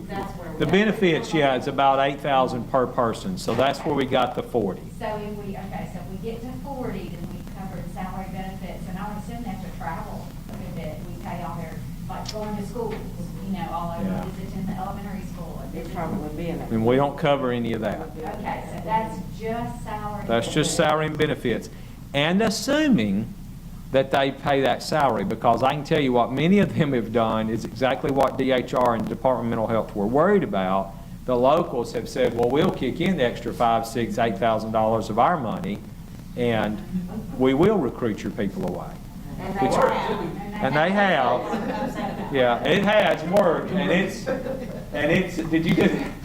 And we have, it's caused some friction between our agency and these other agencies. You know. I just want to make sure that but- we're fully funding the cost. Now, if You want to come pay talk about over it? I mean, that, you've hired one. then that's- We paid on a beginning teacher salary. We paid Beginning teacher's salary. before we could attract somebody we wanted. 9 months? Yes. And who did you recruit? Somebody from the regional mental They've been health. working with us, but they've been split between 3 systems, and we've just been having them a couple of days a week. Now we got them 5 days a week. Same person, we got them 5 days instead of 2 days. And that's what the Department of Human Resources and the Department of Mental Health, they have something like a salary matrix. So, you know, that if you're a social worker 1, if you're a social worker 2, like they have a salary matrix at those state entities. And when we are paying way outside of that, it's hard for us to justify, this is what they fund their master's level employees at, their technician, and their therapist, and then we're gonna fund it this. That's how, we tried really hard early on, but it was difficult, and we were surprised to know that their master's level people are coming in at like $32,000 a year. I don't even know how they get anybody, to be honest with you. I know. But if we get the 6.7, that would be 40,000. Per district, Per they'll give that district. one to every Okay. district, yes. Okay. And I think we'll hit that. And just to be completely fair, like last year, we only had 101 districts to apply. So not everybody applied. This year, we had 114 to apply, or 115, and we were able to fund 113. So just a couple got left out. So we really don't want to, I mean, it may be that some of them will not apply. But it does, you hate that you have to turn anybody down who did apply, and we did have to do that this year. So there's strong support for this in the legislature. I really don't know why we didn't get the 6.7 this past year, because I thought we were going to, but I think if we'll just push it, I think we'll get at least that much. And then we need to, we'll need to plus it up, because we're going to need more and more of these kinds of folks. There's no question about it. And we are working on, we'll probably have a whole discussion about it in a future meeting. Let's see, military support, let's see. Because we came back to that. I think let me go down to bullying prevention. Right. So that is, we're working, I'm not sure how to explain that. That's a project that we did not ask for, but we're not opposed to. It's two projects. So one, there was $1 million for Birmingham City Schools for an anti-bullying pilot. And Dr. Richardson may know more about it than I do, I don't know, but that was only a year old. And then they came back, and there were more legislators who were saying, hey, we want some anti-bullying money too. Mm-hmm. And so the legislature just created this line item and gave us the money to grant out. It says that the first grant must go to the Birmingham City Schools, and then after Birmingham City's taken care of, the rest of the money can be split up by the state. But it's not for a specific, like there's not a specific curriculum. So the districts have to identify what it is they want to use for anti-bullying, and then we basically reimburse them for it. So we're at we need $2.2 million for mental health services coordinator program, and they gave us $3 million for bullying prevention. Could we negotiate the $800,000 for the pilot and give us the 2.2 for the mental health, which I would suggest the mental health would probably help with impact that, yeah. our bullying by having those coordinators. I don't mean to upset anybody No, that yeah, might it's be true. listening out there, but Now, that's a good question, and we all, yeah. and this money we didn't ask for, but we asked for the specific amount to address the needs of the entire state. And there's no question that mental health and anti-bullying are closely related. I'm just making notes. Good question. We will ask that. My job in life is to negotiate. Yeah. So. And I don't. It's a win-win here. I'm not sure where we are on those grants. Those go to districts. We don't identify the program, but but the legislature split it out and gave the commission half the money, and then gave half of it to New Schools for Alabama, which is the charter school organization. Tyler, many of you know Tyler Barnett runs that. Tyler may be the only employee, but he works with all the charter schools. New Schools for Alabama is it's a semi, I don't know what you'd say. I mean, it's a private organization, but anyway, the legislature split the money and put $400,000 for New Schools for Alabama and $400,000 to the department for the commission. Because remember, we are the commission. Y'all are the board. You appoint the commissioners based on the nominations that come to you.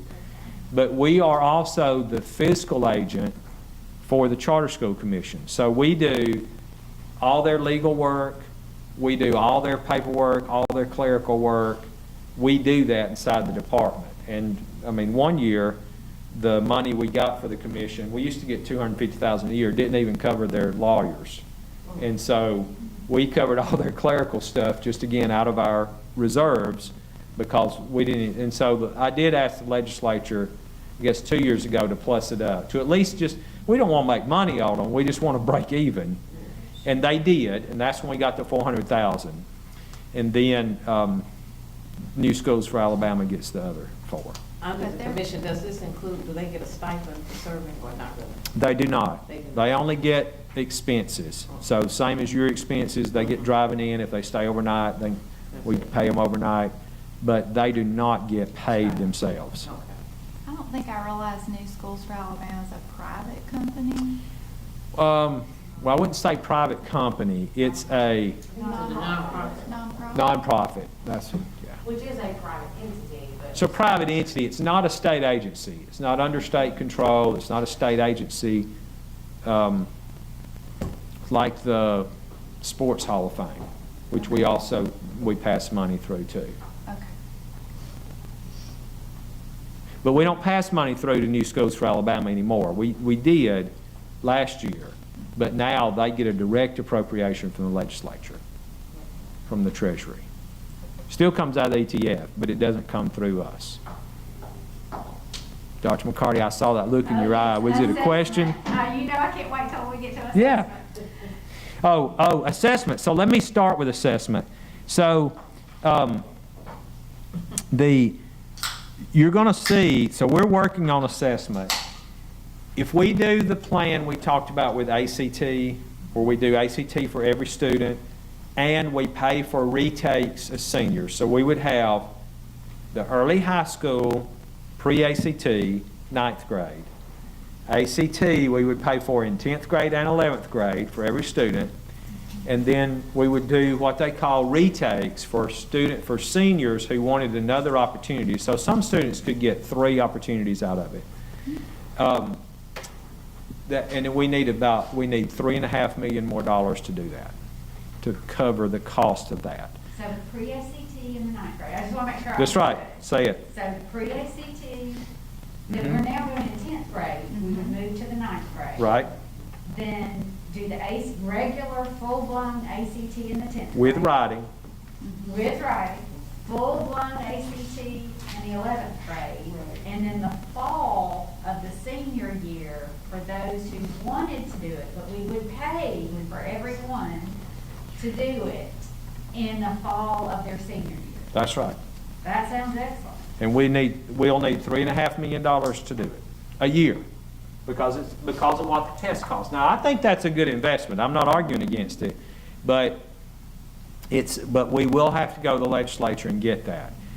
You're going to actually see this 19 go up a little more, because there's some other things like the reading test. You know, the Literacy Act says we have to have another standalone reading test, a second opportunity for 3rd graders. Well, I forget what it is, but it's around $1 million. And so we're probably going to have to ask for about a $5 million increase in assessment to do all that. Now, I think that's justified, and I think we can explain that, but I'm going to need your help on that, because, you know, many times legislators see, you know, we're spending how much on testing, but now they're also the first ones that want to see all the test results and want them to go up, as we all do. But it is a really good plan. At the September work session, you know, Maggie Hicks is going to come and do a whole presentation on where we are, last year's results, and she can answer a lot of questions about this and talk about this. But I can tell you that even when she's polled locals, that's what they want. They want to offer the ACT twice. The retakes, the fall of the senior year really came from the board, but I don't think there's any opposition to that. I mean, and it would not be required. That would be if seniors want to take it. But I think it'd be a great thing. I'm pretty sure we would have more opportunities with the ACT then than any other state if we did that. I think if we can show, and Maggie probably has this for research, that shows the average increase in ACT score for those students who take it 2 or more times. If we show the legislators that research and show them the benefits that our students will get, first to get into the college of their choice, and second of all, to qualify for scholarships once they get in, I think it will sell itself. But we just need, one pager with bullet points that show the research results, scholarship opportunities, so forth and so on. And I think this would be a huge benefit for our children. And it's a huge benefit for our schools because they learn early on their weak points. And then they've got time, they've got 12 months to address those weak points. Right. Yeah, I think it'd be, anyway, I don't think there's a negative to it. It's just, we just have to have the money. And we can't, where's our negotiator? We need to negotiate. If we're buying all these tests and you've got a captive audience for 10th and 11th grade and then some of 12th grade, that's some buying power. You would think the ACT company would negotiate with us. I'm just saying. Even, well, in those districts, I think that have been real high performing have also had ACT preparation courses available free of charge for their students, where students are allowed to come in at a portion of their day and focus on their ACT preparedness. And I think having that data as well, because let's say they came back and said, well, we won't do the 12th year, but we'll subsidize it for parents. You have some skin in the game, parents, and pay for part of it and we'll take care of the rest. I think if we could show the preparedness piece correlated with the scores, it won't matter what district you're in. If you're getting all of the preparedness piece, you should do well on the test. And it won't just have to be an affluent district. Does that make sense? Yes. Well, and to me, I may not be saying it very well, but I think the ACT prep is also a very important piece. And AMSTI, I know it sounds like I'm an AMSTI record today, but AMSTI has an ACT prep that has done phenomenal work in some schools. The problem, once again, is their waiting list. There are not enough people in AMSTI to meet the demand. I mean, they've gone in and raised average test scores when they took it the second time by 2 points. That's a lot. That's a lot. Sure. That's a lot. That's the difference between not getting a scholarship and getting a scholarship. But the problem is they can't meet the demand. They can't get out and work with all those schools as much as they would like to. And I'm not saying they're I going to apologize. I don't even know all the companies that offer it. I just know that the districts that I've talked to that are using a preparedness course, whatever it is, they seem to have performed, their students are performing better. So I'm wondering if the funds used for that type of thing would also not be as important as the number of offerings of the test. That's all I'm kind of wondering. It'd be nice to have an analysis of the different companies and their results. And then AMSTI, of course, is no charge. So there's no charge when they come in. But it's just getting on that list. And then when you do the prep during the school day, I know there's those parents that will do it, that's great, but there's some parents that might be working too much or might not have the wherewithal. And so that's what we did, and Maggie took them and she got a full ride scholarship. And it was that preparation, because it did show, whoever said it, showed her weaknesses and then she could, work on it. So But using that prep was, and it was during the that day. period of time during the day, It was during, remember the reaches blocks they all had during that students. elective time? Or whatever the block they called it, elective or library or whatever. I can't remember. Okay, and I'm making some notes too about ACT prep. Molly, come on, I say Molly again. We've got a Molly, that's for sure. Molly Killingsworth's doing a lot of good work for me this morning, but Maggie could help with that too. Yes. Yeah. Okay, so assessment's gonna be a number. We're gonna have to push for more money there, because the plan falls apart without the money. Right. And we might be able to get a little bit of a deal. We're not gonna get much of a deal from ACT. They're not a big wheeler dealer company. I mean, they might knock $1 off per test. It's $55, but they're not gonna make it 30. Is ACAP included in this number?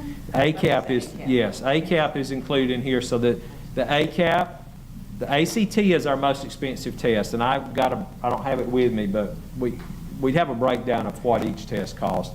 ACT is by far the most expensive, at least per child. ACAP, because we give it for every child in grades 2 through 8, reading, or English language arts, not just reading, math, and science in 4, 6, and 8, it's pretty expensive. And just so you know, I mean, a lot of people say, well, you know, once the test is written, shouldn't the cost go down? But no, because the way it's done, it's like buying a new car. You build in the cost of design over the life of the contract.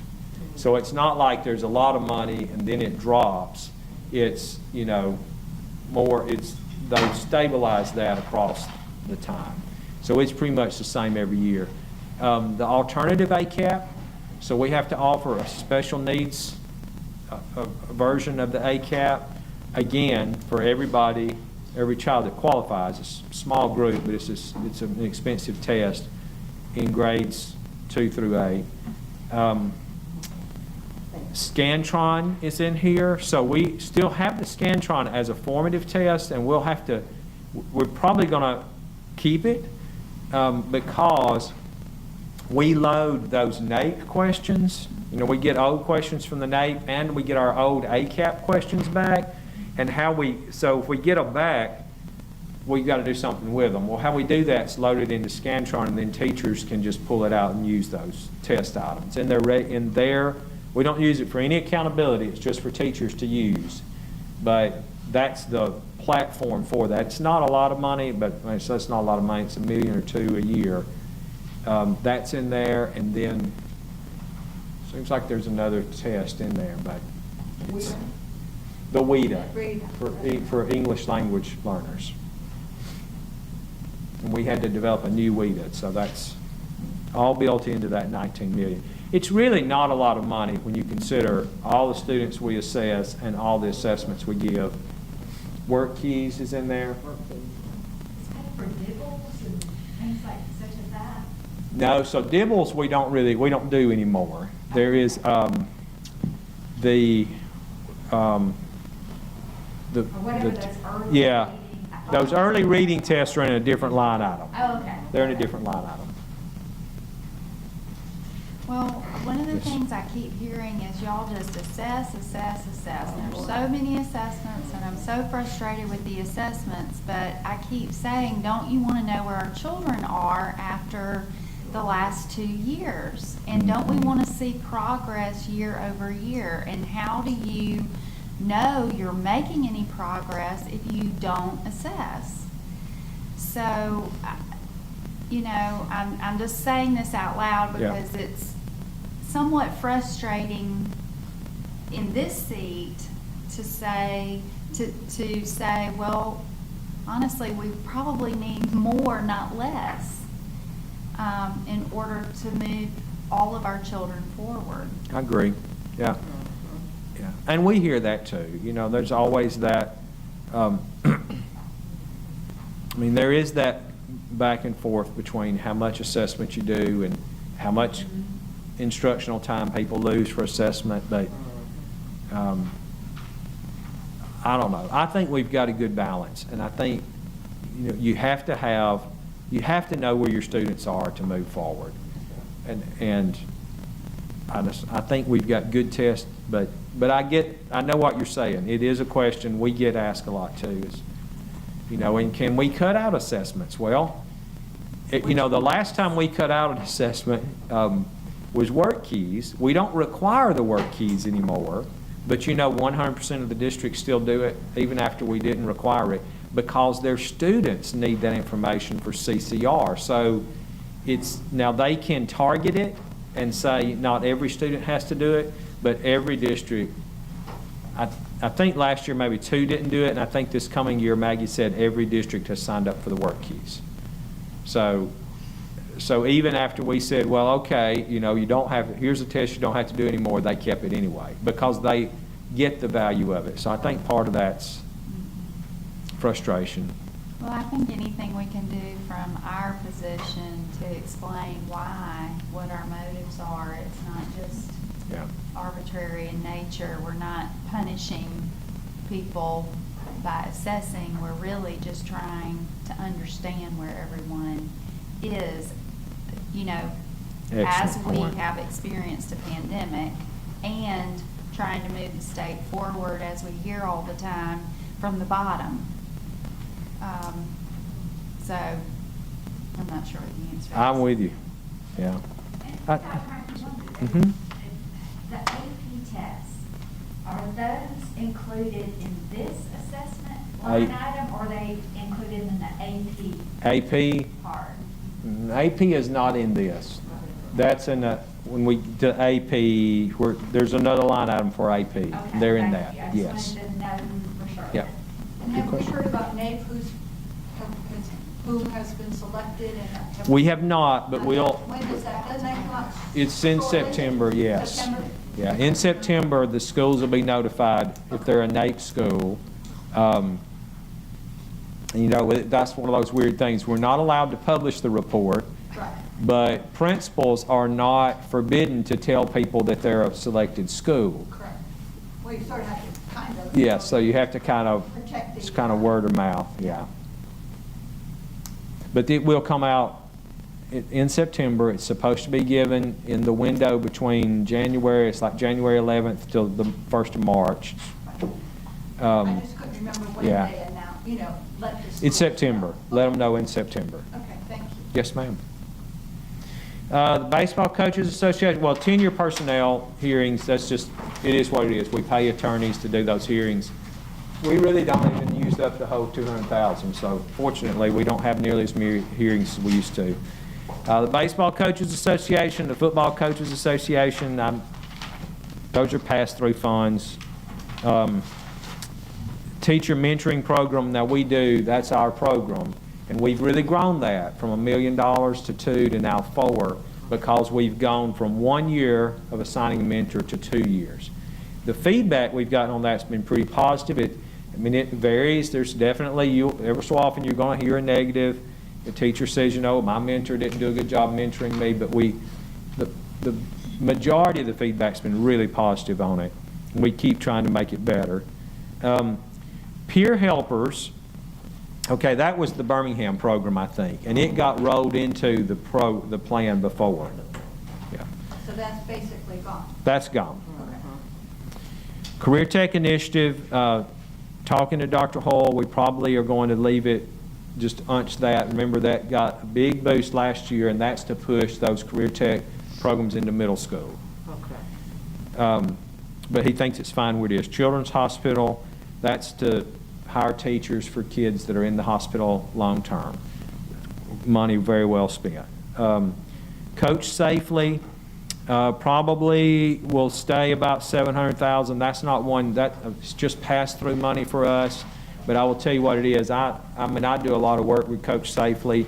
That is an initiative by some retired coaches, and Children's Hospital is partially involved, and some of the sports medicine doctors. But basically, it is to train not our coaches, like our high school coaches or middle school coaches. They're ours. They're already trained in like concussion prevention, but this is to train Pee-wee coaches in how to keep kids safe to prevent them from getting concussions.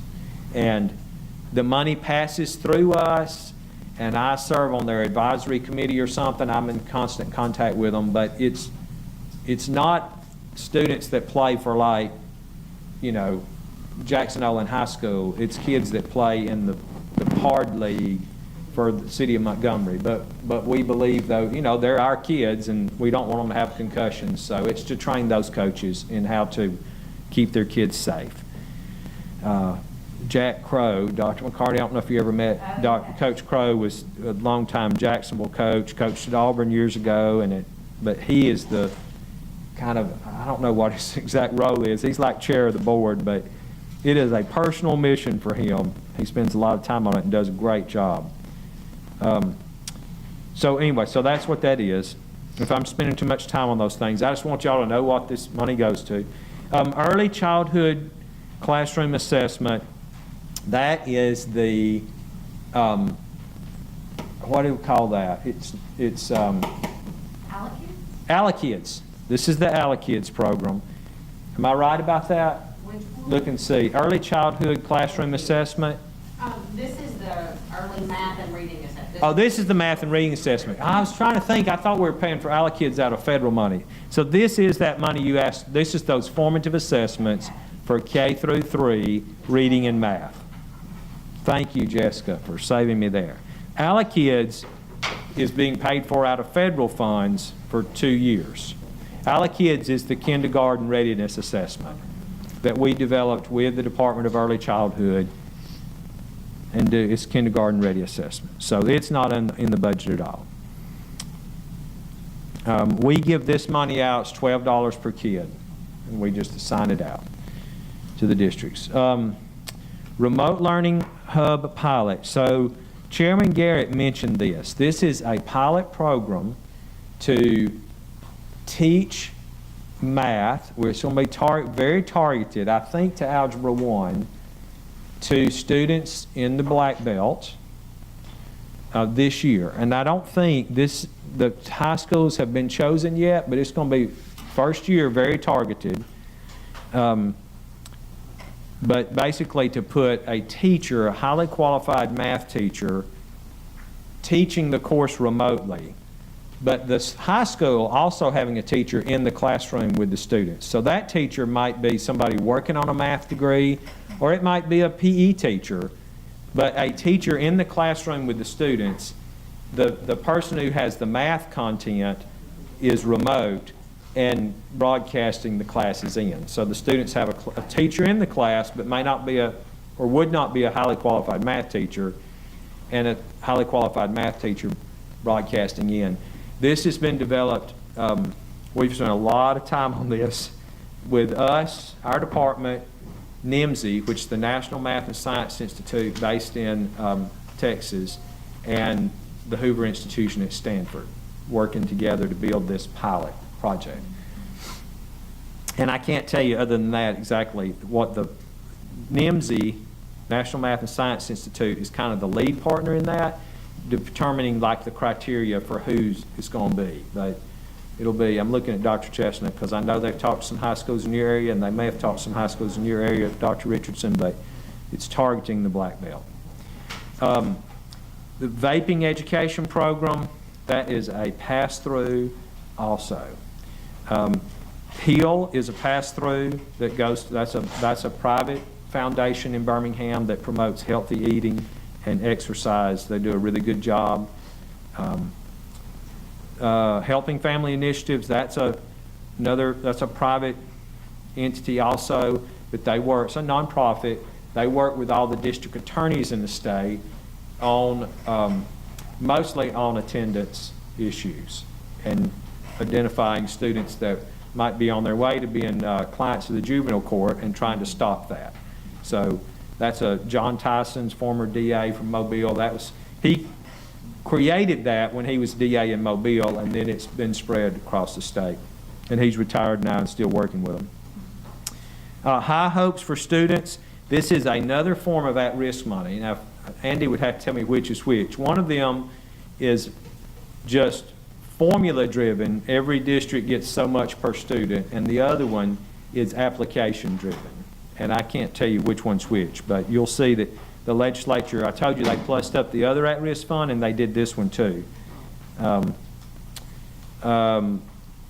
Alpha Institute, that passes through us.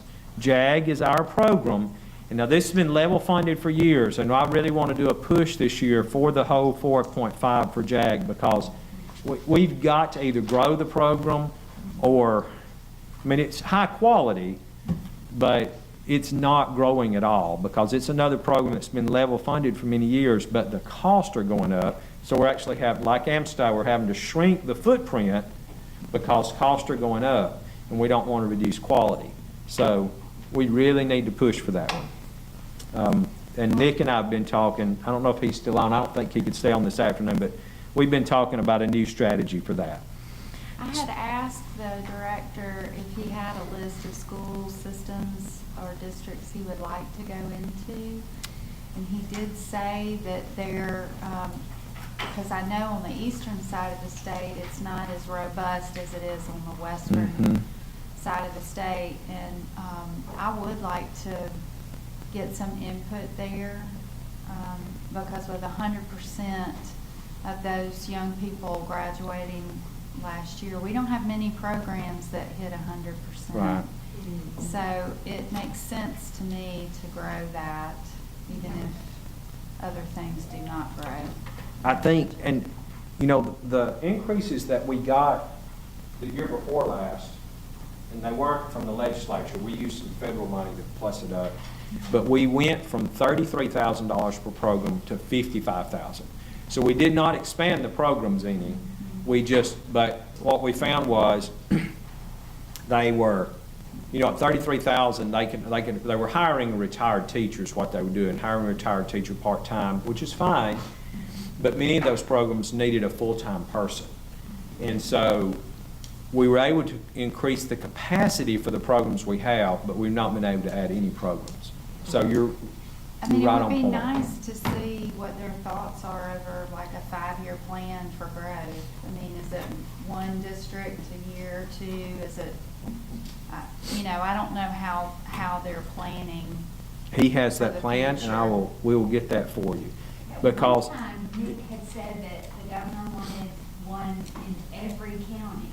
by 2025. Yes. That was the goal, and we actually worked with the national JAG program to develop that out. And I don't know if it didn't have like, you know, we're going to do Jacksonville and Anniston in 23, and we're going to do, you know, Tuskegee in 24. But it did have so many per year to how to get there.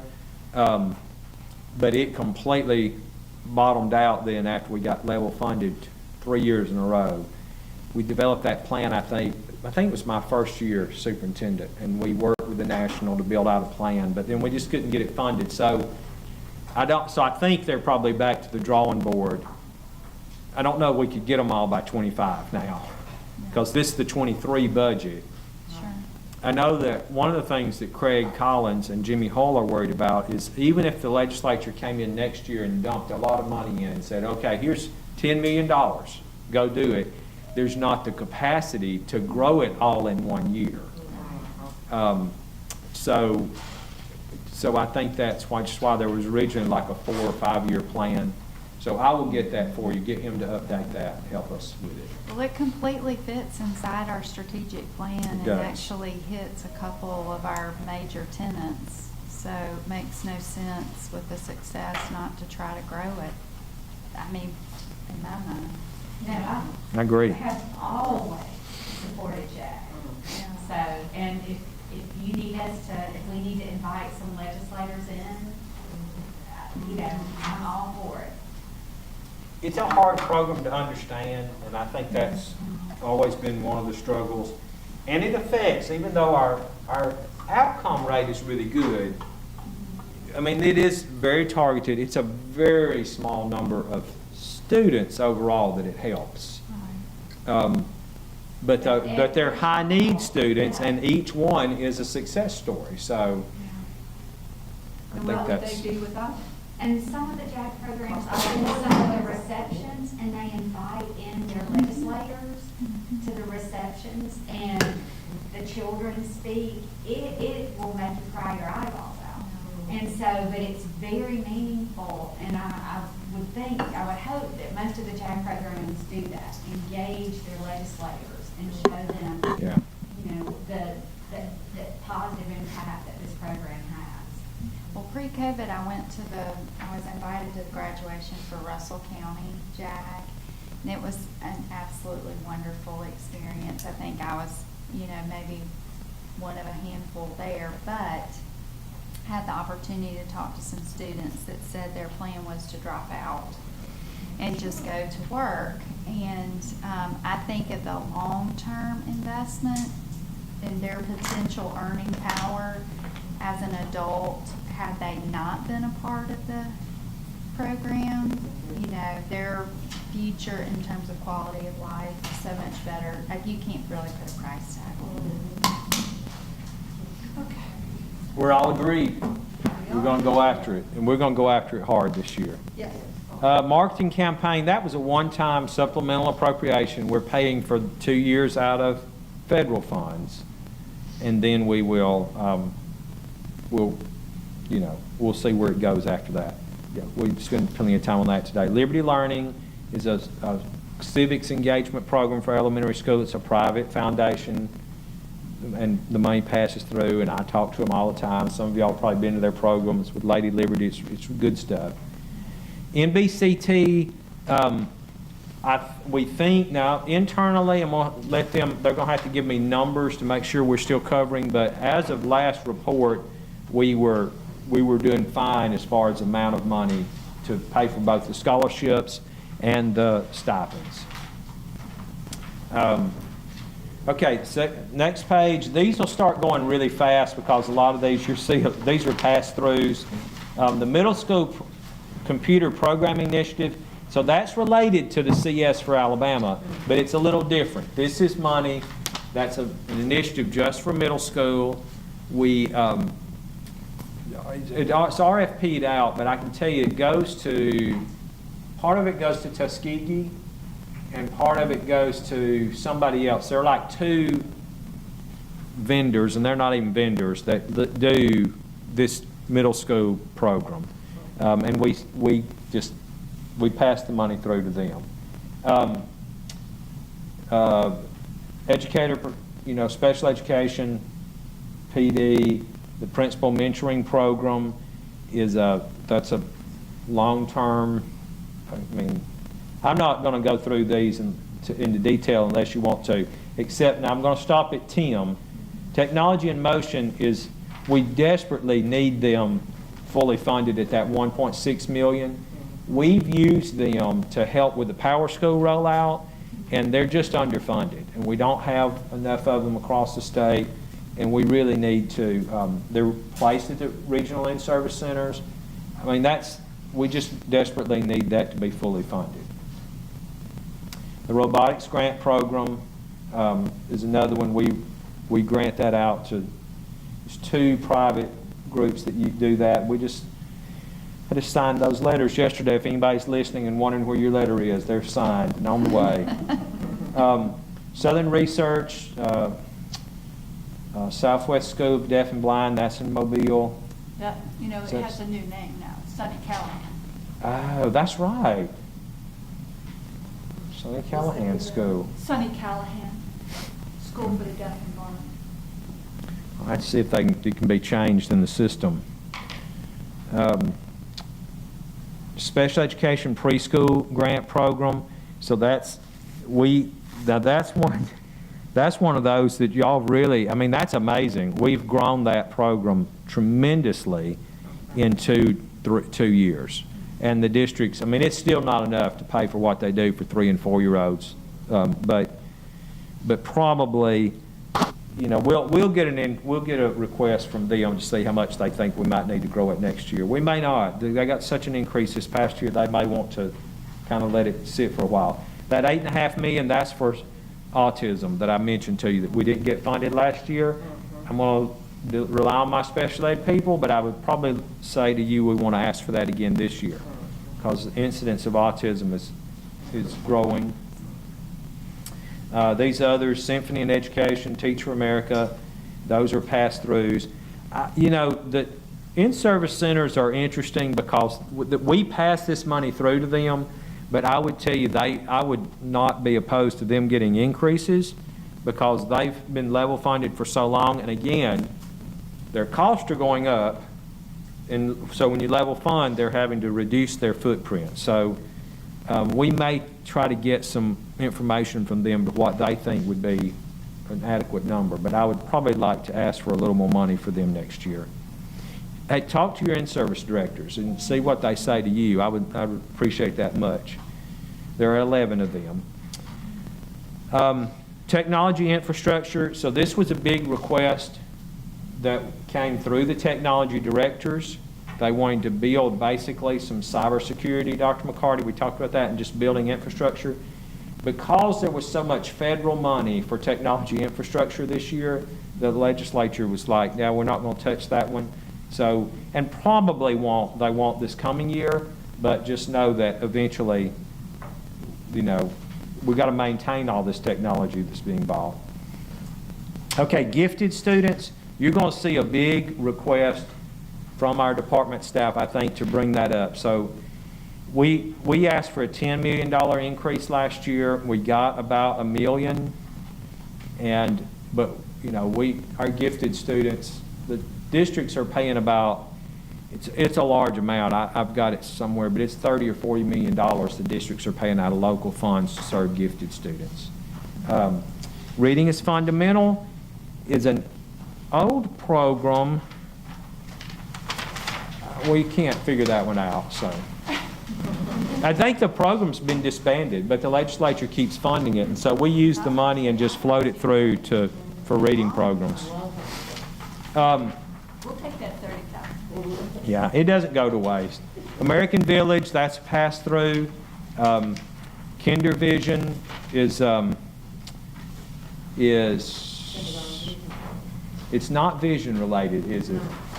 It's something else. I had to remember what Kinder Vision is.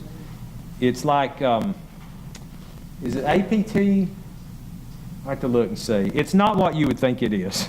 I can tell you that. But it's a pass-through.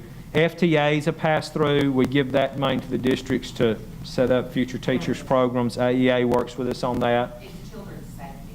It's like personal safety. Yeah, it's those little cards, little ID cards they get to try to keep students from being kidnapped.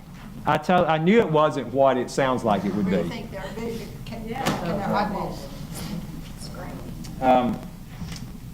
The liability insurance program, that's money that goes to the Department of Finance to pay for liability insurance for our employees, not our employees, for all the teachers and staff members in the state. And it's just a pass-through. The money comes to us and it goes straight to the Department of Finance. We don't keep one dime of that.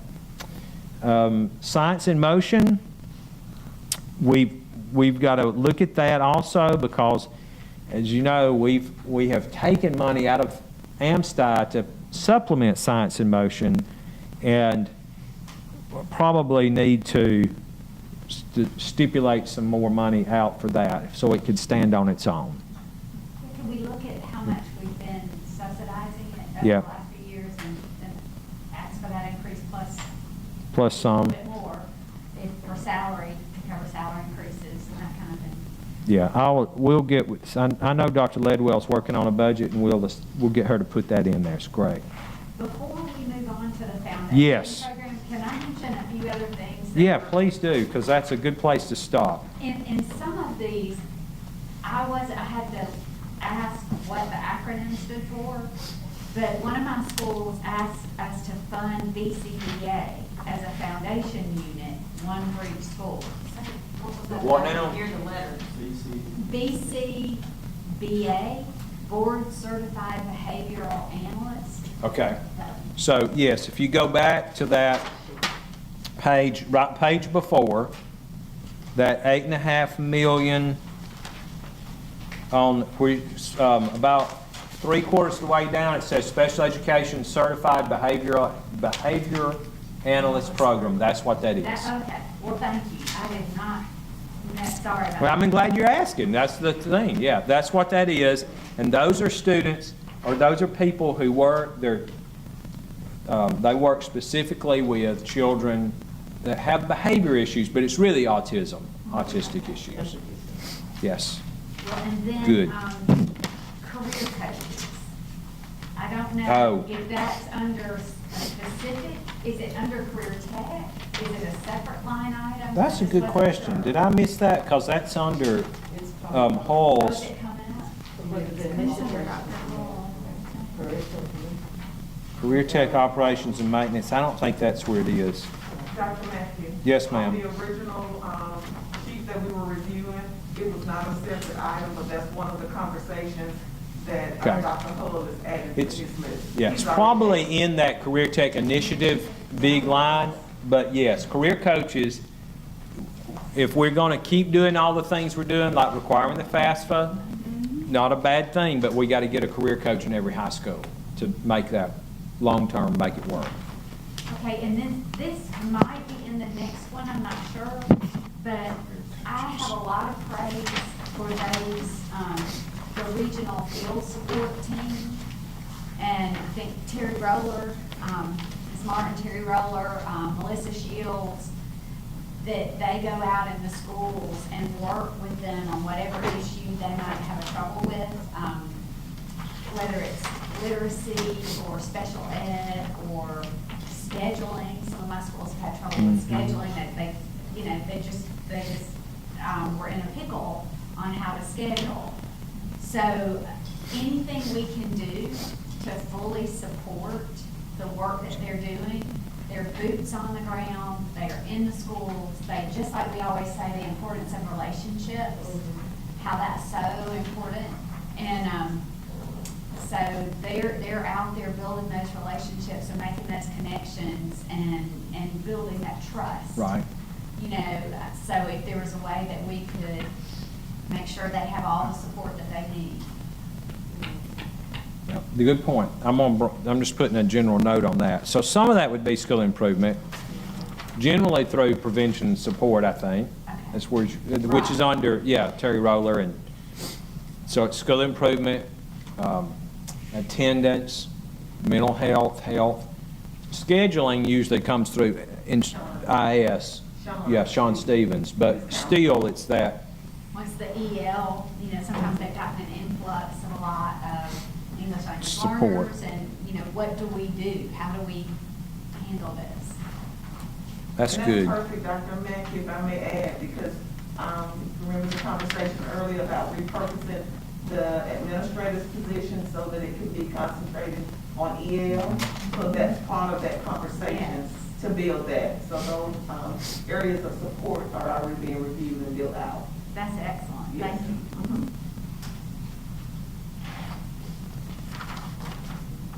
Okay, you want to go to the last piece? And then we'll come back. And y'all been good to hang in there with me. So the foundation program is one line item, but it's the big part. So it's $4 billion. That's your teacher salaries and benefits and that's all this stuff. Remember, I started out with this, all these extensions, all of that is built into that one line item. It's so funny that, that one line encompasses so much. That should have been about a little over $4.1 billion, but remember, because of the reduction in students last year, it would have gone down. We got the legislature one time to put the money in for that stabilization fund. Now, I don't know, I've been talking to superintendents, and everybody I've talked to says that their kindergarten numbers this year rebounded. They came back. Big time. But, we are worried about enrollment next, because we don't really start officially counting enrollment till after Labor Day. 20 days after. We've also, 20 days after Labor Day, we've already had a few students, not many, maybe 24 students that I've heard about that parents have just withdrawn them because of the COVID-related issues, basically, and they've either gone to a private school or a private online school, and so we are worried about that number, but we're still counting. We don't want to get too worried yet, but just know that we're going to have to watch our enrollment, I guess. The math and science matrix, that's the teams. And then we talked already about fleet renewal, transportation operations is a separate line item, but it's built into transportation. This is a different at-risk fund. There are 3 at-risk funds. This one goes, Andy would have to tell me which is which, but this goes straight to schools.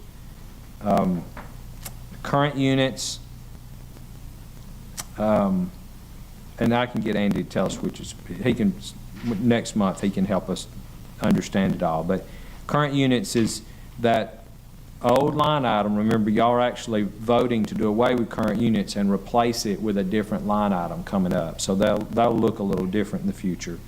So why you see that the appropriation was only $2 million. We asked for $13 million. It's because it's been rolled into the foundation program. School nurses, we're still really short on school nurses, but now we're working on what that would look like.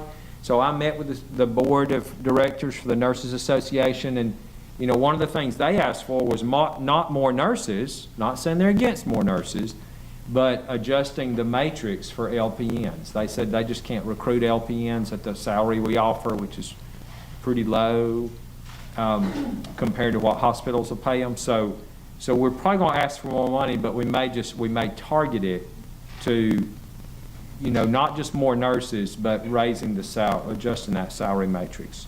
We're working on that internally. We'll bring that to you. Career Tech, O&M, that was fully funded this last year. Dr. Hull's working on that. I think he said it would probably be about the same. Probably would not ask for an increase this year because he got such a good increase last year. And most of that passes through too. That goes through or maybe all of it, I think, goes through the districts. And then the Information Technology Services is, I can't remember, that's to support career tech, support technology coordinators in the districts. And they got a pretty good bump this year. The Technology Coordinators Association, ALET, worked really hard to get an increase there. So that brings us to the end of the sheet. And what I would suggest, now remember, this is the beginning, not the end. Take your sheet with you, talk to your superintendents, and if you'll give us feedback over the next couple of weeks, we'll come back to that September work session. So you're going to get something, actually. Remember, the packets go out in 9 days, I think. And then in the work session, we'll spend time talking on it again, and we'll vote in October. But there's still lots of time to make adjustments, so I don't want you to feel like if you have a thought on the way home or a superintendent runs something by you, at a ball game, that, oh my gosh, I've missed my opportunity. No, we're just beginning the process. And even if something comes up in December, after we've done our submission, there's still time to come back and say, hey, we really think that this is an area we need to do something with too. Okay, Dr. Richardson, so we have on our agenda a couple of legislative issues, Power School. We can work on your schedule. So we originally said we were going to go to 4. I know it's a long day for everybody. I mean, I can stay later than 4. We know people want it, but now we don't have to push everything in, because we can also come back at the work session in September and discuss some of these things. We can do what you want to do. I think, this is just a me thing, I think the legislative session would be great if we could have our whole board together. I'll be honest, I don't know if Belinda's still with us. I think she is hiding there, see number 1 participants, but I think it would be good to have our whole board, because that's I think 1 is actually us. I think we did lose her. Oh, okay. We're the 1. So y'all are 1? Okay, I thought you were number 1. Okay, but no, that's my. I agree. But I'm only 1 vote of 9. Okay. Okay. What about Power School? You want everyone to hear that too, or what? Is it how short? She can make it very short. I'm sorry. Summary if you want me to. And I'm going to let you come up here. Can I ask you, while she's coming up, though, I know this is also something we don't want to decide today with everybody not with us, but I have already talked to a couple of the others who are not here with us today. But if you would, between now and September-ish, look at January 22. So our board meeting will be on the 13th. That's going to be, I'm going to tell you, that's going to be a long, horrific week. Not because of you, but because the legislature, the governor's big speech of the state of the state is Tuesday night. All right, The wait, wait, wait, legislature. wait, I just got to January. Okay, January the 11th Okay, is the what? day the legislature convenes. Okay. The speech, the governor's speech will be that night. Okay. The state of 12th is their main organization day, and then the 13th is your meeting. Okay. So that's going to be a long week for everybody. But my suggestion is that we then let everybody take a deep breath the next week, and then come back, say, on Wednesday the 26th, and do a retreat that would be in town. That'll be a Wednesday, so it'll be committee meeting day, and I think we could line up like joint meetings with all of the committees, the policy and funding committees. And it's early enough in the session to have a lot of influence over what they're going to do over the next 2 months. But that first week, I thought about, well, what if you came in the day before that 13th meeting? But I think that's just going to be a crazy week for you, for us, and for the legislature, since that's an organizational week. Yeah. But I think so. just look at it, and if the others feel like they could do that, then that's what I was thinking. Y'all might could come in. I don't know if people could come in on Tuesday night if we planned it ahead of time, and we could try to see who could come in on Tuesday night to have some time with just the board, and spend the next day meeting with legislators, basically, as our spring retreat day. And then we could look at next summer or something else. And I know it's early, but it's really not early. It's almost September, and we're talking about something coming up. So if you just would think about that, and then I'll... January 26th. 26th. So it gives you time to keep your calendar. It does. We can start. Okay, we'll get back to you. Oh, wait a minute, when's the national Yes. championship? Because I'll be busy then. It's earlier than the 26th, but I'll defer over here, but I'm sure that Markham already has it on his calendar too. There it is, Okay, just want to make sure, That's right. because we're busy. No We'll be traveling. No conflicts. So I could read it. And I have to say, I'm sorry, I miss our time when we sit down and go out to dinner together, and I'm sorry our beloved new members haven't had that chance. So that would, I think that'd be a marvel. Before that. Yeah. The night before, right. Good afternoon again, everyone.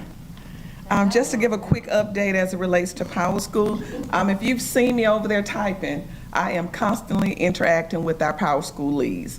I'm on quick track with them, so when an issue arises, I'm Johnny on the spot with them. It's been great, I'm going to say that.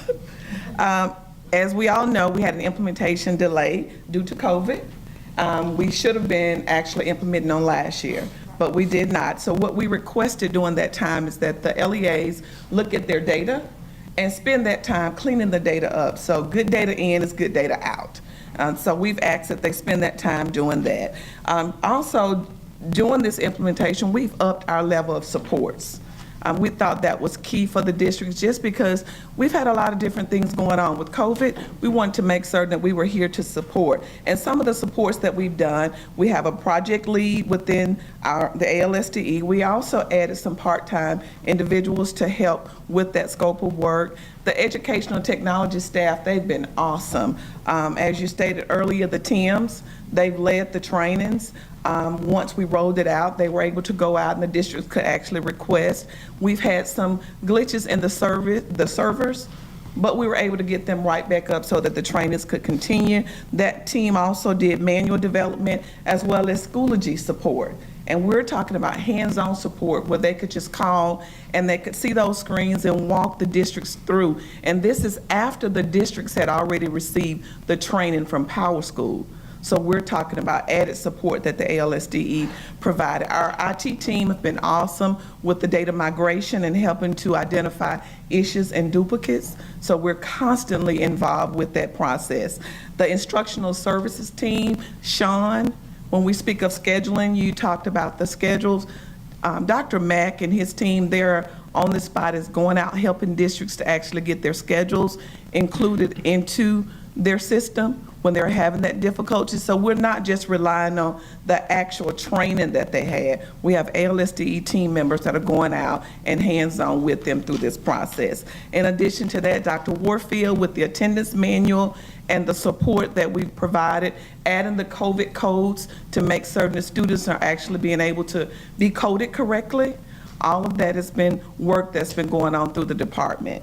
Power School, I have to say hats off to the team because we have identified some concerns, but they upped their level of support. They increased their capacity. They added consultants to the work. In addition, their CEO actually gave me his cell number.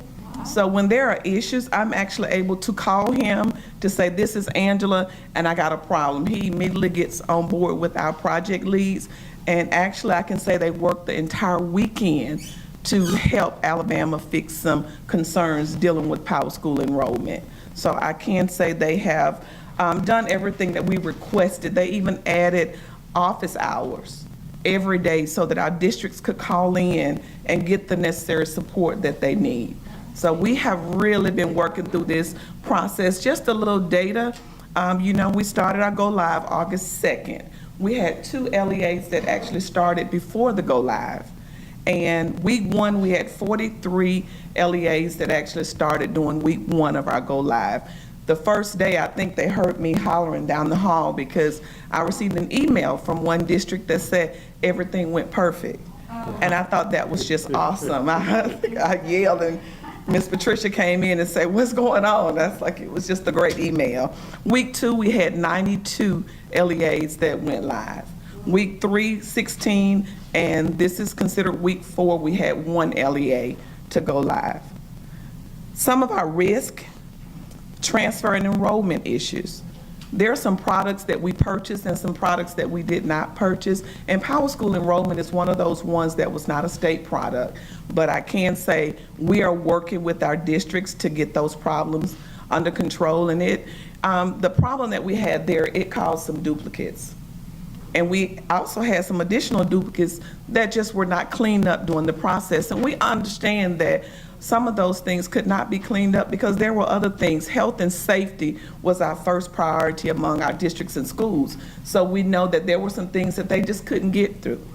So we're working to make certain that we get all of those cleaned. There have been fixes with my emails that I've been sending out. We're actually contacting those who have not uploaded data individually so that Power School can go in and fix that data for them. Our turnover and our coordinators. We have about 18 new tech coordinators throughout the state. And when we say that, there's been a lot of training that took place. As a result, that training was somewhat lost when you've had turnover during that time. But we're not letting that cause a limitation for us. We're still giving them the necessary support. I'm gonna say added support, because they actually had a loss. Some of them right now are still without tech coordinators. And we're still making certain that they have a smooth rollout of our SIS. Did you say 18? Did you say 18? Yes, ma'am. Yes, ma'am, 18 tech coordinators. They're either vacant or brand new. Let me say that they're either vacant or brand new. Also, third-party integration. So we're working with our districts. When I say third-party integration, that's when they have a separate product and they're trying to lay it on top of our SIS. And sometimes that can cause some problems. So we're working to try to help them negotiate through those situations. And districts not using Schoology right now. We're actually having calls with them, making certain that those opportunities are there and they totally understand what needs to be done, and also understand that having duplicates in your system and trying to move it over into Schoology can actually cause some concerns. So we're working through those as well. And the last risk that we actually see is actually handing over Power School from the implementation specialist to the actual Power School support. Right now, the implementation specialists, they're actually working in the districts hand in hand. And when that support actually leaves and go over to just the support desk, we're worried about what that could look like to make certain that there's sustainability there in order to carry out the necessary work. through all of those risks, we've still had some successes. And I'm happy to report on those. Our teacher and leader professional development data that's in our professional learning, we actually started that a year before, and it's been going great. Rhett Cutts lead a lot of that work, and hats off to him for the great work that he's doing with that particular product. And having Schoology to be able to tie back to the professional learning. That's awesome to be able to see that professional development sitting in that platform.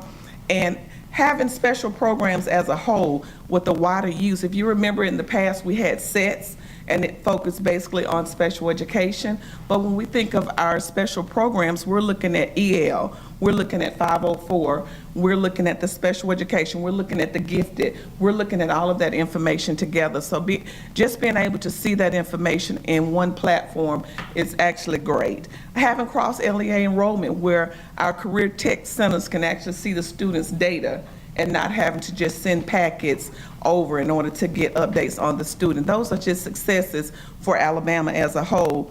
And just increased capacity using Schoology, the opportunities that it's able to provide for our students, just being able to interact and have the communication that's necessary. And the success that's going to be coming will be the use of analytics. When we actually roll out analytics this fall, we have that training that's already set up to occur. We will be able to really see live data on our students, and we're talking about student outcomes, being able to really project on the teaching and learning that needs to occur. We're speaking of getting in there, being able to do growth reports to show exactly where my class is sitting right now, so that I can get my lessons together in order to organize the instruction the way it needs to go. So analytics will give us that tool, and we're just excited about that opportunity. Our continued work, we're gonna continue to work with our LEAs to clean up the duplicates, because they are there. We have to be transparent. We're gonna work through those implications where duplicates are actually impacting some of those other programs, those third-party programs that they may have. Because if those duplicates are actually in your enrollment, they're going to filter over into your other programs that you're using. We're gonna keep those daily office hours. We're gonna keep those as long as we need to make certain that our districts are successful.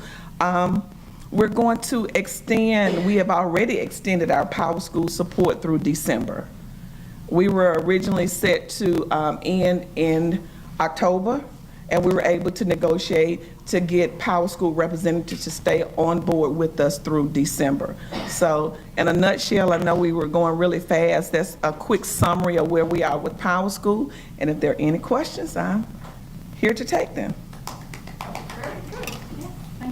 She's doing I love when you do the analytics. I'll wait. I know that's in the future, but I love to hear more about that, but we'll wait, you know, if you want to wait. When do you think that's gonna roll out, the analytics? That was We start our training this fall. This fall. This fall, we're gonna start our training. Once we actually have our full set of training, we have two individuals, Gene Scott, who is our project lead, and then we have Marcus Vandiver.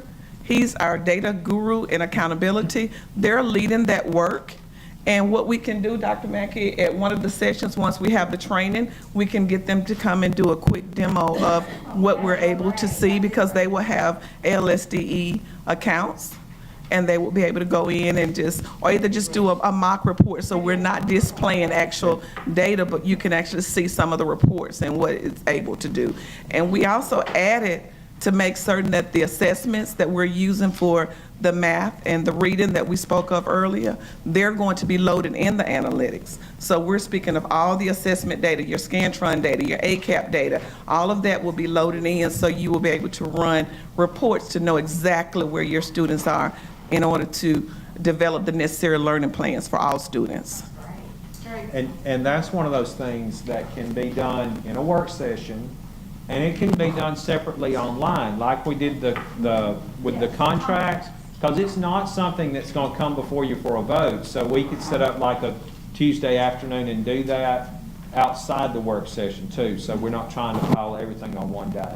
We had to increase the seats. Just to let you know, Dr. McCarter, we've had to increase our training seats because our department, especially instructional support team, they're so excited about having analytics that they wanted everybody trained, and that was not what we originally had. So we are working to increase those seats to make certain that each person that's going out to support districts and schools, they have the necessary tools in order to project the data.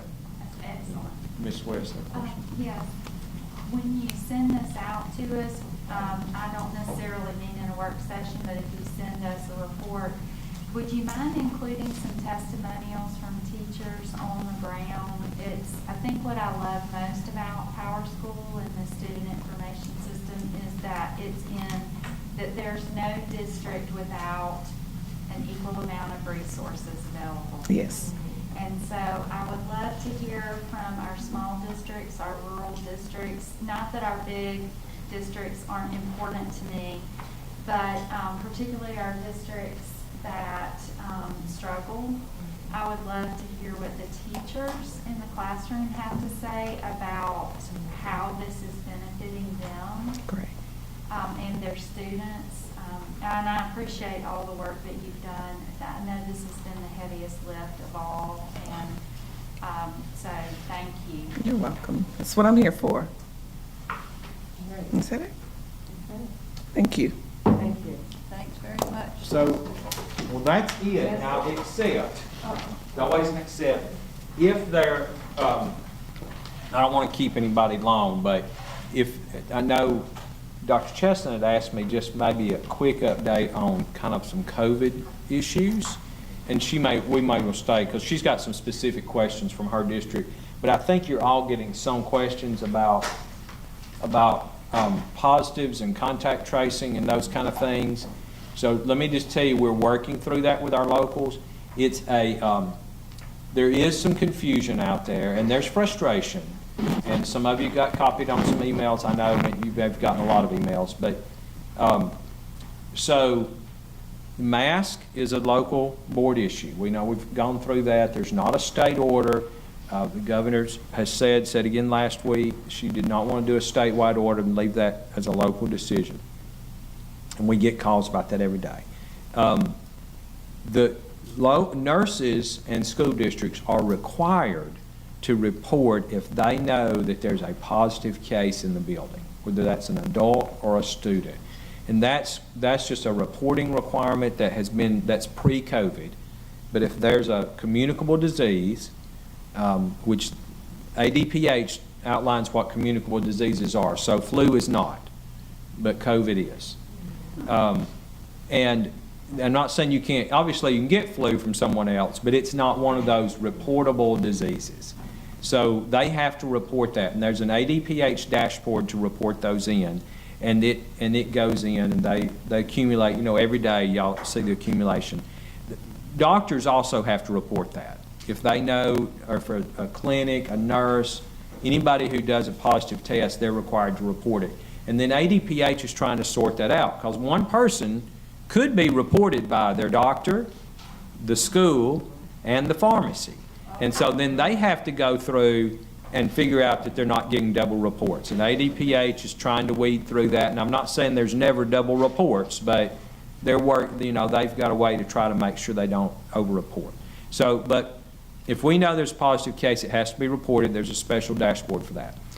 We have a separate dashboard that's going live this week, and but as a test, but it'll be required in September for them to report the total positive cases in schools to us, and that'll be on our dashboard, okay? So so the report to Public Health, they accumulate all the positives in the state together, but we will have a breakdown by district, and I think it's even going to be more specific than by district. But we did that last year, and we had thought that they did some technical stuff on it to upgrade it. We thought we would not be getting a lot of reports before Labor Day. But we've got a lot of reports the first week. So we've hustled that up to speed it up and get it back up early. So it'll ahead of the schedule we had planned.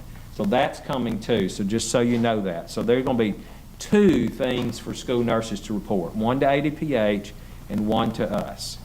And they will be, it'll be total cases. So you won't know which ones are students and which ones are adults, because we got to be careful about not over-identifying to the point it could be a HIPAA violation.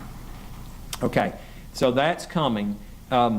The other thing is we're having more schools that are having to go remote, and we're starting that back too. So where they report to us, they don't have to have our permission to go remote, but report to us that they have schools that are going remote. So that dashboard is also coming back. We're sending that out this week, that we want districts to start reporting that as they go remote, that they let us know which schools are remote. Again, we anticipated we would have some opening and closings, but not the first week of school, but we did. And so my bad on that, but we're getting that up and running. We're talking to superintendents every day about those issues. And it's not like people in the local community don't know, but so that we can keep up a state kind of run. So the other issue that I'm hearing a lot about is kind of contact tracing and what is and is not required. So contact tracing is not a required activity for schools, period. We had talked with Dr. Harris last spring. He said we're not going to need schools to do that anymore. But nobody anticipated this spike. And so they came back close to the beginning of school, and public health said, look, we're not going to have the personnel and capacity to do this like we thought we were going to have to. So if the schools do it, they're going to have to do it on their own. But public health, they're doing some contact tracing, but they're not even trying to contact trace every case that comes into them because they don't have the capacity. But the truth is, most of our schools don't have the capacity either, because last year they had many students remote. This year they've got all those students back who have feeding tubes and who have major medical issues. And what I'm hearing daily from superintendents is we don't have the capacity to do that. So you've got 3 mixes, basically. You've got school districts that are trying to do contact tracing. They're having a hard time keeping up with it, but they're trying to notify the people who have been close contacts within 6 feet for 15 minutes of positive cases, or if everybody is masked, it's 3 feet, 15 minutes. They're trying to notify those folks and send letters home. So that's one category. Then we have a second group they're not doing any contact tracing. It's not required. It's a local decision. They're just not doing it. So they're sending positive cases home, but they're not doing contact tracing. And then we have a third group, which is probably the biggest group, that's kind of in between. And what they're doing is saying, we had a positive case, this is 3rd grade, we had a positive case in 3rd grade, and they're sending a letter home to every parent in 3rd grade. So they're not trying to figure out how close Dr. McCarty was to Dr. Richardson for how long, because they just don't have the capacity to do that. But they're just sending a letter home to everybody in 3rd grade that says, look, there was a positive case in 3rd grade, and you need to watch your child. If your child starts showing symptoms, go to the doctor, call the school nurse, but not you. We've identified you as a close contact. You have to stay home for 10 days. So there's 3 different ways, and actually there are probably multiple ways in between those 3, but that's basically, most of them fall within one of those 3 categories. And I know there's some frustration out there because people say, well, the county schools and the city schools in my area are doing it 2 different ways. But I don't know a way around that. It really is a local issue. There's no state order for that. And I don't know. I mean, like I've had several superintendents, I talk to them and say, well, this is what I would do if I were in your shoes. This is how I would handle it. And then some of them say, well, that's how we're going to handle it. And some of them say, well, that's not the way we want to do it. And I said, well, you don't have to. You ask my advice. You don't have to take it because it's not an order.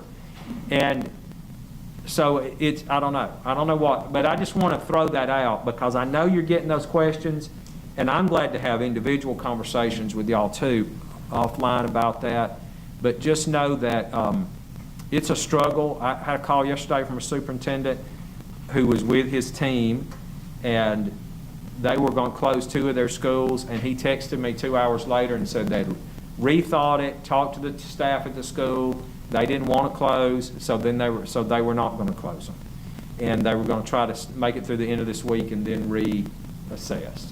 And so, but he didn't have a break. Some of his schools didn't have a single positive case, but these 2 schools had obvious outbreaks. So, it's just, I don't know what, it's going to be it's going to be a very difficult year. And in many ways, this year is much worse than last year because there are not, things are different. I mean, last year, there seemed to be, I'm going to say this and I'll be quiet, Dr. Richardson. It was like last year, it felt like that everybody just we're going to dig in and we're going to get through this year. And we did, and the communities did. We didn't have people yelling at local board meetings and all that kind of stuff. We just got through it. And it's like everybody took a breath and thought, okay, we're done with that. We got through it. And then it's like, oh my gosh, no, we're not through it. And so we're getting this kind of frustration and anger that I don't even think is directed at our schools. It's just frustration and anger and They just want normal. yeah. So it's just, anyway, our folks are struggling with it. And I'll be glad to answer any questions, but I don't want to delay. I'll stay too and just talk. Dr. Mackey, I just want to thank Mrs. Ziegler for working to try to make sure this happens. Oh, yeah. And you and your staff for giving information to us and inviting people and board members who actually came in and those who were online. So thank you to everyone. Yeah, same here. Thank you very much. It's been a good day. Sorry. Thank you all. Thank you for coming. And safe travel, everybody. Okay. I want to hear that yell that you gave that Budget here now. Board I hope that no one Dr. comes. Johnson, we can talk specifically about yours, and I wanted to know. Okay. I figured everybody was getting some of those questions, so. Okay, I'm ready. The ethics person can attest to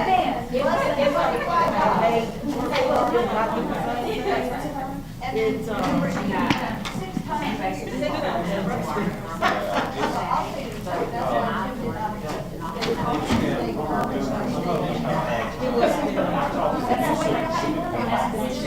I want to stop at Walmart.